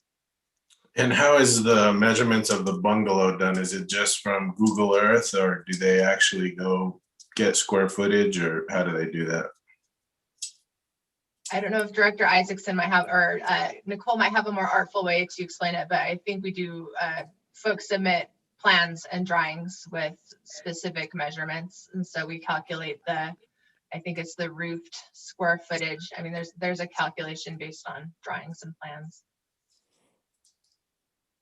All right, does this unit does the bungalow have a basement?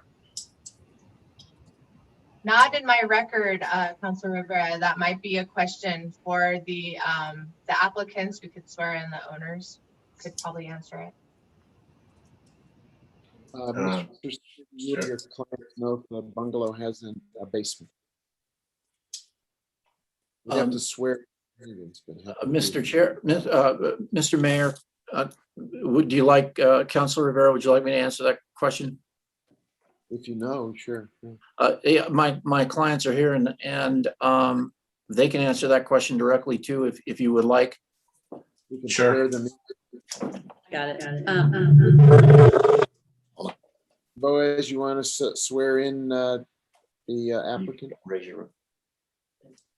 Yes, Jay and Jim, under penalty of perjury, do you swear or affirm that the testimony you're about to give is the truth, the whole truth, and nothing but the truth? I do. Thank you. You do have an echo. You need to shut off one of your speakers. Okay, hold on, let me do that, okay?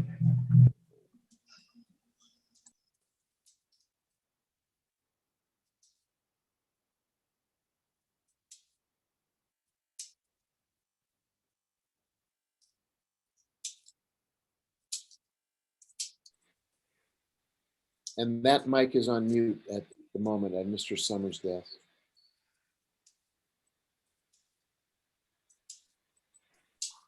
There you go. Thank you.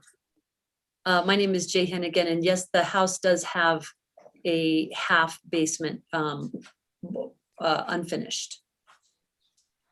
All right, and do you know, is that included in the square footage of the entire bungalow with the 1,300 plus that I heard earlier? No. Yeah. It includes the basement. The 1,300 does include the basement? I believe so, yes. Let me, Mr. Mayor, may I add something to this answer? Yeah, please. And it goes to this question of accessory use and an accessory dwelling. That has no application in the zoning in the BCD. Density is not a function of number of dwelling units. And I think that Mr. Isaacson can acknowledge that you could have 2 primary residences on this lot in the BCD and meet the zoning. So this idea that it has to be of a certain size, you just have to meet the performance criteria of the zoning, not the number of dwellings on the property. Realize that. Thank you, Mr. Summer. That's I am looking through the code right now to verify that. if you give me a moment, I can do that if you'd like. Councilor Rivera, you have another question you want to pursue while Eli's looking up the code? No, that was mainly it. I don't think I've ever seen a case like this where the primary unit was built after the accessory dwelling unit. So it was just an interesting thing to me. So I thought I'd follow up and ask the question. So, but I can wait for Eli. Mr. Mayor? Mr. Summer. I might add, so if there were 3 units on the back lot, as there are 3 primary units on the lot that is behind this lot, none of those are accessory dwelling units. They're all primary residences. They were all approved. And so the development of the back half of this lot demonstrates exactly what I'm talking about. The BCD does not have a density required by unit. It is a performance-based code that says you have to meet height, those sorts of things, and the back lot proves that. Okay. I'm having a difficult time finding this in the code, but if you want to bear with me, I can look it up. Otherwise, I can. No, keep looking, or Sally might be able to find it. I have a couple quick questions I would like to add to the mix, so I'll give you a little time to look it up. I have a question for Nicole. I'm looking at the staff report on page 6, where you're quoted as saying, quote, landscaping, yard, etc. cannot be part of the contributing status of the property. And quote, it is questionable to interpret yard space as one that embodies the status. And that's from the minutes. That sounds almost 180 degrees opposite of what we heard tonight. So I confess I'm a little befuddled. Yes, Mayor Weber, I've tried to make the distinction between the opinion of staff or the evaluation of the project per staff and the decision and evaluation of the project from the board. So, right, but if I'm asking your opinion is the one that's in the staff report. My opinion is that actually in looking at the case, the primary consideration from staff's point of view was on the design of the building. I don't disagree. I don't disagree with the board in terms of their perspective on that long yard space and embodying it, but as staff, that wasn't the way that it was being reviewed. So. I want to go back to Sally for a minute, although she may be doing some research while I'm asking her this question. But it seems to me that I'm going to ask you kind of a yes or no question. It sounds as if the issue about the view corridor and disrupting the ability to see the bungalow has pretty much been decided by the court of law, and that if we were to lean on that at all, we would leave ourselves open to a lawsuit that would be the 3rd time that issue would be reversed, or second time reversed, and the governing body sided with that first case and said, nope, we're not going to go down that street again. Arguing that a building in front of a contributing building interrupts the view corridor seems to me to be a moot point at this point. That's been decided. Mayor Weber, I think that's definitely an appropriate way to view this. The word view corridor is a little slippery, or the phrase view corridor, because that's not something that's a defined term in our code. And so, you know, it's a little hard to know for me, especially not being familiar with the whole case and the whole record, exactly what the court meant by view corridor. It was pretty clear that the view from the street they were talking about to the St. Francis Cathedral, there was this, it was on a different property, and it was a ways away, and it wasn't even historic that view had been there for 50 years. So it depends how broadly it's construed. I think the governing body in the Palacio Azul case did construe it. In that case, it was on the same property and it was just blocking a view of another an existing contributing structure on the same property. So it was, I think, in that Thank way, you. much Appreciate it closer to the very facts much. of this Thank case. Carl, can you mute yourself, please? Mr. Boaz, thank you. Go ahead, Sam. And so it depends on exactly, how do we interpret what the court said as a view corridor and how far do we go with that? I do think that a decision tonight that merely blocking the view of a contributing structure, I don't think that's enough to deny an application under our existing precedent that I do think the governing body should follow. So the question becomes whether we have something here that's something more. And that's how I've analyzed this. Do we have something more than just blocking the view of a contributing structure that people want to see? The way Nicole said it, someone standing on the street, can they see a historic structure? I don't think just that's enough unless we have something else here. And I think Nicole has done a really good job of trying to articulate the something else that the board saw in this case. Yeah, I think we all agree, I think, or many of us have said the same thing in a different way, which is we're talking about the space in front of the bungalow. So if I understand correctly, when Councilor Mayor Worth asked a very interesting question, you said we can't regulate trees. Is that what you said? Mayor Weber, councilors, my statement was with regard to the jurisdiction of the Historic Districts Review Board. They do not have any regulation of landscaping or trees. The city does have some regulation, certainly, of those things. It's just outside of what the Historic Board does. And because this is an appeal, I was addressing this case in particular, the ability to regulate trees in this front yard. yeah, there's no provision for the Historic Board to regulate trees in the ordinance. So did I also understand, Nicole, that you mentioned, or somebody mentioned that in a previous era, this was an orchard? I feel that I remember that comment too, but it wasn't me that made it. Mayor Okay, Weber, I so. believe it may have been a member of the public, and I think it was Ms. Benenato. Although it may have been Ms. Rivera, one of our public speakers. I think one of the public speakers mentioned that historically this was potentially an orchard.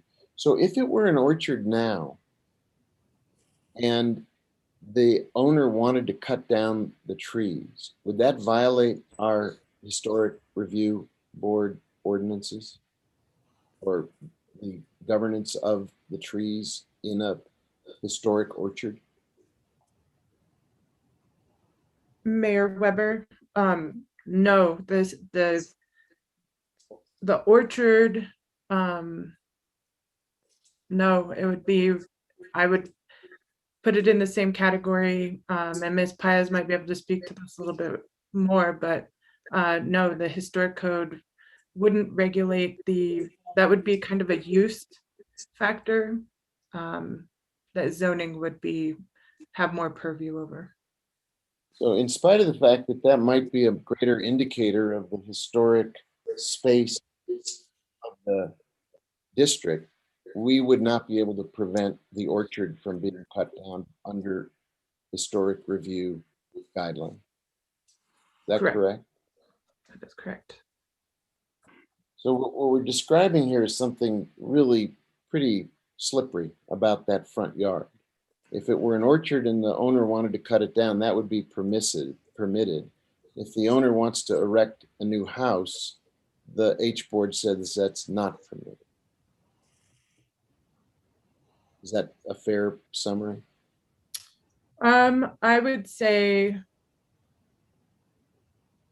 that I'll go back to my example of the federal courthouse with the the garden area, the yard, the trees, and the embodiment of the space more than the items in it. And I think that I apologize, but I think that's as close as I can get to answering your question. No, I appreciate your metaphorical efforts or your comparisons. Eli, did you pick up that zoning code? Thank you, Mr. Mayor. I did. Mr. Summers correct. There is not a density restriction in the BCD. It's a performance analysis. And so I take back my earlier comments about the relationship of primary and ADU. As Mr. Summer indicated, they could be multiple primary dwellings on this property. So I apologize for that information. Okay. Well, thank you for looking it up. Are there other, at this time, I'm wondering if any other members of the governing body have questions. If not, it would be time to move on to the appellant's closing statement. Mayor, can I ask Eli a follow-up question since that was my initial question? Yes, of course you may. You have the floor. You said there would be some kind of other analysis or evaluation? So it would have to, we would make sure that it was allowed, as Mr. Summer said, it's a performance, I believe a floor area ratio calculation that we would do to determine the number of units that would be allowed on the property. And if the primary unit were already constructed, would this meet the requirements? So it would allow, so as the PCR indicated, I believe our initial review done by current planning suggests that this additional residence could be built on the property. The bigger one, the primary unit. Correct. But again, as I accidentally misspoke earlier, there's not, the existing would not be relegated to an accessory dwelling. It would stay, they would both be allowed to be primary dwelling units on the property. But the size would have to be different than, or size doesn't matter. No, the size does not matter in this relationship. All right, thank you, Mayor. Thank you. If I don't see any other hands at this moment, we'll continue our process. Mr. Summer, if you can. Mr. Mayor, I had a couple of questions of staff, if I can. I didn't get the chance to ask any questions of staff, and Ms. Ramirez-Thomas answered some questions and testified about some things. And I just have a couple of questions for her. Why don't you use it as a closed part of your, I really think we can't go backward. Why don't you use your time? I'll note for the record that that Ms. Ramirez-Thomas was not sworn as a witness. She gave a lot of opinion testimony and a lot of factual information, and none of it was sworn. None of it was subject to cross-examination. With that on the record, Mr. Mayor, I can move to our closing argument. That would be fine. Thank you, sir. Members of the governing body, Mr. Mayor, when I started this, and really when Ms. Paez started this, she said something that was very important, that you sit in a quasi-judicial status, that you are to read the law as written and apply it to the facts and make a determination de novo on this. And that's really all Jay and Jim want you to do, is read the law as it's written and make a determination on the facts. And if you look at the law as written, you don't go anywhere near where a lot of the discussion has gone tonight. And I'll say exactly why that is. If I could get to, I can share this one screen, hold on.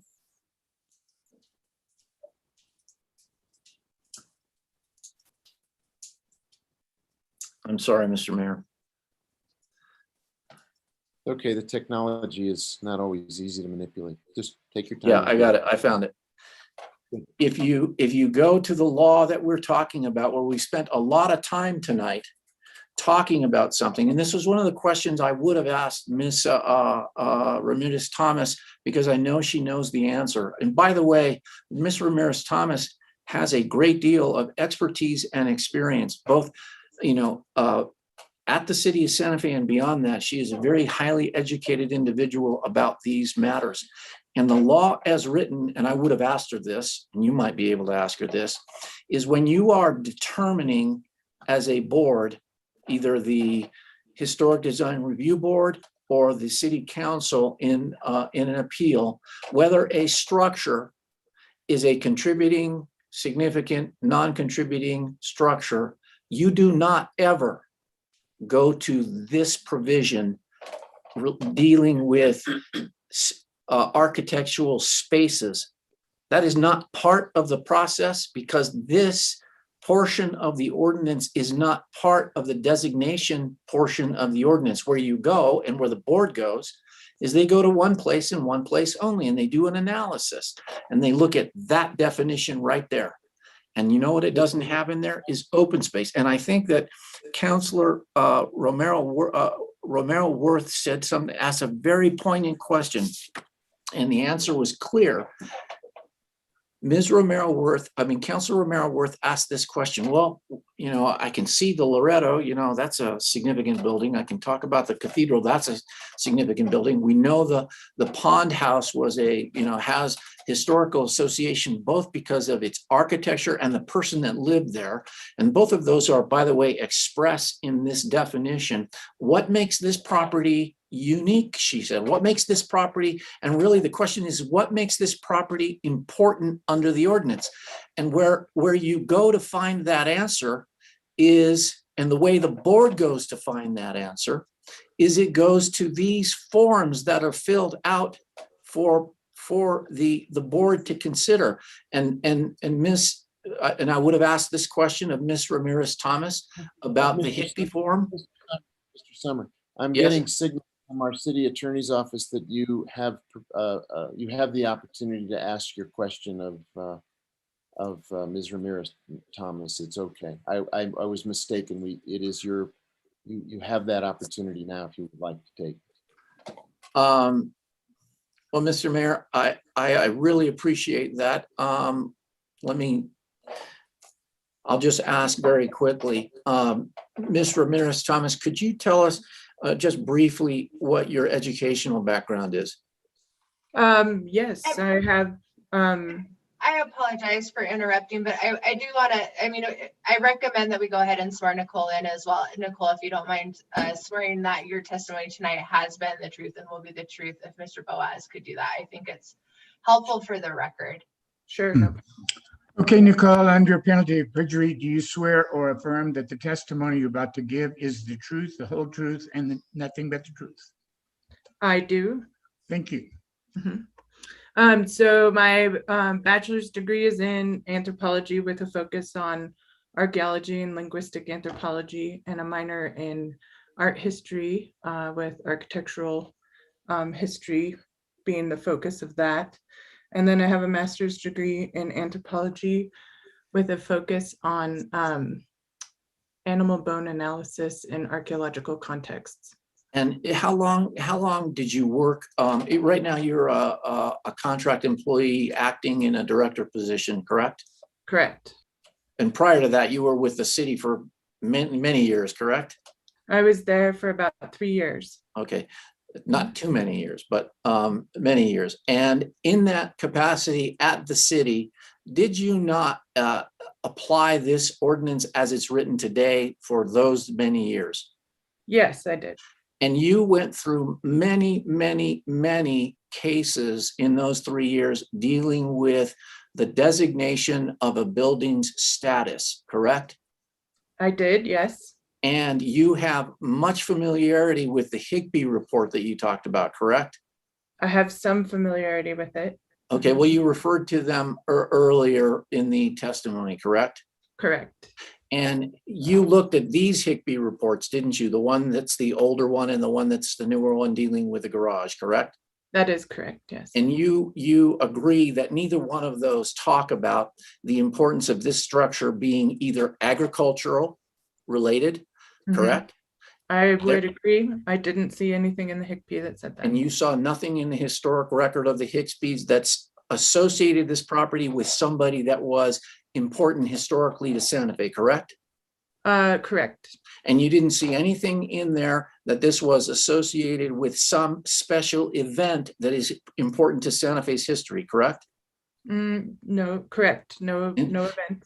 And so the reason, if I can ask you, do you agree that the reason that this property was, that this building was designated contributing was because of the architectural features of this building, which were that it's bungalow style, according to the hippie, why it was important historically, correct?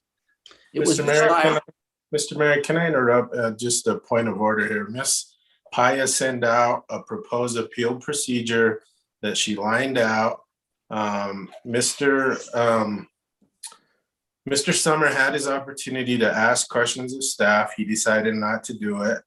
If we're not going to follow the procedure, then we shouldn't have one sent out. And if you're going to allow it, then his questions have to go through you. Ms. Thomas is not on trial here, and that's what it feels like right now. And his questions need to go through you before they go through her, if you're going to allow it. Thank you for that comment, Councilor. We don't want this to be a badgering experience. I'm not badgering her. I think that her testimony is helpful to what I'm saying, and she didn't get the chance to testify about it. That's why I'm pointing it out. I'm not attacking her credibility at all. Just slow down a minute. And Councilor, City Attorney McSherry, you had a comment about why we're permitting this at this time. Mayor Weber, councilors, yes. So I think what happened here was the schedule didn't necessarily anticipate new evidence being introduced. So our procedures do anticipate the opportunity to cross-examine for any evidence witnesses. So staff often is speaking from the record, and that's why we often don't swear in staff if they're speaking from the record. But in this case, it seems like, I think Mr. Summers' point was that Nicole's some of the information that was introduced may not have been in the record previously, or maybe was presented differently. And so our appeal procedures do allow for cross-examination in that circumstance, which is not necessarily always something that happens. So it was not in the distributed appeal procedures. So we might consider doing some contingent steps in our future ones that if new information comes up or that type of thing, then we would allow for cross-examination. So. And it is a cross-examination, but probably directing the questions through the mayor to Nicole is still probably appropriate. Yeah, I would agree. Carl, why don't you? I'm done asking questions, and they were. I apologize to the members of the council and to Miss Ramirez Thomas if she felt attacked or belittled or whatever. I thought her testimony was important to flesh it out because it's truthful. And what her information is truthful. So I'm done with my questions, and thank you, Ms. Ramirez Thomas. You're welcome. You're welcome. No problem. So, Mr. Sun, if you can wrap up your summary, I think that'd be great. Yeah, the point that I was making when I moved over to questions was pretty straightforward, and that is, I think that it is clear under the ordinance and the decisions that have been made that the first pretext about visibility for a decision in denial has been decided, one, by this council in the Pond case, the Plaza Azul case, I think definitively, and we have nothing different here, nothing different at all. It's exactly the same. And the idea that the status will be affected adversely, or worse than that, will be destroyed by construction that doesn't touch it, that's been definitively determined. And when I started, I said it comes down to just one question, and that is, do you ever get to the question of whether this ordinance, as a matter of historic preservation, regulates open space? There is nothing in this ordinance that says the board gets to regulate historic open space. That's what they're doing here. Now, you could change the ordinance, but the important thing is sitting here reading the law as it is, it doesn't say that. And we've gone lots and lots and lots of ways to try and get to a place where the board's decision makes sense under the ordinance as written. And I submit to you, it does not. You cannot get there from here. If you want to give this board, the historic board, the authority to regulate open space in the historic districts, then you should do so. You have not done so for a good reason. There are lots and lots of properties that have big yards all over the historic district that if they found out that their open space was historic and they couldn't do anything on it, we'd have a real problem, both, from a practical standpoint, as well as an injustice to property owners. These people, Jay and Jim, bought the property reading the ordinance and relying on it as written. And what we have here is an attempt to expand what is not there. And that's the regulation of open space by the historic board. I submit to you one thing that is absolutely clear. This ordinance doesn't say you can gauge new construction if it preserves the character of the district. That is not a criteria for new construction. The preservation of the district is preserved in the regulations that exist, and that's all the design regulations and the designations of historic properties. And that's how it's done, not through this open space is good and that open space is bad. That's not fair to property owners. It's not fair to Jay and Jim. I submit to you that this case is clearly not supportable. The denial is not supportable under the law or the facts. And I believe that your staff has pointed in that direction if they have not said so explicitly. I appreciate the time. And again, if my passion in cross-examination, as it were, was somehow lawyerly, it only arises because I find this so important that after decades of dealing with this issue, we are here again on the same issue. It's not fair. Our citizens should not have to do this over and over and over again. Thank you very much. Thank you, Mr. Summer. With that, I will close the public hearing, and once it's closed, any other questions would require us to have a motion to reopen it. And now I will entertain a motion and a second. We can debate and vote. Is there a motion? Councilor Abate, I see your hand. You have the floor. Mayor, I'll move to grant the appeal, as the construction of a residence will not cause the existing structure to lose its contributing status. Second. I have a motion from Councilor Abate to grant the appeal, and I have a second from Councilor Vihel Koppler. Is there discussion? There were some concerns that were raised about potential additional requirements for any further hearing regarding the bungalow, if anything were to happen, to bring it back. There were concerns raised about whether there actually will be a house built on this property versus a commercial structure. I don't know if anybody wants to add comments to that. The floor is open if any member of the governing body wants to discuss the motion.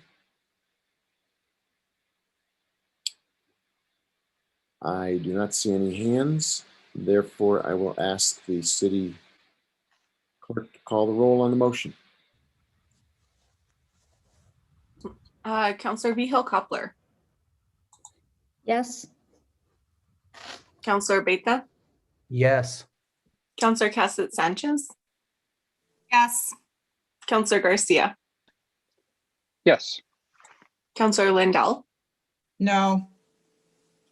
Councilor Rivera. No. Councilor Romero Worth. Yes. Mayor Weber. Yes. Motion has been approved. Thank you. Thank you, everyone, for your participation and your testimony.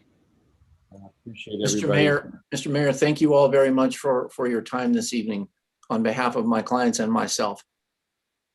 Thank you, and for our staff for hanging in there with us. It was a long discussion. Appreciate everybody's participation. Madam Clerk, it is now 11 o'clock. Could you take us to the next item? Yes, the next item is item 20C. It's request approval of the annual action plan describing how HUD resources will be used for the upcoming program year. Our director, Alexandra Ladd, of the Office of Affordable Housing, is available for this item. Okay, and this is also a public hearing, so I would remind everybody, I think there may be folks in the attendee room who would like to address this But let's begin. Ms. Ladd, you want to give us a staff perspective on this item, please? Thank you, Mayor. Hello, members of the governing body. I'm glad everyone's still awake. Hello again. The annual action plan is submitted every year to the Department of Housing and Urban Development. The purpose of the plan is to describe how we are going to use our CDBG, Community Development Block Grant Entitlement Funds, for the upcoming program year. As you may have noticed, it's a fairly clunky document. We have to follow a HUD template, but I try really hard to create an executive summary that at least describes in easy to read detail what programs and projects we are funding for the upcoming year. We are also required to do fairly extensive public outreach. This plan goes to 4 public meetings. As in addition to this public hearing, we have a survey that we put out and ask folks to just respond and kind of give us a sense of what their housing needs are, what they think the city's funding priorities should be. And we have a 30-day public comment period that's advertised. Generally, we don't get a whole lot of public interest. No matter how jazzy I make that executive summary, I think people just don't get very far through it. But we're continuing to work on kind of updating our approach to public outreach. And for the upcoming year, we'll be working with a group called MetroQuest that has this really interesting, fun, cool, interactive survey instrument. So I think we used it 1 year, 2 years ago, and we got a really great response. So we are going to improve on that. But in the meantime, I think one observation I'll make is that our applications for CDBG funds are weighted heavily towards our public services providers. And we have a cap of 15%. We can only use 15% of the grant for public services because these funds are really intended to be used for community development and housing assistance. And so that's just something to think about because I think that's just a huge unmet need in our community. And those providers are just scrambling around to find funds for their programs. And so we can never, ever fund those programs in the amounts that have been requested. This year, the biggest project we're funding is mortgage principal reduction provided through HomeWise. And what this enables a home buyer to do with a no payment, no interest loan is to afford more of a house than they otherwise would be able to because it buys down the amount of the mortgage they have to borrow. So we should get some new home buyers as a result of this funding in the upcoming year. And with that, I will stand for any questions. Now, first, let's go to the public testimony, and then we'll come back for questions and go from there. I believe, Madam Clerk, we have one individual in the attendee room who may have waited all this time to have the opportunity to address this issue. Although I don't see a microphone or other speaking indicators, but Mr. Barrio wishes to speak. There we go. If he wants to speak to this item, I think this would be a good time. He's waited till 11 o'clock to have a chance to voice his opinion on this public hearing. So, Mr. Barrio, or Madam Clerk, would you admit him and give him 2 minutes to speak to us? Yes, Mayor, I have I've allowed him the opportunity to speak if he would like to unmute his microphone.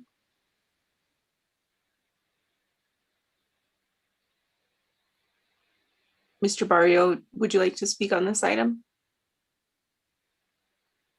I think you're still muted, however. There you go. Good evening, everybody. Thank you for allowing me to speak this evening. I just wanted to speak on the actual plan, the annual action plan. I just wanted to state that we do believe it provides the comprehensive approach that we need to addressing our housing crisis in the short and long term. And But what we would really like to see is the community housing need mapped to funding and project development projections. So we're actually able to get real-time metrics for these solutions models. And additionally, we believe that the report clearly demonstrates an existing and ongoing need that will require annual funding from the city to ensure we can substantively address our housing issues. That'll be all. Thank you. Wow, thank you very much for hanging in there with us. I don't see anybody else in the attendee room, so I will bring it back to the governing body, and I think Councilor Vijo Koppler had her hand up first. Thank you. I wanted to ask Ms. Ladd, there's 300,000 going to HomeWise for mortgage principal reduction. And I don't see anything going, well, anything for that going to the Santa Fe Housing Trust, or if they might have changed their name, but I forget what it is. And so does this mean that a buyer has to go to HomeWise to get this, or can HomeWise cross the fence and give down payment assistance, for example, to someone buying through the Santa Fe Housing Trust, Community Housing Trust? Mr. Mayor, members of the council, that's a great question. The Housing Trust did not apply for funds. So we can't give them funds they don't apply for, obviously, but they also have other funding sources. So if they have a customer come to them who needs down payment assistance, they will be able to fund that customer. Some of their past CDBG projects still generate program income, so they're able to fund buyers from the program income. I think also it's the organization is in a little bit of a transition right now, and so I think they felt like they didn't want to take on the burden of the federal grant just for this next year while they kind of get some of their ducks in a row for their new leadership. Okay. The next question I have is Habitat for Humanity. I think I read in the document is getting 80,000, but they're not mentioned in your cover memo. Are they not getting 80,000, or are they? Councilor Vijo Koppler, they are getting 80,000. I'm trying to think of why they wouldn't be in the memo. Yeah, that's just a mistake. Sorry about that. Okay. Well, all right, then I guess my questions are answered. Thank you very much. Thank you, Councilor. Other questions for staff? If there are no other questions, is there a motion? Move to approve.